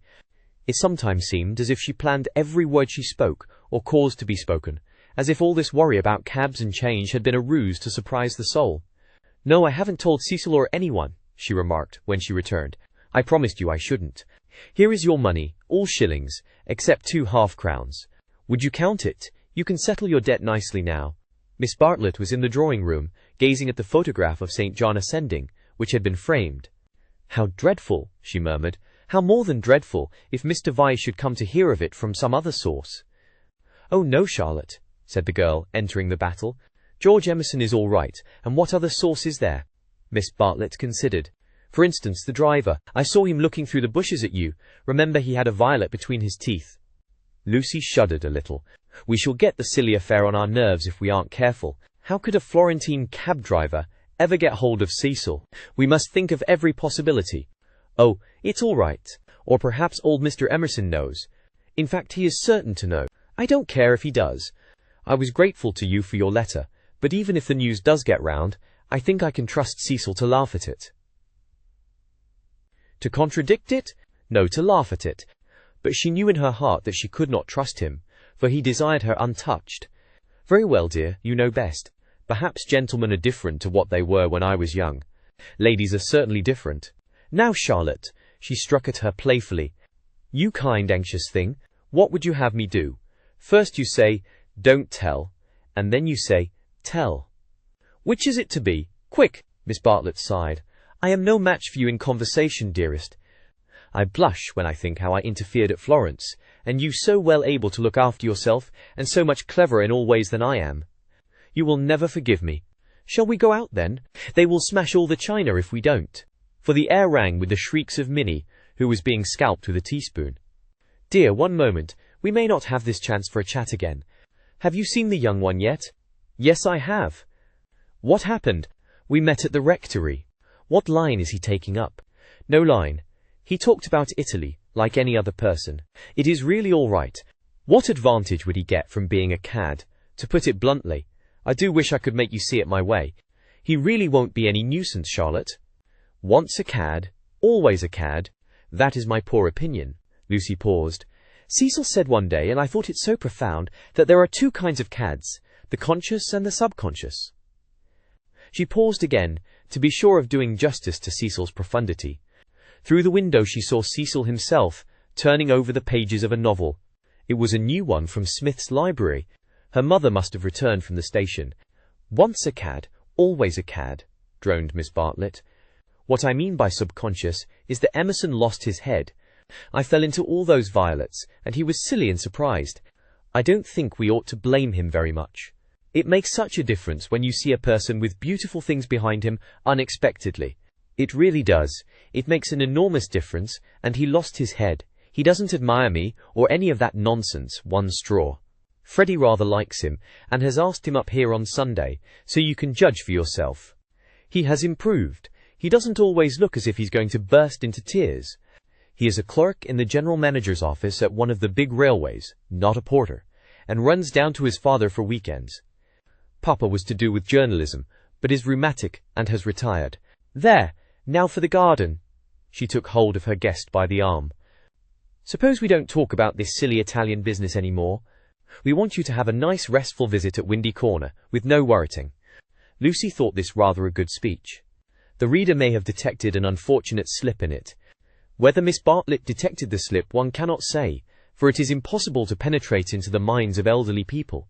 She might have spoken further, but they were interrupted by the entrance of her hostess. Explanations took place, and in the midst of them Lucy escaped, the images throbbing a little more vividly in her brain. Chapter 15. The disaster within the Sunday after Miss Bartlett's arrival was a glorious day, like most of the days of that year. In the Weald, autumn approached, breaking up the green monotony of summer, touching the parks with the grey bloom of mist, the beech trees with russet, the oak trees with gold. Up on the heights, battalions of black pines witnessed the change, themselves unchangeable. Either country was spanned by a cloudless sky, and in either arose the tinkle of church bells. The garden of Windy Corners was deserted except for a red book, which lay sunning itself upon the gravel path. From the house came incoherent sounds, as of females preparing for worship. The men say they won't go. Well, I don't blame them, Minnie says. Need she go? Tell her, no nonsense. Anne, Mary, hook me behind. Dearest Lucia, may I trespass upon you for a pin? For Miss Bartlett had announced that she at all events was one for church. The sun rose higher on its journey, guided, not by Phaethon, but by Apollo, competent, unswerving, divine. Its rays fell on the ladies whenever they advanced towards the bedroom windows, on Mr. Beebe down at Summer Street as he smiled over a letter from Miss Catherine Allen, on George Emerson cleaning his father's boots, and lastly, to complete the catalogue of memorable things, on the red book mentioned previously.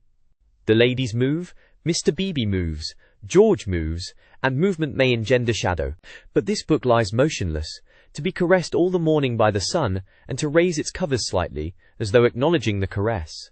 Presently, Lucy steps out of the drawing-room window. Her new cerise dress has been a failure, and makes her look tawdry and wan. At her throat is a garnet brooch, on her finger a ring set with rubies, an engagement ring.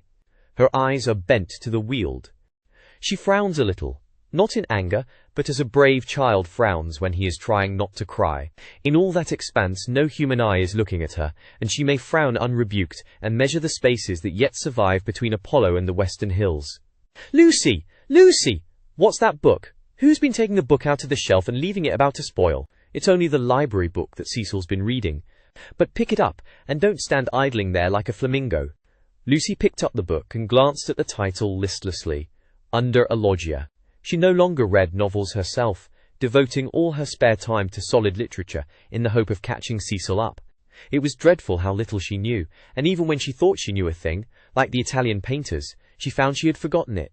Only this morning she had confused Francesco Francia with Piero della Francesca, and Cecil had said, "What? You aren't forgetting your Italy already?" And this too had lent anxiety to her eyes, when she saluted the dear view and the dear garden in the foreground, and above them, scarcely conceivable elsewhere, the dear sun. Lucy, have you a sixpence for Minnie and a shilling for yourself? She hastened in to her mother, who was rapidly working herself into a Sunday fluster. It's a special collection, I forget what for. I do beg, no vulgar clinking in the plate with halfpennies. See that Minnie has a nice bright sixpence. Where is the child? Minnie! That book's all warped. Gracious, how plain you look. Put it under the atlas to press. Minnie! Oh, Mrs. Honeychurch, from the upper regions. Minnie, don't be late. Here comes the horse. It was always the horse, never the carriage. Where's Charlotte? Run up and hurry her. Why is she so long? She had nothing to do. She never brings anything but blouses. Poor Charlotte. How I do detest blouses. Minnie. Paganism is infectious, more infectious than diphtheria or piety, and the rector's niece was taken to church protesting. As usual, she didn't see why. Why shouldn't she sit in the sun with the young men? The young men who had now appeared mocked her with ungenerous words. Mrs. Honeychurch defended orthodoxy, and in the midst of the confusion Miss Bartlett, dressed in the very height of the fashion, came strolling down the stairs. Dear Marian, I am very sorry, but I have no small change, nothing but sovereigns and half-crowns. Could anyone give me? Yes, easily. Jump in. Gracious me, how smart you look. What a lovely frock. You put us all to shame. If I did not wear my best rags and tatters now, when should I wear them? Said Miss Bartlett reproachfully. She got into the Victoria and placed herself with her back to the horse. The necessary roar ensued, and then they drove off. Goodbye. Be good, called out Cecil. Lucy bit her lip, for the tone was sneering. On the subject of church and so on, they had had rather an unsatisfactory conversation. He had said that people ought to overhaul themselves, and she did not want to overhaul herself. She did not know it was done. Honest orthodoxy Cecil respected, but he always assumed that honesty is the result of a spiritual crisis. He could not imagine it as a natural birthright that might grow heavenward like flowers. All that he said on this subject pained her, though he exuded tolerance from every pore. Somehow the Emersons were different. She saw the Emersons after church. There was a line of carriages down the road, and the Honeychurch vehicle happened to be opposite Sissy Villa. To save time, they walked over the green to it, and found father and son smoking in the garden. "Introduce me," said her mother. "Unless the young man considers that he knows me already." He probably did, but Lucy ignored the sacred lake and introduced them formally. Old Mr. Emerson claimed her with much warmth and said how glad he was that she was going to be married. She said yes, she was glad too, and then, as Miss Bartlett and Minnie were lingering behind with Mr. Beebe, she turned the conversation to a less disturbing topic and asked him how he liked his new house. "Very much," he replied, but there was a note of offense in his voice. She had never known him offended before. He added, "We find, though, that the Miss Allens were coming, and that we have turned them out. Women mind such a thing. I am very much upset about it." "I believe that there was some misunderstanding," said Mrs. Honeychurch uneasily. "Our landlord was told that we should be a different type of person," said George, who seemed disposed to carry the matter further. "He thought we should be artistic. He is disappointed, and I wonder whether we ought to write to the Miss Allens and offer to give it up. What do you think?" He appealed to Lucy. "Oh, stop now, you have come," said Lucy lightly. She must avoid censuring Cecil, for it was on Cecil that the little episode turned, though his name was never mentioned. "So George says. He says that the Miss Allens must go to the wall, yet it does seem so unkind." "There is only a certain amount of kindness in the world," said George, watching the sunlight flash on the panels of the passing carriages. "Yes," exclaimed Mrs. Honeychurch. "That's exactly what I say. Why all this twiddling and twaddling over two Miss Allens? There is a certain amount of kindness, just as there is a certain amount of light," he continued in measured tones. "We cast a shadow on something wherever we stand, and it is no good moving from place to place to save things, because the shadow always follows. Choose a place where you won't do harm. Yes, choose a place where you won't do very much harm, and stand in it for all you are worth, facing the sunshine." "Oh, Mr. Emerson, I see you're clever." "Eh? I see you're going to be clever. I hope you didn't go behaving like that to poor Freddie." George's eyes laughed, and Lucy suspected that he and her mother would get on rather well. "No, I didn't," he said. "He behaved that way to me. It is his philosophy. Only he starts life with it, and I have tried the note of interrogation first." "What do you mean?" "No, never mind what you mean. Don't explain. He looks forward to seeing you this afternoon. Do you play tennis? Do you mind tennis on Sunday?" George mind tennis on Sunday. George, after his education, distinguished between Sunday. "Very well, George doesn't mind tennis on Sunday. No more do I. That's settled. Mr. Emerson, if you could come with your son, we should be so pleased." He thanked her, but the walk sounded rather far. He could only potter about in these days. She turned to George. "And then he wants to give up his house to the Miss Allens." "I know," said George, and put his arm round his father's neck. The kindness that Mr. Beebe and Lucy had always known to exist in him came out suddenly, like sunlight touching a vast landscape, a touch of the morning sun. She remembered that in all his perversities he had never spoken against affection. Miss Bartlett approached. "You know our cousin, Miss Bartlett?" said Mrs. Honeychurch pleasantly. "You met her with my daughter in Florence." "Yes, indeed," said the old man, and made as if he would come out of the garden to meet the lady. Miss Bartlett promptly got into the Victoria. Thus entrenched, she emitted a formal bow. It was the pension Bertolini again, the dining table, with the decanters of water and wine. It was the old battle of the room with the view. George did not respond to the bow. Like any boy, he blushed and was ashamed. He knew that the chaperone remembered. He said, I'll come up to tennis if I can manage it, and went into the house. Perhaps anything that he did would have pleased Lucy, but his awkwardness went straight to her heart. Men were not gods after all, but as human and as clumsy as girls. Even men might suffer from unexplained desires and need help. To one of her upbringing, and of her destination, the weakness of men was a truth unfamiliar, but she had surmised it at Florence, when George threw her photographs into the River Arno. "George, don't go," cried his father, who thought it a great treat for people if his son would talk to them. "George has been in such good spirits today, and I am sure he will end by coming up this afternoon." Lucy caught her cousin's eye. Something in its mute appeal made her reckless. "Yes," she said, raising her voice, "I do hope he will." Then she went to the carriage and murmured, "The old man hasn't been told. I knew it was all right. Mrs. Honeychurch followed her, and they drove away. Satisfactory that Mr. Emerson had not been told of the Florence escapade. Yet Lucy's spirits should not have leapt up as if she had sighted the ramparts of heaven. Satisfactory, yet surely she greeted it with disproportionate joy. All the way home the horse's hoofs sang a tune to her. He has not told, he has not told. Her brain expanded the melody. He has not told his Father, to whom he tells all things. It was not an exploit. He did not laugh at me when I had gone. She raised her hand to her cheek. He does not love me. No. How terrible if he did. But he has not told. He will not tell. She longed to shout the words, "It is all right. It's a secret between us two forever. Cecil will never hear." She was even glad that Miss Bartlett had made her promise secrecy that last dark evening at Florence, when they had knelt packing in his room. The secret, big or little, was guarded. Only 3 English people knew of it in the world. Thus she interpreted her joy.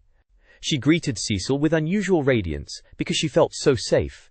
As he helped her out of the carriage, she said, "The Emersons have been so nice. George Emerson has improved enormously." "How are my protégés?" asked Cecil, who took no real interest in them, and had long since forgotten his resolution to bring them to Windy Corner for educational purposes. "Protégés!" she exclaimed with some warmth, for the only relationship which Cecil conceived was feudal, that of protector and protected. He had no glimpse of the comradeship, after which the girl's soul yearned. "You shall see for yourself how your protégés are. George Emerson is coming up this afternoon. He is a most interesting man to talk to. Only don't," she nearly said, "don't protect him." But the bell was ringing for lunch, and as often happened, Cecil had paid no great attention to her remarks. Charm, not argument, was to be her forte. Lunch was a cheerful meal. Generally, Lucy was depressed at meals. Someone had to be soothed, either Cecil or Miss Bartlett, or a being not visible to the mortal eye, a being who whispered to her soul, "It will not last, this cheerfulness. In January you must go to London to entertain the grandchildren of celebrated men." But today she felt she had received a guarantee. Her mother would always sit there, her brother here. The sun, though it had moved a little since the morning, would never be hidden behind the western hills. After luncheon they asked her to play. She had seen Gluck's Armide that year, and played from memory the music of the enchanted garden, the music to which Renaud approaches, beneath the light of an eternal dawn, the music that never gains, never wanes, but ripples forever like the tideless seas of fairyland. Such music is not for the piano, and her audience began to get restive, and Cecil, sharing the discontent, called out, "Now play us the other garden, the one in Parsifal." She closed the instrument. "Not very dutiful," said her mother's voice. Fearing that she had offended Cecil, she turned quickly round. There George was. He had crept in without interrupting her. "Oh, I had no idea," she exclaimed, getting very red. And then, without a word of greeting, she reopened the piano. Cecil should have the Parsifal, and anything else that he liked. "Our performer has changed her mind," said Miss Bartlett, perhaps implying, "She will play the music to Mr. Emerson."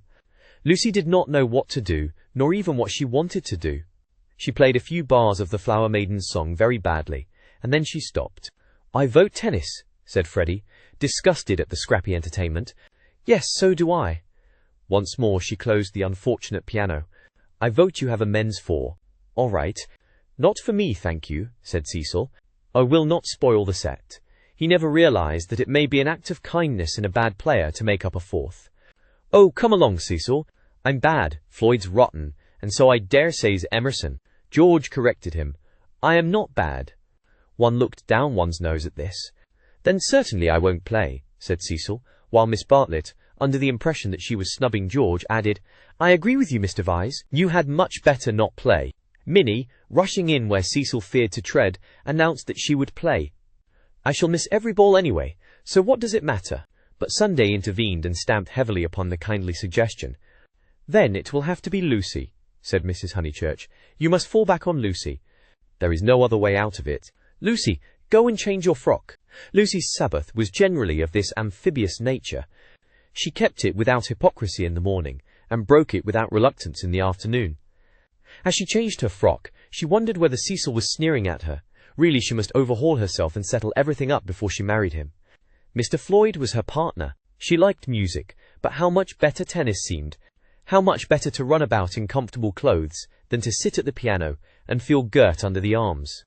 Once more music appeared to her the employment of a child. George served, and surprised her by his anxiety to win.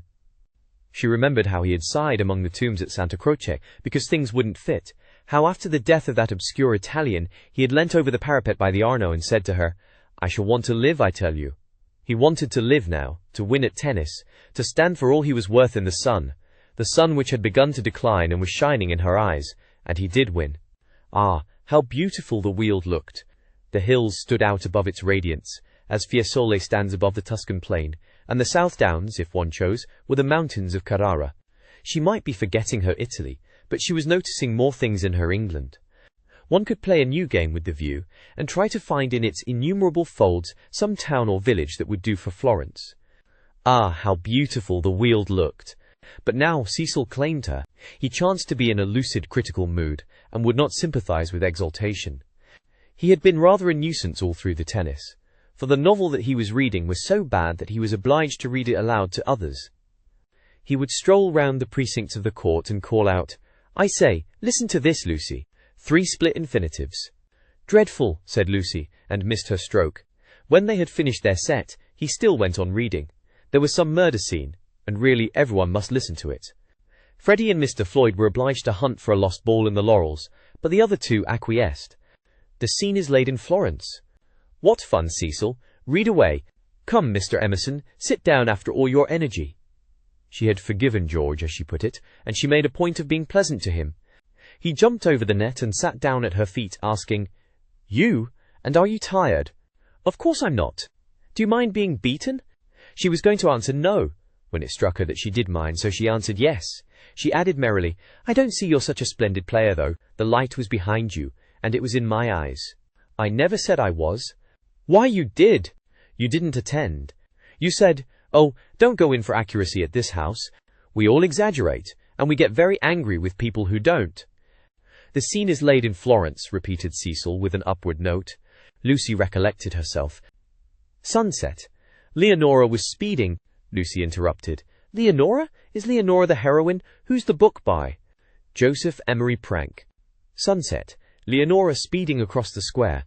Pray the saints she might not arrive too late." "Sunset. The sunset of Italy. Under Orcagna's loggia, the Loggia de Lanzi, as we sometimes call it now." Lucy burst into laughter. "Joseph Emery Prank, indeed. Why, it's Miss Lavish. It's Miss Lavish's novel, and she's publishing it under somebody else's name." "Who may Miss Lavish be?" "Oh, a dreadful person. Mr. Emerson, you remember Miss Lavish?" Excited by her pleasant afternoon, she clapped her hands. George looked up. "Of course I do. I saw her the day I arrived at Summer Street. It was she who told me that you lived here." "Weren't you pleased?" She meant to see Miss Lavish, but when he bent down to the grass without replying, it struck her that she could mean something else. She watched his head, which was almost resting against her knee, and she thought that the ears were reddening. "No wonder the novel's bad," she added. "I never liked Miss Lavish, but I suppose one ought to read it as one's met her." "All modern books are bad," said Cecil, who was annoyed at her inattention, and vented his annoyance on literature. "Everyone writes for money in these days." "Oh, Cecil, it is so. I will inflict Joseph Emery Prank on you no longer." Cecil, this afternoon, seemed such a twittering sparrow. The ups and downs in his voice were noticeable, but they did not affect her. She had dwelt amongst melody and movement, and her nerves refused to answer to the clang of his. Leaving him to be annoyed, she gazed at the black head again. She did not want to stroke it, but she saw herself wanting to stroke it. The sensation was curious. "How do you like this view of ours, Mr. Emerson? I never notice much difference in views." "What do you mean?" "Because they're all alike. Because all that matters in them is distance and air." Said Cecil, uncertain whether the remark was striking or not. "My father," he looked up at her, and he was a little flushed, "says that there is only one perfect view, the view of the sky straight over our heads, and that all these views on earth are but bungled copies of it." "I expect your father has been reading Dante," said Cecil, fingering the novel, which alone permitted him to lead the conversation. "He told us another day that views are really crowds, crowds of trees and houses and hills, and are bound to resemble each other like human crowds, and that the power they have over us is sometimes supernatural for the same reason." Lucy's lips parted. For a crowd is more than the people who make it up. Something gets added to it. No one knows how, just as something has got added to those hills. He pointed with his racket to the South Downs. What a splendid idea, she murmured. I shall enjoy hearing your father talk again. I'm so sorry he's not so well. No, he isn't well. There's an absurd account of a view in this book, said Cecil. Also that men fall into two classes, those who forget views and those who remember them, even in small rooms. Mr. Emerson, have you any brothers or sisters? None. Why? You spoke of us. My mother, I was meaning. Cecil closed the novel with a bang. Oh, Cecil, how you made me jump. I will inflict Joseph Emery prank on you no longer. I can just remember us all three going into the country for the day and seeing as far as Hindhead. It is the first thing that I remember. Cecil got up. The man was ill-bred. He hadn't put on his coat after tennis. He didn't do. He would have strolled away if Lucy had not stopped him. Cecil, do read the thing about the view. Not while Mr. Emerson is here to entertain us. No, read away. I think nothing's funnier than to hear silly things read out loud. If Mr. Emerson thinks us frivolous, he can go. This struck Cecil as subtle, and pleased him. It put their visitor in the position of a prig. Somewhat mollified, he sat down again. Mr. Emerson, go and find tennis balls. She opened the book. Cecil must have his reading, and anything else that he liked. But her attention wandered to George's mother, who, according to Mr. Eager, had been murdered in the sight of God and, according to her son, had seen as far as Hindhead. Am I really to go? Asked George.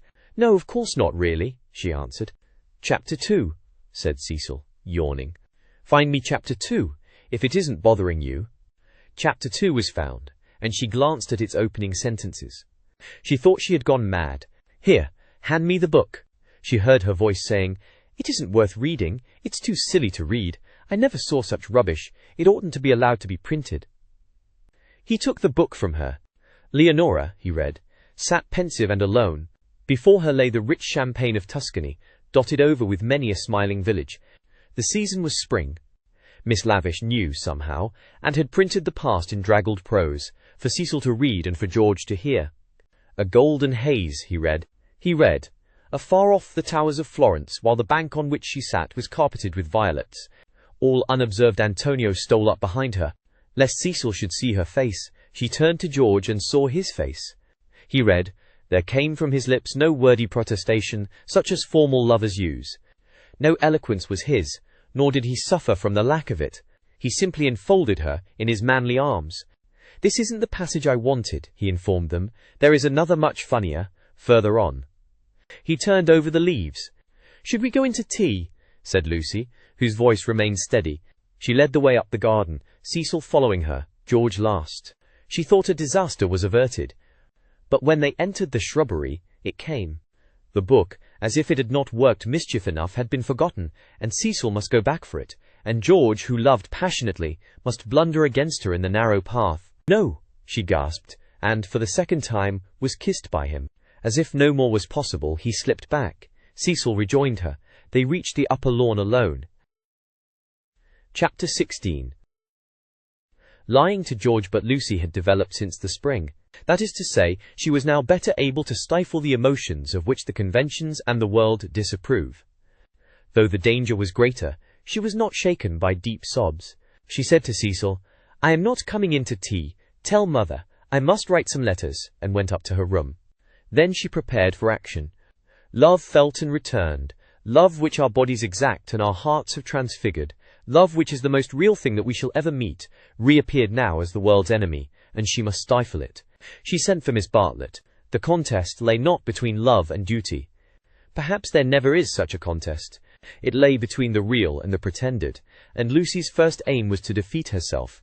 As her brain clouded over, as the memory of the views grew dim and the words of the book died away, she returned to her old shibboleth of nerves. She conquered her breakdown.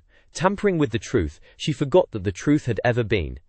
Remembering that she was engaged to Cecil, she compelled herself to confused remembrances of George. He was nothing to her. He never had been anything. He had behaved abominably. She had never encouraged him.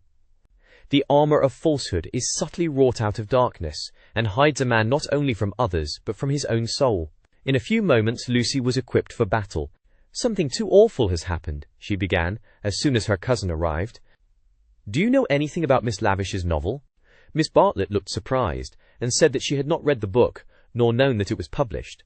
Eleanor was a reticent woman at heart. There is a scene in it. The hero and heroine make love. Do you know about that? Dear? Do you know about it, please? She repeated. They are on a hillside, and Florence is in the distance. My good Lucia, I am all at sea. I know nothing about it whatever. There are violets. I cannot believe it is a coincidence. Charlotte, Charlotte, how could you have told her? I have thought before speaking. It must be you. Told her what? She asked, with growing agitation. About that dreadful afternoon in February. Miss Bartlett was genuinely moved. Oh, Lucy, dearest girl, she hasn't put that in her book.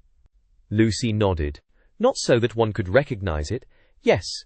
Then never, never, never more shall Eleanor Lavish be a friend of mine. So you did tell? I did just happen, when I had tea with her at Rome, in the course of conversation. But Charlotte, what about the promise you gave me when we were packing? Why did you tell Miss Lavish when you wouldn't even let me tell Mother? I will never forgive Eleanor. She has betrayed my confidence. Why did you tell her, though? This is a most serious thing. Why does anyone tell anything? The question is eternal, and it was not surprising that Miss Bartlett should only sigh faintly in response. She had done wrong. She admitted it. She only hoped that she had not done harm. She had told Eleanor in the strictest confidence. Lucy stamped with irritation. Cecil happened to read out the passage aloud to me and to Mr. Emerson. It upset Mr. Emerson and he insulted me again. Behind Cecil's back. Ugh! Is it possible that men are such brutes? Behind Cecil's back as we were walking up the garden. Miss Bartlett burst into self-accusations and regrets. What is to be done now? Can you tell me? Oh, Lucy, I shall never forgive myself, never to my dying day. Fancy if your prospects— I know, said Lucy, wincing at the word. I see now why you wanted me to tell Cecil, and what you meant by some other source. You knew that you had told Miss Lavish, and that she was not reliable. It was Miss Bartlett's turn to wince. However, said the girl, despising her cousin's shiftiness, what's done's done. You have put me in a most awkward position. How am I to get out of it? Miss Bartlett could not think. The days of her energy were over. She was a visitor, not a chaperone, and a discredited visitor at that.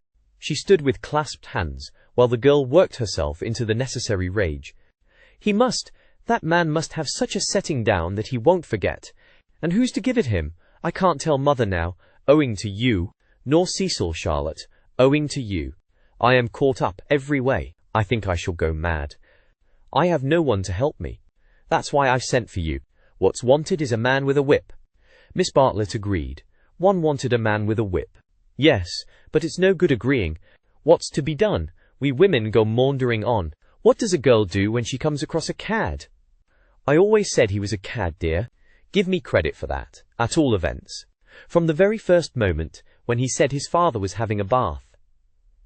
Oh, bother the credit and who's been right or wrong. We've both made a muddle of it. George Emerson is still down the garden there, and is he to be left unpunished, or isn't he? I want to know. Miss Bartlett was absolutely helpless. Her own exposure had unnerved her, and thoughts were colliding painfully in her brain.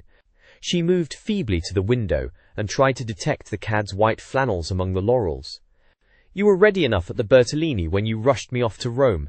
Can't you speak again to him now? Willingly would I move heaven and earth. I want something more definite, said Lucy contemptuously. Will you speak to him? It is the least you can do, surely, considering it all happened because you broke your word. Never again shall Eleanor Lavish be a friend of mine. Really, Charlotte was outdoing herself. Yes or no, please? Yes or no? It is the kind of thing that only a gentleman can settle. George Emerson was coming up the garden with a tennis ball in his hand. Very well, said Lucy with an angry gesture. No one will help me. I will speak to him myself.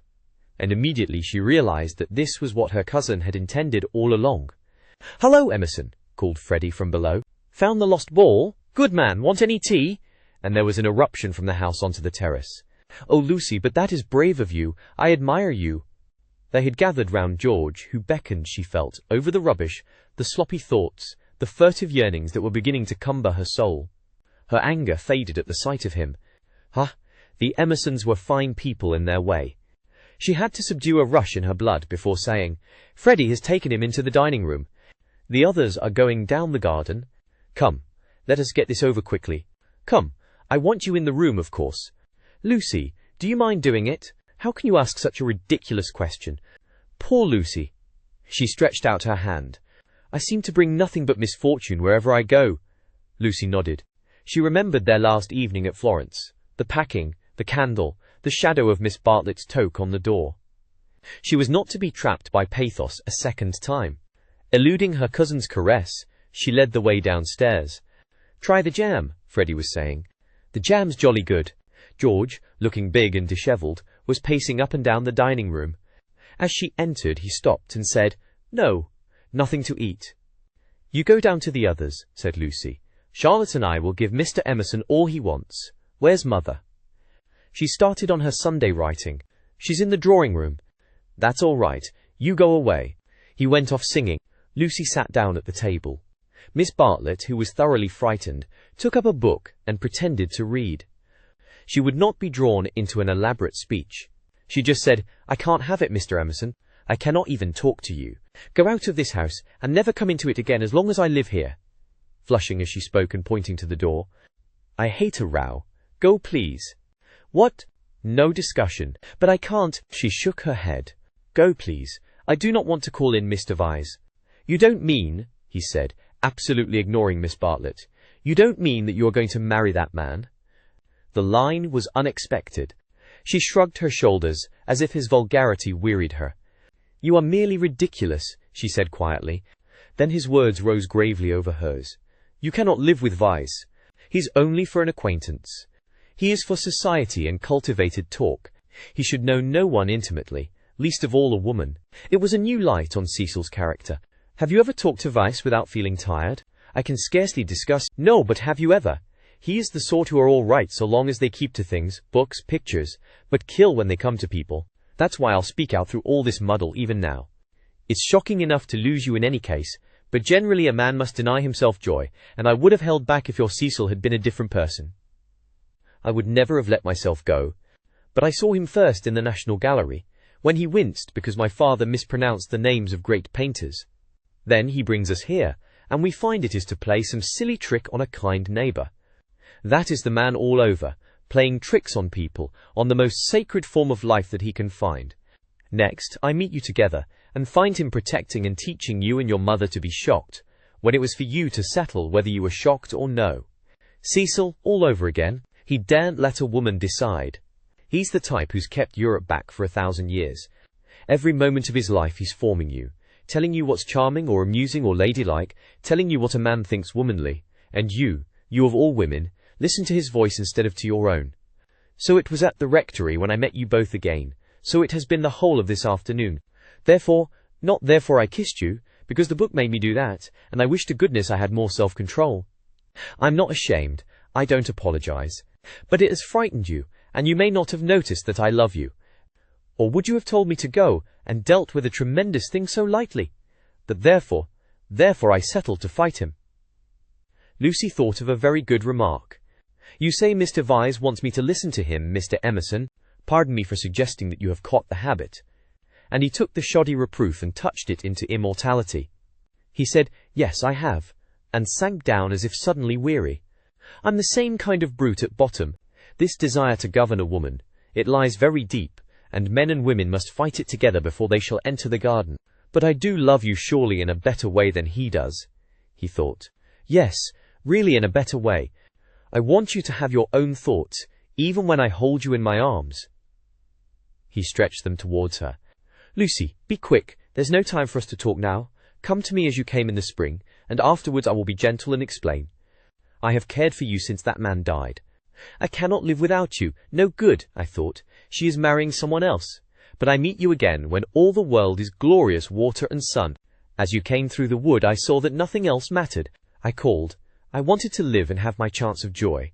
"And Mr. Vyse," said Lucy, who kept commendably calm. "Does he not matter? That I love Cecil and shall be his wife shortly? A detail of no importance, I suppose." But he stretched his arms over the table towards her. "May I ask what you intend to gain by this exhibition?" He said, "It is our last chance." "I shall do all that I can." And as if he had done all else, he turned to Miss Bartlett, who sat like some portent against the skies of the evening.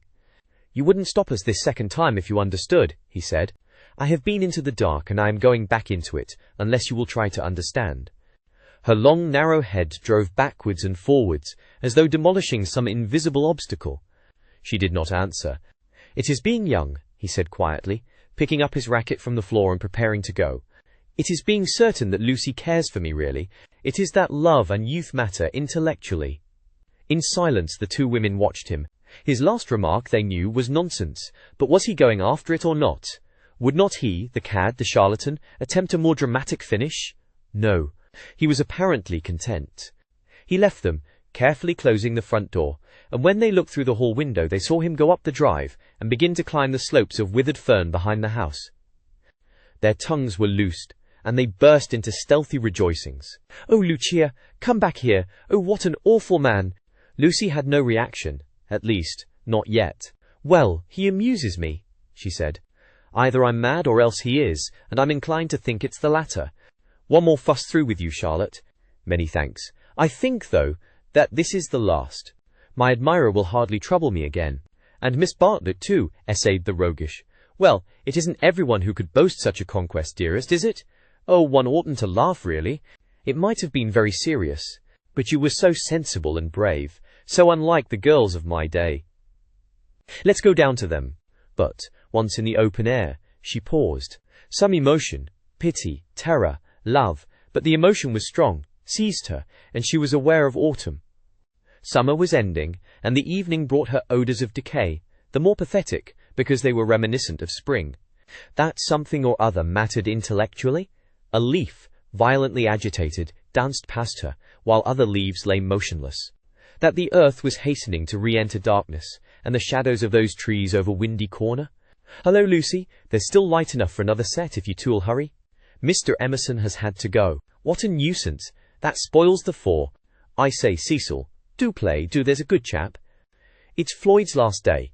Do play tennis with us, just this once." Cecil's voice came. "My dear Freddie, I am no athlete. As you well remarked this very morning, there are some chaps who are no good for anything but books. I plead guilty to being such a chap, and will not inflict myself on you." The scales fell from Lucy's eyes. How had she stood Cecil for a moment? He was absolutely intolerable, and the same evening she broke off her engagement. Chapter 17. Lying to Cecil, he was bewildered. He had nothing to say. He was not even angry, but stood, with a glass of whiskey between his hands, trying to think what had led her to such a conclusion. She had chosen the moment before bed, when, in accordance with their bourgeois habit, she always dispensed drinks to the men. Freddie and Mr. Floyd were sure to retire with their glasses, while Cecil invariably lingered, sipping at his while she locked up the sideboard. "I am very sorry about it," she said. "I have carefully thought things over. We are too different. I must ask you to release me, and try to forget that there ever was such a foolish girl." It was a suitable speech, but she was more angry than sorry, and her voice showed it. "Different? How? I haven't had a really good education, for one thing," she continued, still on her knees by the sideboard. "My Italian trip came too late, and I am forgetting all that I learnt there. I shall never be able to talk to your friends, or behave as a wife of yours should. I don't understand you. You aren't like yourself. You're tired, Lucy." "Tired?" she retorted, kindling at once. "That is exactly like you. You always think women don't mean what they say. Well, you sound tired, as if something has worried you. What if I do? It doesn't prevent me from realizing the truth. I can't marry you, and you will thank me for saying so some day. You had that bad headache yesterday, all right," for she had exclaimed indignantly. "I see it's much more than headaches. But give me a moment's time." He closed his eyes. "You must excuse me if I say stupid things, but my brain has gone to pieces. Part of it lives 3 minutes back, when I was sure that you loved me, and the other part, I find it difficult. I am likely to say the wrong thing." It struck her that he was not behaving so badly, and her irritation increased. She again desired a struggle, not a discussion. To bring on the crisis, she said, "There are days when one sees clearly, and this is one of them. Things must come to a breaking point some time, and it happens to be today. If you want to know, quite a little thing decided me to speak to you, when you wouldn't play tennis with Freddie." I never do play tennis, said Cecil, painfully bewildered. I never could play. I don't understand a word you say. You can play well enough to make up a 4. I thought it abominably selfish of you. No, I can't. Well, never mind the tennis. Why couldn't you have warned me if you felt anything wrong? You talked of our wedding at lunch, at least you let me talk. I knew you wouldn't understand, said Lucy quite crossly. I might have known there would have been these dreadful explanations. Of course, it isn't the tennis. That was only the last straw to all I have been feeling for weeks. Surely it was better not to speak until I felt certain. She developed this position. Often before I have wondered if I was fitted for your wife, for instance in London. And are you fitted to be my husband? I don't think so. You don't like Freddie, nor my mother. There was always a lot against our engagement, Cecil, but all our relations seemed pleased and we met so often, and it was no good mentioning it until all things came to a point. They have today. I see clearly. I must speak. That's all. I cannot think you were right, said Cecil gently. I cannot tell why, but though all that you say sounds true, I feel that you are not treating me fairly. It's all too horrible. What's the good of a scene? No good, but surely I have a right to hear a little more. He put down his glass and opened the window. From where she knelt, jangling her keys, she could see a slit of darkness, and, peering into it, as if it would tell him that little more, his long, thoughtful face. Don't open the window, and you'd better draw the curtain too. Freddie or anyone might be outside. He obeyed. I really think we had better go to bed if you don't mind. I shall only say things that will make me unhappy afterwards. As you say, it is all too horrible, and it is no good talking. But to Cecil, now that he was about to lose her, she seemed each moment more desirable. He looked at her, instead of through her, for the first time since they were engaged. From a Leonardo she had become a living woman, with mysteries and forces of her own, with qualities that even eluded art. His brain recovered from the shock, and, in a burst of genuine devotion, he cried, "But I love you, and I did think you loved me." "I did not," she said. "I thought I did at first. I am sorry, and ought to have refused you this last time too." He began to walk up and down the room, and she grew more and more vexed at his dignified behavior. She had counted on his being petty. It would have made things easier for her. By a cruel irony, she was drawing out all that was finest in his disposition. "You don't love me, evidently. I dare say you are right not to, but it would hurt a little less if I knew why. Because," a phrase came to her, and she accepted it, "you're the sort who can't know anyone intimately." A horrified look came into his eyes. "I don't mean exactly that, but you will question me, though I beg you not to, and I must say something. It is that, more or less.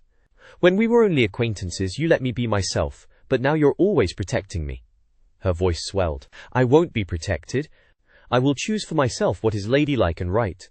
To shield me is an insult.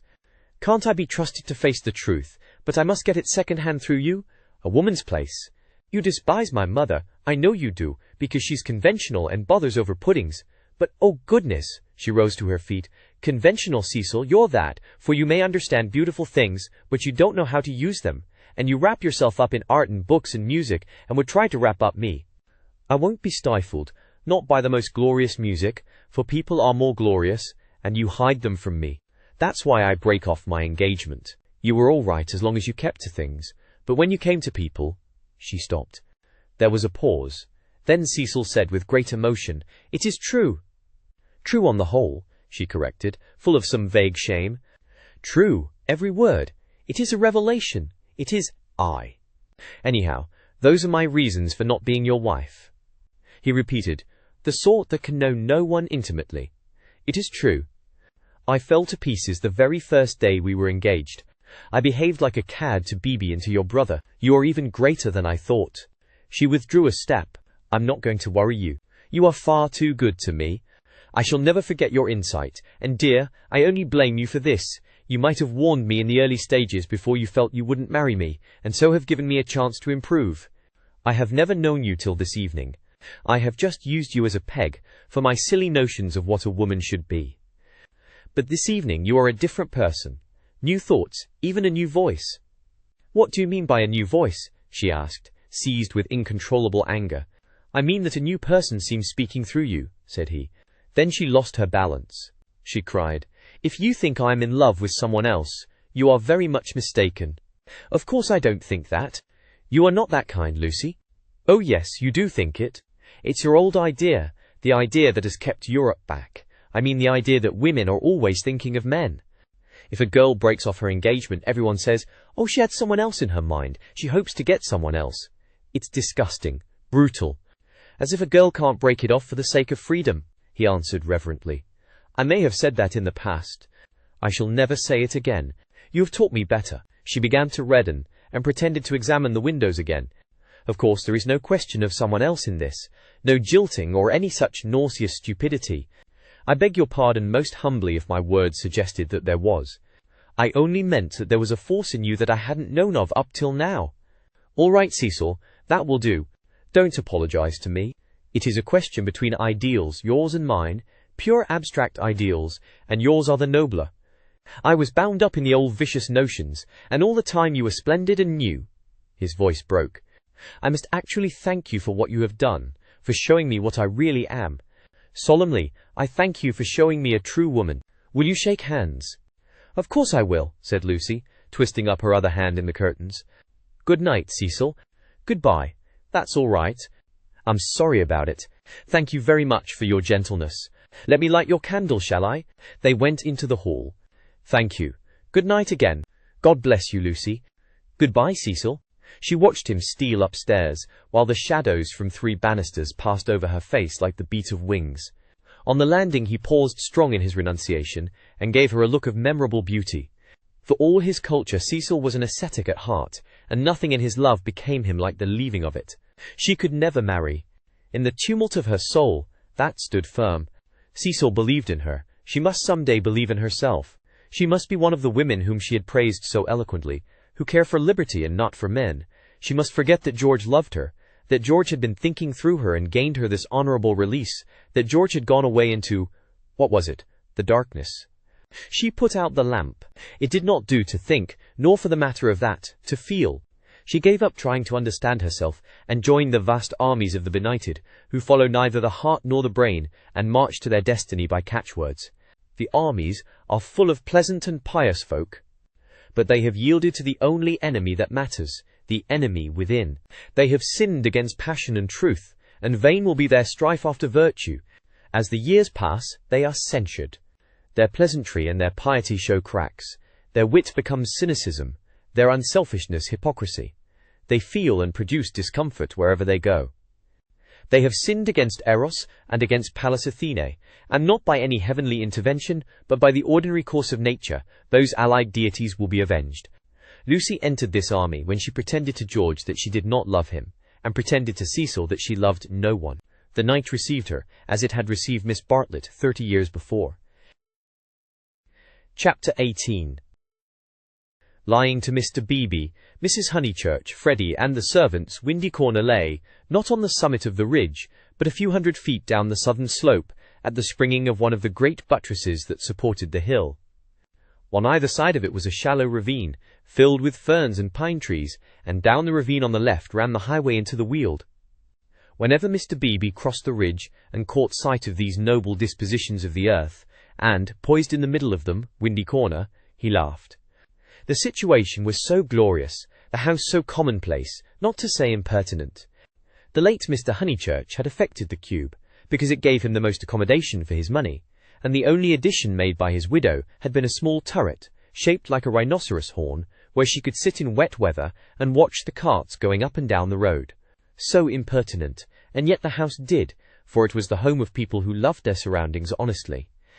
Other houses in the neighborhood had been built by expensive architects. Over others their inmates had fidgeted sedulously, yet all these suggested the accidental, the temporary, while Windy Corner seemed as inevitable as an ugliness of nature's own creation. One might laugh at the house, but one never shuddered. Mr. Beebe was bicycling over this Monday afternoon with a piece of gossip he had heard from the Miss Allens. These admirable ladies, since they could not go to Sissy Villa, had changed their plans. They were going to Greece instead. "Since Florence did my poor sister so much good," wrote Miss Catherine, "we do not see why we should not try Athens this winter. Of course, Athens is a plunge, and the doctor has ordered her special digestive bread, but after all, we can take that with us, and it is only getting first into a steamer and then into a train. But is there an English church?" And the letter went on to say, I do not expect we shall go any further than Athens, but if you knew of a really comfortable pension at Constantinople, we should be so grateful. Lucy would enjoy this letter, and the smile with which Mr. Beebe greeted Windy Corner was partly for her. She would see the fun of it, and some of its beauty, for she must see some beauty. Though she was hopeless about pictures, and though she dressed so unevenly, oh, that cerise frock yesterday at church, she must see some beauty in life, or she could not play the piano as she did. He had a theory that musicians are incredibly complex, and know far less than other artists what they want and what they are, that they puzzle themselves as well as their friends, that their psychology is a modern development and has not yet been understood. This theory, had he known it, had possibly just been illustrated by facts. Ignorant of the events of yesterday, he was only riding over to get some tea, to see his niece, and to observe whether Miss Honeychurch saw anything beautiful in the desire of two old ladies to visit Athens. A carriage was drawn up outside Windy Corner, and just as he caught sight of the house it started, bowled up the drive, and stopped abruptly when it reached the main road. Therefore it must be the horse, who always expected people to walk up the hill, in case they tired him. The door opened obediently, and two men emerged, whom Mr. Beebe recognized as Cecil and Freddie. They were an odd couple to go driving, but he saw a trunk beside the coachman's legs. Cecil, who wore a bowler, must be going away, while Freddie, a cap, was seeing him to the station. They walked rapidly, taking the shortcuts, and reached the summit while the carriage was still pursuing the windings of the road. They shook hands with the clergyman, but did not speak. "So you're off for a minute, Mr. Vyse?" he asked. Cecil said, "Yes," while Freddie edged away. "I was coming to show you this delightful letter from those friends of Miss Honeychurch," he quoted from it. "Isn't it wonderful? Isn't it romance? Most certainly they will go to Constantinople. They are taken in a snare that cannot fail. They will end by going round the world." Cecil listened civilly, and said he was sure that Lucy would be amused and interested. "Isn't romance capricious? I never notice it in you young people. You do nothing but play lawn tennis, and say that romance is dead, while the Miss Allens are struggling with all the weapons of propriety against the terrible thing. A really comfortable pension at Constantinople, so they call it out of decency, but in their hearts they want a pension with magic windows opening on the foam of perilous seas in fairyland forlorn. No ordinary view will content the Miss Allens. They want the pension Keats." "I'm awfully sorry to interrupt, Mr. Beebe," said Freddie, "but have you any matches?" "I have," said Cecil, and it did not escape Mr. Beebe's notice that he spoke to the boy more kindly. "You have never met these Miss Allens, have you, Mr. Vyse?" "Never? Then you don't see the wonder of this Greek visit. I haven't been to Greece myself, and don't mean to go, and I can't imagine any of my friends going. It is altogether too big for our little lot. Don't you think so? Italy is just about as much as we can manage. Italy is heroic, but Greece is godlike or devilish. I am not sure which, and in either case absolutely out of our suburban focus." "All right, Freddie, I am not being clever. Upon my word I am not. I took the idea from another fellow, and give me those matches when you've done with them." He lit a cigarette, and went on talking to the two young men. "I was saying, if our poor little Cockney lives must have a background, let it be Italian. Big enough, in all conscience. The ceiling of the Sistine Chapel for me. There the contrast is just as much as I can realize. But not the Parthenon, not the frieze of Phidias at any price. And here comes the Victoria." "You're quite right," said Cecil. "Greece is not for our little lot," and he got in. Freddie followed, nodding to the clergyman, whom he trusted not to be pulling one's leg really. And before they had gone a dozen yards he jumped out, and came running back for Vyse's matchbox, which had not been returned. As he took it he said, "I'm so glad you only talked about books. Cecil's hard hit. Lucy won't marry him. If you'd gone on about her, as you did about them, he might have broken down. But when, late last night, I must go. Perhaps they won't want me down there." "No, go on. Goodbye." "Thank goodness!" exclaimed Mr. Beebe to himself, and struck the saddle of his bicycle approvingly. "It was the one foolish thing she ever did. Oh, what a glorious riddance!" And, after a little thought, he negotiated the slope into Windy Corner, light of heart. The house was again as it ought to be, cut off forever from Cecil's pretentious world. He would find Miss Minnie down in the garden. In the drawing-room Lucy was tinkling at a Mozart sonata. He hesitated a moment, but went down the garden as requested. There he found a mournful company. It was a blustering day, and the wind had taken and broken the dahlias. Mrs. Honeychurch, who looked cross, was tying them up, while Miss Bartlett, unsuitably dressed, impeded her with offers of assistance. At a little distance stood Minnie and the garden child, a minute importation, each holding either end of a long piece of bass. "Oh, how do you do, Mr. Beebe? Gracious, what a mess everything is! Look at my scarlet pom-poms, and the wind blowing your skirts about, and the ground so hard that not a prop will stick in, and then the carriage having to go out, when I had counted on having Powell, who, give everyone their due, does tie up dahlias properly." Evidently Mrs. Honeychurch was shattered. "How do you do?" said Miss Bartlett, with a meaning glance, as though conveying that more than dahlias had been broken off by the autumn gales. "Here, Lenny, the bass!" cried Mrs. Honeychurch.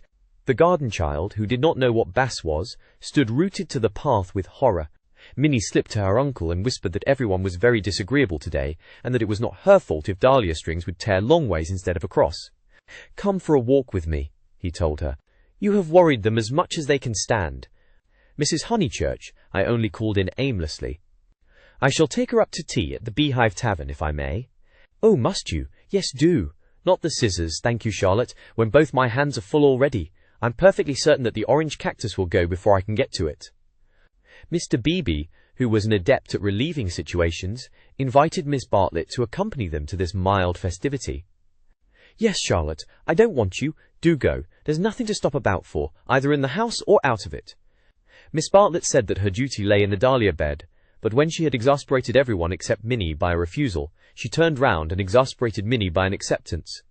As they walked up the garden, the orange cactus fell, and Mr. Beebe's last vision was of the garden child clasping it like a lover, his dark head buried in a wealth of blossom. "It is terrible, this havoc among the flowers," he remarked. "It is always terrible when the promise of months is destroyed in a moment," enunciated Miss Bartlett. "Perhaps we ought to send Miss Honeychurch down to her mother, or will she come with us? I think we had better leave Lucy to herself and to her own pursuits." "They're angry with Miss Honeychurch because she was late for breakfast," whispered Minnie, "and Floyd has gone, and Mr. Vyse has gone, and Freddie won't play with me. In fact, Uncle Arthur, the house is not at all what it was yesterday." "Don't be a prig," said her Uncle Arthur. "Go and put on your boots." He stepped into the drawing-room, where Lucy was still attentively pursuing the sonatas of Mozart. She stopped when he entered. "How do you do? Miss Bartlett and Minnie are coming with me to tea at the Beehive. Would you come too?" "I don't think I will, thank you." "No, I didn't suppose you would care to much." Lucy turned to the piano and struck a few chords. "How delicate those sonatas are," said Mr. Beebe, though at the bottom of his heart he thought them silly little things. Lucy passed into Schumann. "Miss Honeychurch?" "Yes. I met them on the hill. Your brother told me." "Oh, he did?" She sounded annoyed. Mr. Beebe felt hurt, for he had thought that she would like him to be told. "I needn't say that it will go no further. Mother, Charlotte, Cecil, Freddie, you," said Lucy, playing a note for each person who knew, and then playing a sixth note. "If you'll let me say so, I am very glad, and I am certain that you have done the right thing. So I hoped other people would think, but they don't seem to." I could see that Miss Bartlett thought it unwise. "So does Mother. Mother minds dreadfully." "I am very sorry for that," said Mr. Beebe with feeling. Mrs. Honeychurch, who hated all changes, did mind, but not nearly as much as her daughter pretended, and only for the minute. It was really a ruse of Lucy's to justify her despondency, a ruse of which she was not herself conscious, for she was marching in the armies of darkness. And Freddie minds. Still, Freddie never hit it off with Vyse much, did he? I gathered that he disliked the engagement, and felt it might separate him from you. Boys are so odd. Minnie could be heard arguing with Miss Bartlett through the floor. Tea at the Beehive apparently involved a complete change of apparel. Mr. Beebe saw that Lucy, very properly, did not wish to discuss her action, so after a sincere expression of sympathy he said, "I have had an absurd letter from Miss Allen. That was really what brought me over. I thought it might amuse you all." "How delightful," said Lucy, in a dull voice. For the sake of something to do, he began to read her the letter. After a few words her eyes grew alert, and soon she interrupted him with, "Going abroad? When do they start?" "Next week, I gather." "Did Freddie say whether he was driving straight back?" "No, he didn't, because I do hope he won't go gossiping." So she did want to talk about her broken engagement. Always complacent, he put the letter away. But she at once exclaimed in a high voice, "Oh, do tell me more about the Miss Allens. How perfectly splendid of them to go abroad." "I want them to start from Venice and go in a cargo steamer down the Illyrian coast." She laughed heartily. "Oh, delightful. I wish they'd take me. Has Italy filled you with the fever of travel? Perhaps George Emerson is right. He says that Italy is only an euphemism for fate. Oh, not Italy, but Constantinople. I have always longed to go to Constantinople. Constantinople is practically Asia, isn't it? Mr. Beebe reminded her that Constantinople was still unlikely, and that the Miss Allens only aimed at Athens, with Delphi perhaps if the roads are safe. But this made no difference to her enthusiasm. She had always longed to go to Greece even more, it seemed. He saw, to his surprise, that she was apparently serious. I didn't realize that you and the Miss Allens were still such friends, after Sissy Villa. Oh, that's nothing. I assure you Sissy Villa's nothing to me. I would give anything to go with them. Would your mother spare you again so soon? You have scarcely been home 3 months.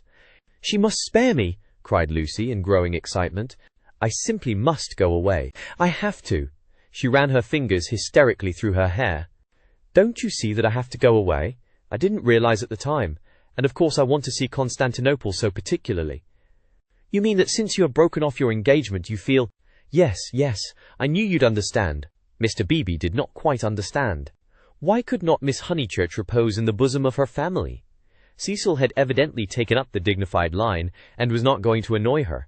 Then it struck him that her family itself might be annoying. He hinted this to her, and she accepted the hint eagerly. Yes, of course, to go to Constantinople until they are used to the idea, and everything has calmed down. I am afraid it has been a bothersome business, he said gently. No, not at all. Cecil was very kind indeed, only— I had better tell you the whole truth since you have heard a little. It was that he is so masterful. I found that he wouldn't let me go my own way. He would improve me, in places where I can't be improved. Cecil won't let a woman decide for herself. In fact, he daren't. What nonsense I do talk, but that is the kind of thing. It is what I gathered from my own observation of Mr. Vyse. It is what I gather from all that I have known of you. I do sympathize and agree most profoundly. I agree so much that you must let me make one little criticism. Is it worthwhile rushing off to Greece? But I must go somewhere, she cried. I have been worrying all the morning, and here comes the very thing. She struck her knees with clenched fists and repeated, I must, and the time I shall have with Mother, and all the money she spent on me last spring. You all think much too highly of me. I wish you weren't so kind. At this moment Miss Bartlett entered, and her nervousness increased. I must get away, ever so far. I must know my own mind, and where I want to go. Come along, tea, said Mr. Beebe, and bustled his guests out of the front door. He hustled them so quickly that he forgot his hat. When he returned for it, he heard, to his relief and surprise, the tinkling of a Mozart sonata. She is playing again, he said to Miss Bartlett. Lucy can always play, was the acid reply. One is very thankful that she has such a resource. She is evidently much worried, as of course she ought to be. I know all about it. The marriage was so near that it must have been a hard struggle before she could wind herself up to speak. Miss Bartlett gave a kind of wriggle, and he prepared for a discussion. He had never fathomed Miss Bartlett. As he had put it to himself at Florence, she might yet reveal depths of strangeness, if not of meaning. But she was so unsympathetic that she must be reliable. He assumed that much, and he had no hesitation in discussing Lucy with her. Minnie was fortunately collecting ferns. She opened the discussion with, We had much better let the matter drop. I wonder. It is of the highest importance that there should be no gossip in Summer Street. It would be death to gossip about Mr. Vyse's dismissal at the present moment. Mr. Beebe raised his eyebrows. Death is a strong word, surely too strong. There was no question of tragedy. He said, Of course, Miss Honeychurch will make the fact public in her own way, and when she chooses. Freddie only told me because he knew she would not mind. I know, said Miss Bartlett civilly. Yet Freddie ought not to have told even you. One cannot be too careful. Quite so. I do implore absolute secrecy. A chance word to a chattering friend, and— Exactly. He was used to these nervous old maids, and to the exaggerated importance that they attach to words. A rector lives in a web of petty secrets, and confidences and warnings, and the wiser he is, the less he will regard them. He will change the subject, as did Mr. Beebe, saying cheerfully, Have you heard from any Bertolini people lately? I believe you keep up with Miss Lavish. It is odd how we of that pension, who seem such a fortuitous collection, have been working into one another's lives. 2, 3, 4, 6 of us, no 8, I had forgotten the Emersons, have kept more or less in touch. We must really give the Signora a testimonial. and, Miss Bartlett not favouring the scheme, they walked up the hill in a silence which was only broken by the rector naming some fern. On the summit they paused. The sky had grown wilder since he stood there last hour, giving to the land a tragic greatness that is rare in Surrey. Grey clouds were charging across tissues of white, which stretched and shredded and tore slowly, until through their final layers there gleamed a hint of the disappearing blue. Summer was retreating. The wind roared, the trees groaned, yet the noise seemed insufficient for those vast operations in heaven. The weather was breaking up, broken, and it is a sense of the fit, rather than of the supernatural, that equips such crises with the salvos of angelic artillery. Mr. Beebe's eyes rested on Windy Corner, where Lucy sat, practising Mozart. No smile came to his lips, and changing the subject again, he said, "We shan't have rain, but we shall have darkness, so let us hurry on. The darkness last night was appalling." They reached the Beehive Tavern at about 5 o'clock. That amiable hostelry possesses a veranda, in which the young and the unwise do dearly love to sit, while guests of more mature years seek a pleasant sanded room, and have tea at a table comfortably. Mr. Beebe saw that Miss Bartlett would be cold if she sat out, and that Minnie would be dull if she sat in, so he proposed a division of forces. They would hand the child her food through the window. Thus he was incidentally enabled to discuss the fortunes of Lucy. "I have been thinking, Miss Bartlett," he said, "and, unless you very much object, I would like to reopen that discussion." She bowed. "Nothing about the past. I know little, and care less about that. I am absolutely certain that it is to your cousin's credit. She has acted loftily and rightly, and it is like her gentle modesty to say that we think too highly of her. But the future. Seriously, what do you think of this Greek plan?" He pulled out the letter again. "I don't know whether you overheard, but she wants to join the Miss Allens in their mad career. It's all, I can't explain, it's wrong." Miss Bartlett read the letter in silence, laid it down, seemed to hesitate, and then read it again. "I can't see the point of it myself." To his astonishment she replied, "There I cannot agree with you. In it I spy Lucy's salvation." "Really? Now why?" "She wanted to leave Windy Corner." "I know, but it seems so odd, so unlike her, so, I was going to say selfish." "It is natural, surely, after such painful scenes, that she should desire a change."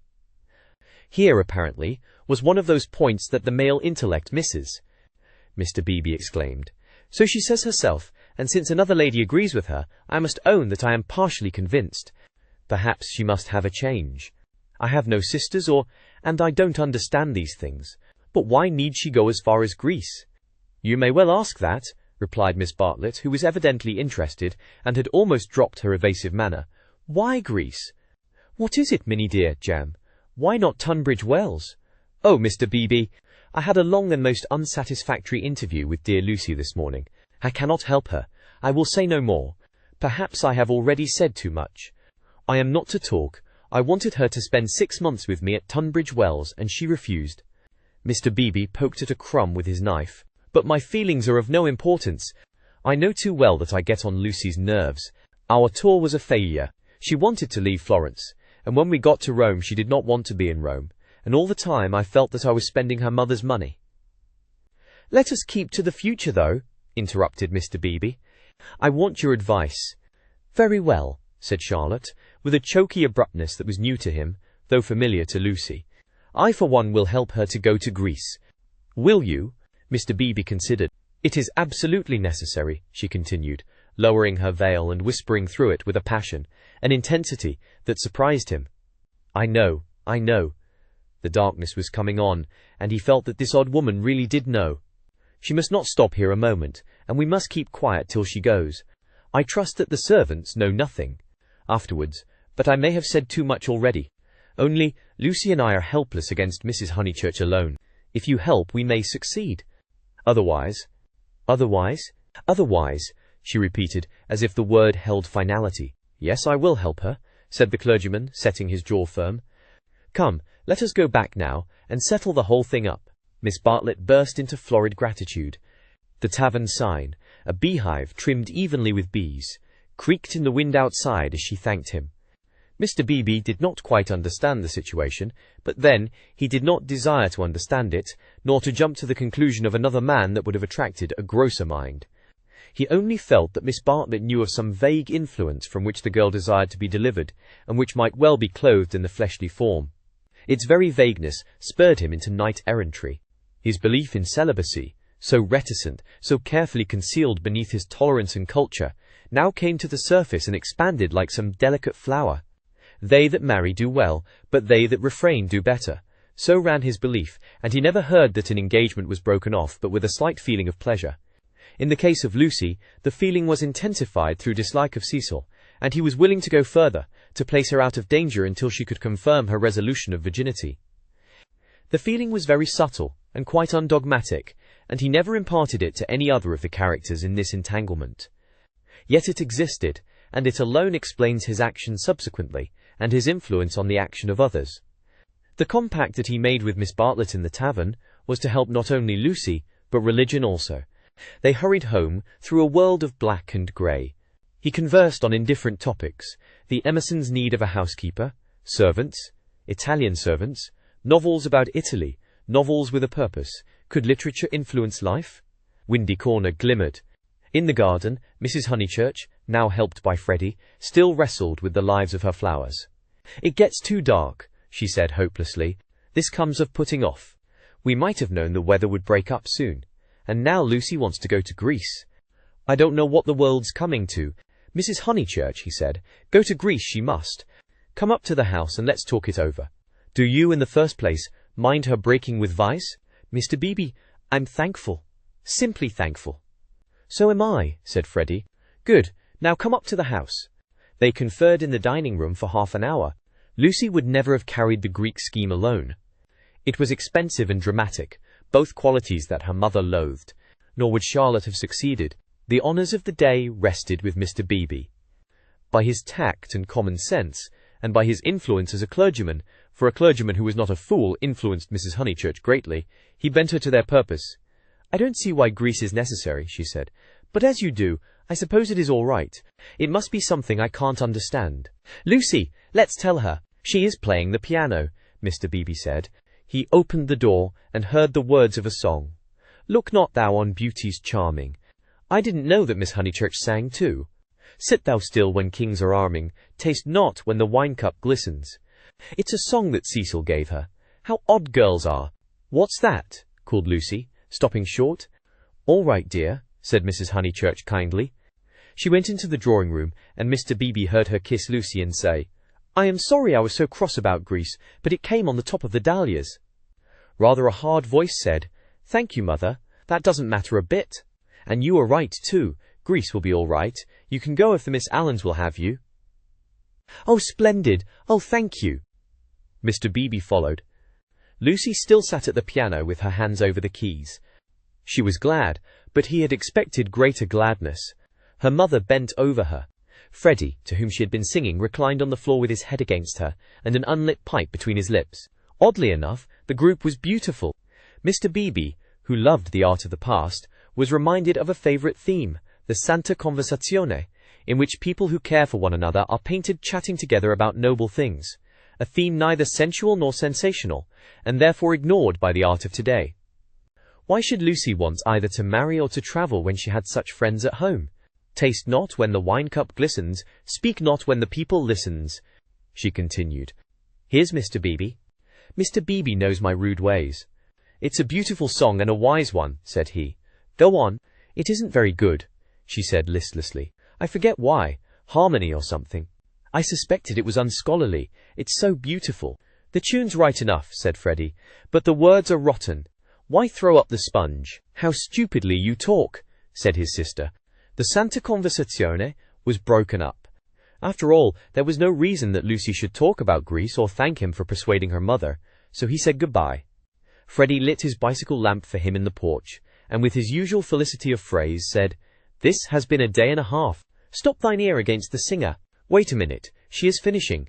From the red gold keep thy finger, vacant heart and hand and eye. Easy live and quiet die." "I love weather like this," said Freddie. Mr. Beebe passed into it. The two main facts were clear. She had behaved splendidly, and he had helped her. He could not expect to master the details of so big a change in a girl's life. If here and there he was dissatisfied or puzzled, he must acquiesce. She was choosing the better part. Vacant heart and hand and eye. Perhaps the song stated the better part rather too strongly. He half fancied that the soaring accompaniment which he did not lose in the shout of the gale, really agreed with Freddie, and was gently criticizing the words that it adorned. Vacant heart and hand and eye, easy live and quiet die. However, for the fourth time Windy Corner lay poised below him, now as a beacon in the roaring tides of darkness. Chapter 19. Lying to Mr. Emerson, the Miss Allens were found in their beloved Temperance Hotel near Bloomsbury, a clean, airless establishment much patronized by provincial England. They always perched there before crossing the great seas, and for a week or two would fidget gently over clothes, guidebooks, Mackintosh squares, digestive bread, and other continental necessaries. That there are shops abroad, even in Athens, never occurred to them, for they regarded travel as a species of warfare, only to be undertaken by those who have been fully armed at the Haymarket stores. Miss Honeychurch, they trusted, would take care to equip herself duly.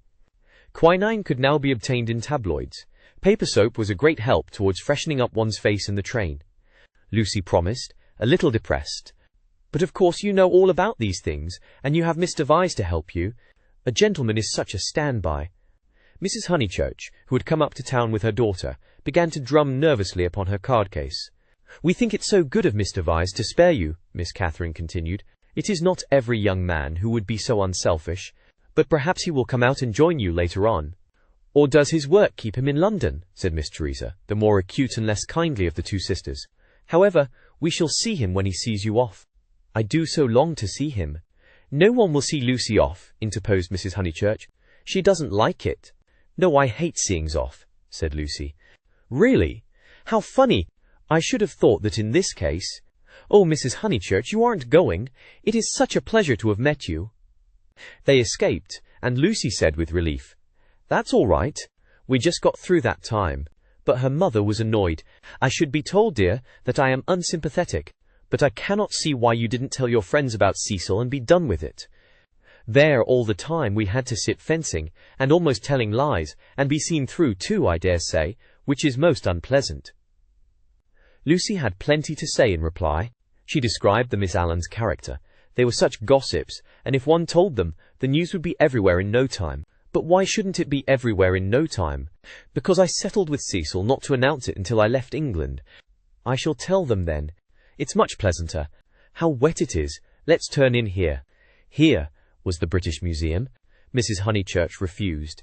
If they must take shelter, let it be in a shop. Lucy felt contemptuous, for she was on the tack of caring for Greek sculpture, and had already borrowed a mythical dictionary from Mr. Beebe to get up the names of the goddesses and gods.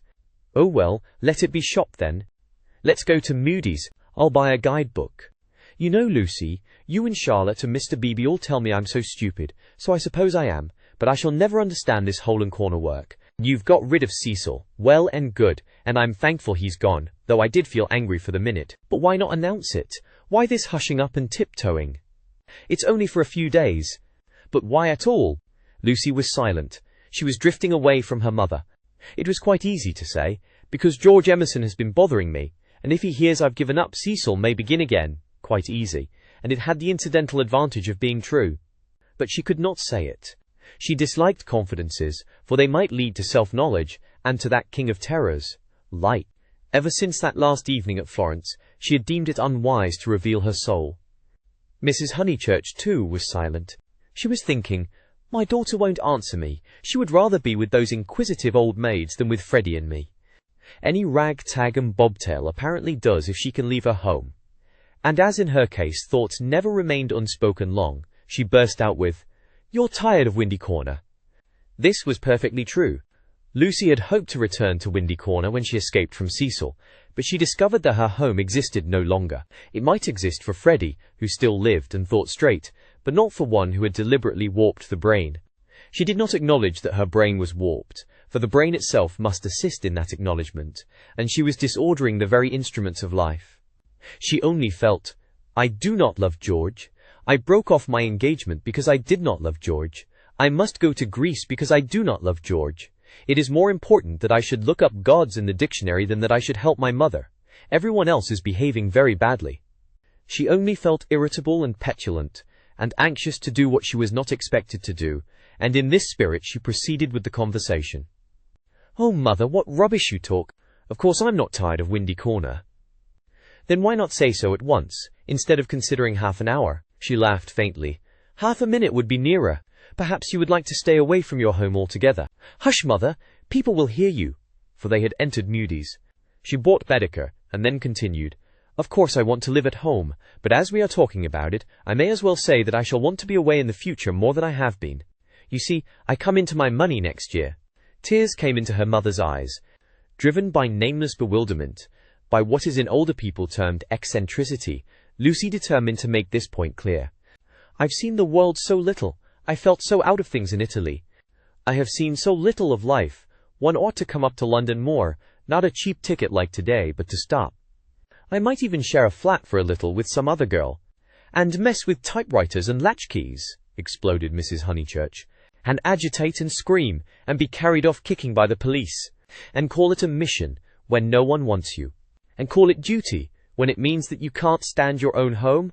And call it work, when thousands of men are starving with the competition as it is. And then to prepare yourself, find 2 doddering old ladies and go abroad with them. I want more independence, said Lucy lamely. She knew that she wanted something, and independence is a useful cry. We can always say that we have not got it. She tried to remember her emotions in Florence. Those had been sincere and passionate, and had suggested beauty rather than short skirts and latchkeys. But independence was certainly her cue. Very well. Take your independence and be gone. Rush up and down and round the world, and come back as thin as a lath with the bad food. Despise the house that your father built, and the garden that he planted, and our dear View, and then share a flat with another girl. Lucy screwed up her mouth and said, Perhaps I spoke hastily. Oh, goodness, her mother flashed. How you do remind me of Charlotte Bartlett. Charlotte, flashed Lucy in her turn, pierced at last by a vivid pain. More every moment. I don't know what you mean, mother. Charlotte and I are not the very least alike. Well, I see the likeness, the same eternal worrying, the same taking back of words. You and Charlotte trying to divide 2 apples among 3 people last night might be sisters. What rubbish! And if you dislike Charlotte so, it's rather a pity you asked her to stop. I warned you about her. I begged you, implored you not to, but of course it was not listened to. There you go. I beg your pardon? Charlotte again, my dear, that's all. Her very words. Lucy clenched her teeth. My point is that you oughtn't to have asked Charlotte to stop. I wish you would keep to the point. And the conversation died off into a wrangle. She and her mother shopped in silence, spoke little in the train, little again in the carriage, which met them at Dorking station.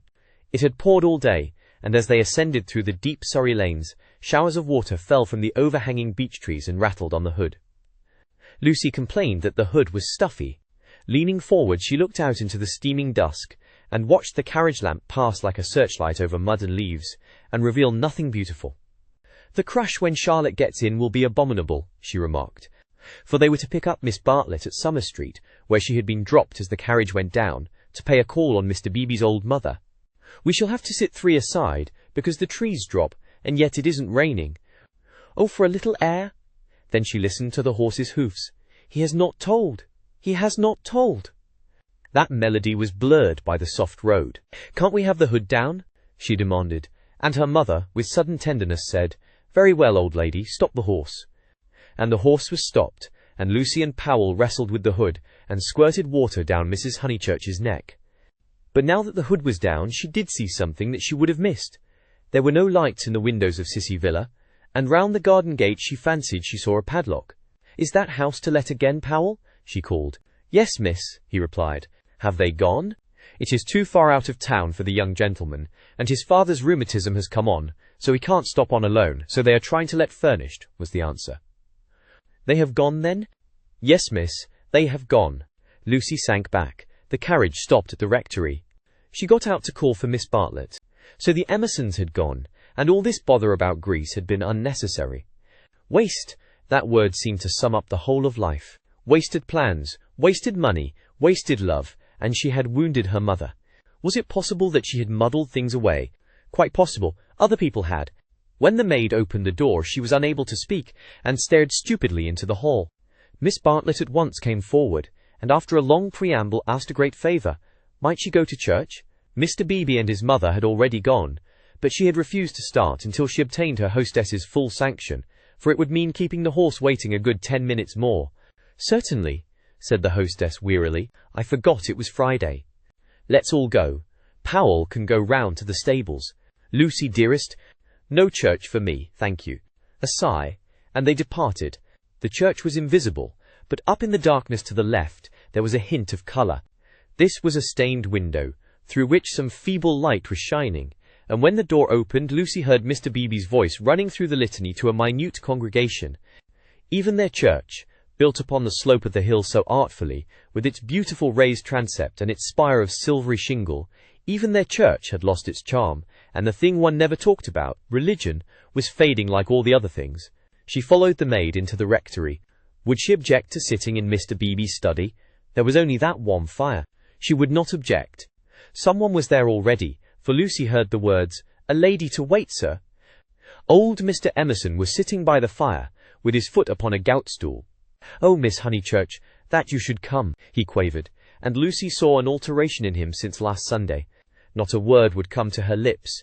George she had faced, and could have faced again, but she had forgotten how to treat his father. "Miss Honeychurch, dear, we are so sorry. George is so sorry. He thought he had a right to try. I cannot blame my boy, and yet I wish he had told me first. He ought not to have tried. I knew nothing about it at all. If only she could remember how to behave." He held up his hand. "But you must not scold him." Lucy turned her back, and began to look at Mr. Beebe's books. "I taught him," he quavered, "to trust in love. I said, when love comes, that is reality. I said, passion does not blind. No passion is sanity, and the woman you love, she is the only person you will ever really understand." He sighed. "True, everlastingly true, though my day is over, and though there is the result. Poor boy, he is so sorry. He said he knew it was madness when you brought your cousin in, that whatever you felt you did not mean. Yet," his voice gathered strength, he spoke out to make certain, "Miss Honeychurch, do you remember Italy?" Lucy selected a book, a volume of Old Testament commentaries. Holding it up to her eyes, she said, "I have no wish to discuss Italy, or any subject connected with your son. But you do remember it. He has misbehaved himself from the first. I only was told that he loved you last Sunday. I never could judge behavior. I suppose he has." Feeling a little steadier, she put the book back and turned round to him. His face was drooping and swollen, but his eyes, though they were sunken deep, gleamed with a child's courage. "Why, he has behaved abominably," she said. "I am glad he is sorry. Do you know what he did?" "Not abominably," was the gentle correction. "He only tried when he should not have tried. You have all you want, Miss Honeychurch. You are going to marry the man you love. Do not go out of George's life, saying he is abominable." "No, of course," said Lucy, ashamed at the reference to Cecil. "Abominable is much too strong. I am sorry I used it about your son. I think I will go to church, after all. My mother and my cousin have gone. I shall not be so very late, especially as he has gone under," he said quietly. "What was that?" "Gone under naturally." He beat his palms together in silence. His head fell on his chest.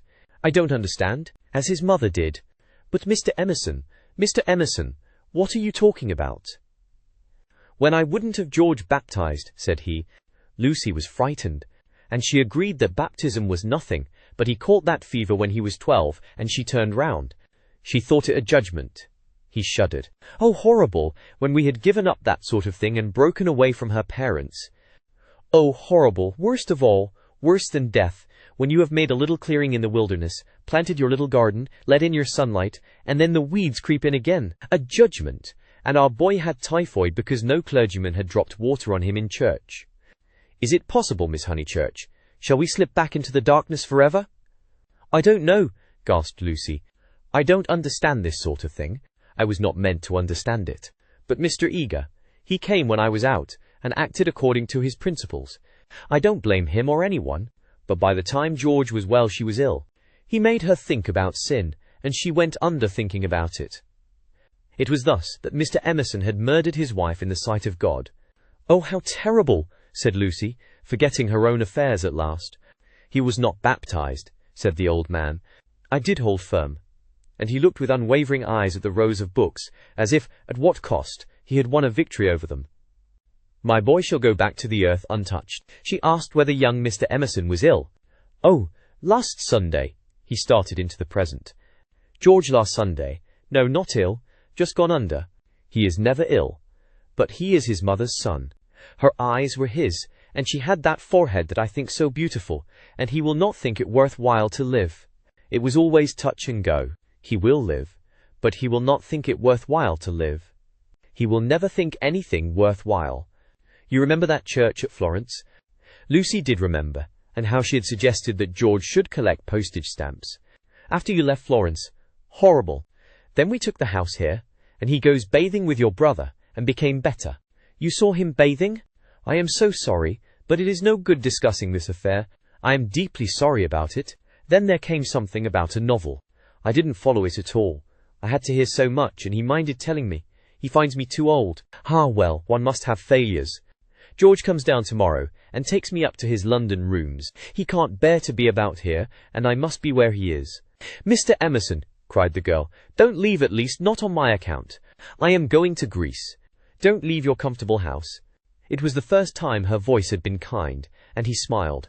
How good everyone is. And look at Mr. Beebe housing me. Came over this morning and heard I was going. Here I am so comfortable with a fire. Yes, but you won't go back to London. It's absurd. I must be with George. I must make him care to live, and down here he can't. He says the thought of seeing you, and of hearing about you. I am not justifying him. I am only saying what has happened. Oh, Mr. Emerson, she took hold of his hand. You mustn't. I've been bother enough to the world by now. I can't have you moving out of your house when you like it, and perhaps losing money through it, all on my account. You must stop. I am just going to Greece. All the way to Greece? Her manner altered. To Greece? So you must stop. You won't talk about this business, I know. I can trust you both.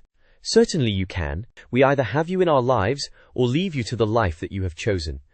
I shouldn't want... I suppose Mr. Vyse is very angry with George? No, it was wrong of George to try. We have pushed our beliefs too far. I fancy that we deserve sorrow. She looked at the books again. Black, brown, and that acrid theological blue.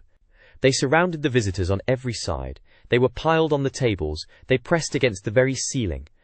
To Lucy, who could not see that Mr. Emerson was profoundly religious, and differed from Mr. Beebe chiefly by his acknowledgment of passion, it seemed dreadful that the old man should crawl into such a sanctum when he was unhappy, and be dependent on the bounty of a clergyman.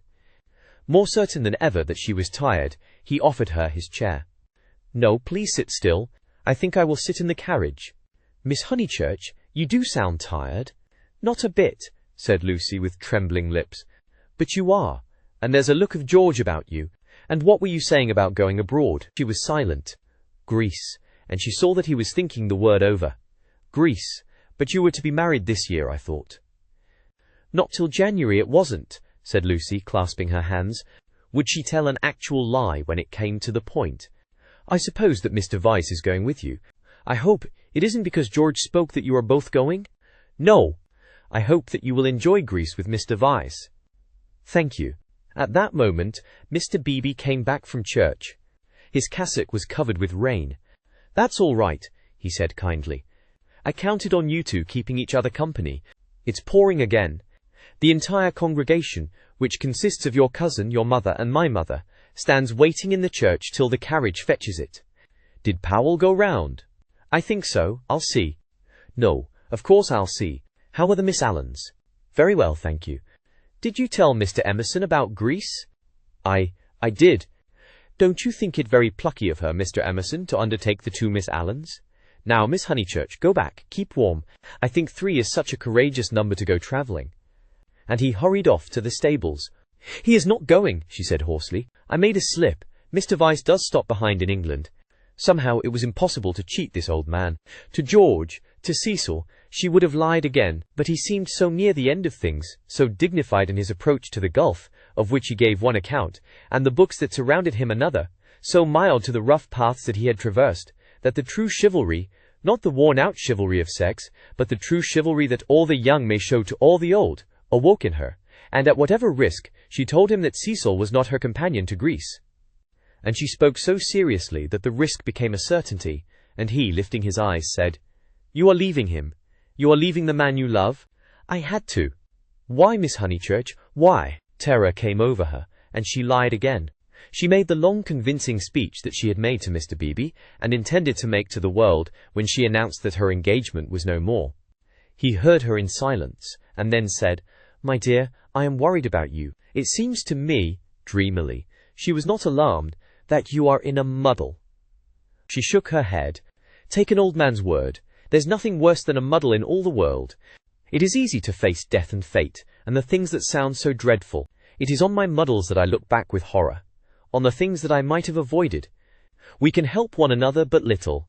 I used to think I could teach young people the whole of life, but I know better now, and all my teaching of George has come down to this: beware of muddle. Do you remember in that church, when you pretended to be annoyed with me and weren't? Do you remember before, when you refused the room with the view? Those were muddles, little, but ominous, and I am fearing that you are in one now." She was silent.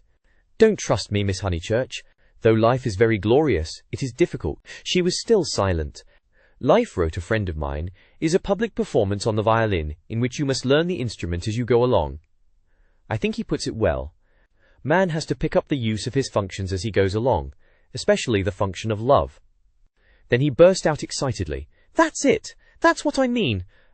You love George!" And after his long preamble, the 3 words burst against Lucy like waves from the open sea.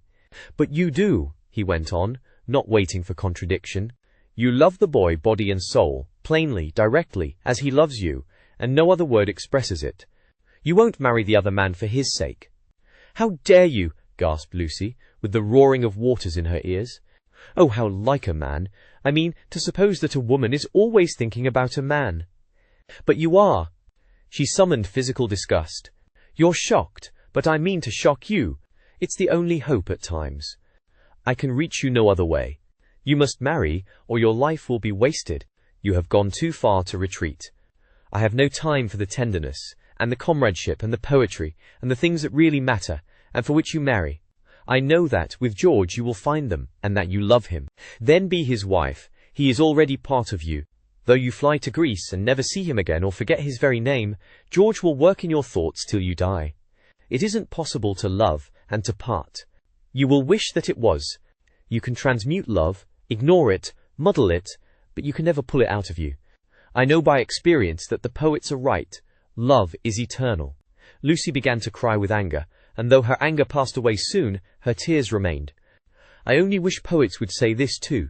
Love is of the body, not the body, but of the body. Ah, the misery that would be saved if we confessed that. Ah, for a little directness to liberate the soul. Your soul, dear Lucy. I hate the word now, because of all the cant with which superstition has wrapped it round. But we have souls. I cannot say how they came nor whither they go, but we have them, and I see you ruining yours. I cannot bear it. It is again the darkness creeping in. It is hell." Then he checked himself. "What nonsense I have talked! How abstract and remote! And I have made you cry. Dear girl, forgive my prosiness. Marry my boy. When I think what life is, and how seldom love is answered by love, marry him. It is one of the moments for which the world was made." She could not understand him. The words were indeed remote. Yet as he spoke, the darkness was withdrawn, veil after veil, and she saw to the bottom of her soul. "Then, Lucy, you frightened me," she moaned. "Cecil, Mr. Beebe, the tickets bought, everything." She fell sobbing into the chair. "I'm caught in the tangle. I must suffer and grow old away from him. I cannot break the whole of life for his sake." A carriage drew up at the front door. "Give George my love, once only. Tell him muddle." Then she arranged her veil, while the tears poured over her cheeks and sighed. "Lucy?" "No, they are in the hall. Oh, please not, Mr. Emerson. They trust me." "But why should they, when you have deceived them?" Mr. Beebe opened the door, saying, "Here's my mother." "You're not worthy of their trust." "What's that?" said Mr. Beebe sharply. "I was saying, why should you trust her when she deceived you? 1 minute, mother." He came in and shut the door. "I don't follow you, Mr. Emerson. To whom do you refer?" "Trust whom? I mean, she has pretended to you that she did not love George. They have loved one another all along." Mr. Beebe looked at the sobbing girl. He was very quiet, and his white face, with its ruddy whiskers, seemed suddenly inhuman. A long black column he stood, and awaited her reply. "I shall never marry him," quavered Lucy. A look of contempt came over him, and he said, "Why not?" Mr. Beebe, I have misled you. I have misled myself. Oh, rubbish, Miss Honeychurch. It is not rubbish, said the old man hotly. It's the part of people that you don't understand. Mr. Beebe laid his hand on the old man's shoulder pleasantly. Lucy, Lucy, called voices from the carriage. Mr. Beebe, could you help me? He looked amazed at the request, and said in a low, stern voice, I am more grieved than I can possibly express. It is lamentable, lamentable, incredible. What's wrong with the boy? Fired up the other again. Nothing, Mr. Emerson, except that he no longer interests me. Marry George, Miss Honeychurch. He will do admirably. He walked out and left them. They heard him guiding his mother upstairs. Lucy, the voices called. She turned to Mr. Emerson in despair, but his face revived her. It was the face of a saint who understood. Now it is all dark. Now beauty and passion seem never to have existed. I know. But remember the mountains over Florence and the view. Ah, dear, if I were George and gave you one kiss, it would make you brave. You have to go cold into a battle that needs warmth, out into the muddle that you have made yourself, and your mother and all your friends will despise you, oh my darling, and rightly, if it is ever right to despise. George still dark, all the tussle and the misery without a word from him. Am I justified? Into his own eyes tears came. Yes, for we fight for more than love or pleasure. There is truth. Truth counts. Truth does count. You kiss me, said the girl. You kiss me. I will try. He gave her a sense of deities reconciled, a feeling that, in gaining the man she loved, she would gain something for the whole world. Throughout the squalor of her homeward drive she spoke at once. His salutation remained. He had robbed the body of its taint, the world's taunts of their sting. He had shown her the holiness of direct desire. She never exactly understood, she would say in after years, how he managed to strengthen her. It was as if he had made her see the whole of everything at once. Chapter 20. The end of the Middle Ages. The Miss Allens did go to Greece, but they went by themselves. They alone of this little company will double Malaya and plough the waters of the Saronic Gulf. They alone will visit Athens and Delphi, and either shrine of intellectual song, that upon the Acropolis, encircled by blue seas, that under Parnassus, where the eagles build and the bronze charioteer drives undismayed towards infinity. Trembling, anxious, cumbered with much digestive bread, they did proceed to Constantinople. They did go round the world. The rest of us must be contented with a fair, but a less arduous, goal. Italiam petimus. We return to the pension Bertolini. George said it was his old room. No, it isn't, said Lucy, because it is the room I had, and I had your father's room. I forget why. Charlotte made me, for some reason. He knelt on the tiled floor and laid his face in her lap. George, you baby, get up. Why shouldn't I be a baby? Murmured George. Unable to answer this question, she put down his sock, which she was trying to mend, and gazed out through the window. It was evening, and again the spring. Oh, bother Charlotte, she said thoughtfully. What can such people be made of? Same stuff as parsons are made of. Nonsense. Quite right. It is nonsense. Now you get up off the cold floor, or you'll be starting rheumatism next, and you stop laughing and being so silly. Why shouldn't I laugh? He asked, pinning her with his elbows and advancing his face to hers. What's there to cry at? Kiss me here. He indicated the spot where a kiss would be welcome. He was a boy after all. When it came to the point, it was she who remembered the past, she into whose soul the iron had entered, she who knew whose room this had been last year. It endeared him to her strangely, that he should be sometimes wrong. Any letters? He asked. Just a line from Freddie. Now kiss me here, then here. Then, threatened again with rheumatism, he strolled to the window, opened it, as the English will, and leant out. There was the parapet, there the river, there to the left the beginnings of the hills. The cab driver, who at once saluted him with the hiss of a serpent, might be that very Phaethon who had set this happiness in motion 12 months ago. A passion of gratitude, all feelings grow to passions in the South, came over the husband, and he blessed the people and the things who had taken so much trouble about a young fool. He had helped himself, it is true, but how stupidly. All the fighting that mattered had been done by others, by Italy, by his father, by his wife. Lucy, you come and look at the cypresses, and the church, whatever its name is, still shows. San Miniato. I'll just finish your sock. Signorino, domani faremo uno giro, called the cabman with engaging certainty. George told him that he was mistaken. They had no money to throw away on driving. And the people who had not meant to help, the Miss Lavishes, the Cecils, the Miss Bartletts. Ever prone to magnify fate, George counted up the forces that had swept him into this contentment. Anything good in Freddie's letter? Not yet. His own content was absolute, but hers held bitterness. The Honeychurches had not forgiven them. They were disgusted at her past hypocrisy. She had alienated Windy Corner perhaps forever. What does he say? Silly boy. He thinks he's being dignified. He knew we should go off in the spring, he has known it for 6 months, that if Mother wouldn't give her consent we should take the thing into our own hands. They had fair warning, and now he calls it an elopement. Signorino, domani faremo uno giro. But it will all come right in the end. He has to build us both up, from the beginning again. I wish though that Cecil had not turned so cynical about women. He has for the second time, quite altered. Why will men have theories about women? I haven't any about men. I wish too that Mr. Beebe— You may well wish that. He will never forgive us. I mean, he will never be interested in us again. I wish that he did not influence them so much at Windy Corner. I wish he hadn't, but if we act the truth, the people who really love us are sure to come back to us in the long run. Perhaps. Then he said more gently, Well, I acted the truth, the only thing I did do, and you came back to me. So possibly you know. He turned back into the room. Nonsense with that sock. He carried her to the window so that she, too, saw all the view. They sank upon their knees, invisible from the road they hoped, and began to whisper one another's names. Ah, it was worthwhile. It was the great joy that they had expected, and countless little joys of which they had never dreamt. They were silent. Signorino, domani faremo— Oh, bother that man. But Lucy remembered the vendor of photographs and said, No, don't be rude to him. Then with a catching of her breath she murmured, Mr. Eager and Charlotte, dreadful frozen Charlotte. How cruel she would be to a man like that. Look at the lights going over the bridge. But this room reminds me of Charlotte. How horrible to grow old in Charlotte's way. To think that evening at the rectory that she shouldn't have heard your father was in the house.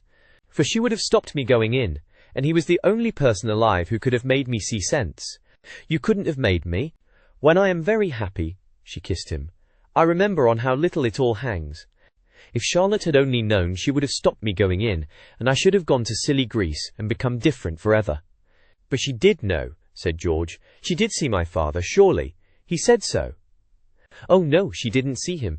She was upstairs with old Mrs. Beebe, don't you remember, and then went straight to the church. George was obstinate again. My father, said he, saw her, and I prefer his word. He was dozing by the study fire, and he opened his eyes, and there was Miss Bartlett. A few minutes before you came in. She was turning to go as he woke up. He didn't speak to her. Then they spoke of other things, the desultory talk of those who have been fighting to reach one another, and whose reward is to rest quietly in each other's arms. It was long ere they returned to Miss Bartlett, but when they did, her behaviour seemed more interesting. George, who disliked any darkness, said, It's clear that she knew. Then why did she risk the meeting? She knew he was there, and yet she went to church. They tried to piece the thing together. As they talked, an incredible solution came into Lucy's mind. She rejected it and said, How like Charlotte to undo her work by a feeble muddle at the last moment. But something in the dying evening, in the roar of the river, in their very embrace, warned them that her words fell short of life, and George whispered, Or did she mean it? Mean what? Signorino, domani faremo uno giro. Lucy bent forward and said with gentleness, Lascia, prego, lascia. Siamo sposati. Scusi tanto, signora, he replied in tones as gentle, and whipped up his horse. Buonasera, e grazie. Niente. The cabman drove away singing. Mean what, George? He whispered. Is it this? Is this possible? I'll put a marvel to you. That your cousin has always hoped, that from the very first moment we met, she hoped, far down in her mind, that we should be like this, of course very far down. That she fought us on the surface, and yet she hoped. I can't explain her any other way. Can you? Look how she kept me alive in you all the summer, how she gave you no peace, how month after month she became more eccentric and unreliable. The sight of us haunted her, or she couldn't have described us as she did to her friend. There are details. It burnt. I read the book afterwards. She is not frozen, Lucy. She is not withered up all through. She tore us apart twice. But in the rectory that evening, she was given one more chance to make us happy. We can never make friends with her, or thank her, but I do believe that far down in her heart, far below all speech and behaviour, she is glad. "It is impossible," murmured Lucy, and then, remembering the experiences of her own heart, she said, "No, it is just possible." Youth enwrapped them. The song of Phaethon announced passion requited, love attained. But they were conscious of a love more mysterious than this. The song died away. They heard the river, bearing down the snows of winter into the Mediterranean. Thank you for tuning in to Vibe. We hope you enjoyed this journey. Please consider liking, commenting, and subscribing to our channel. Check out our playlist or explore Vibe for more classic stories. Until next time, happy listening.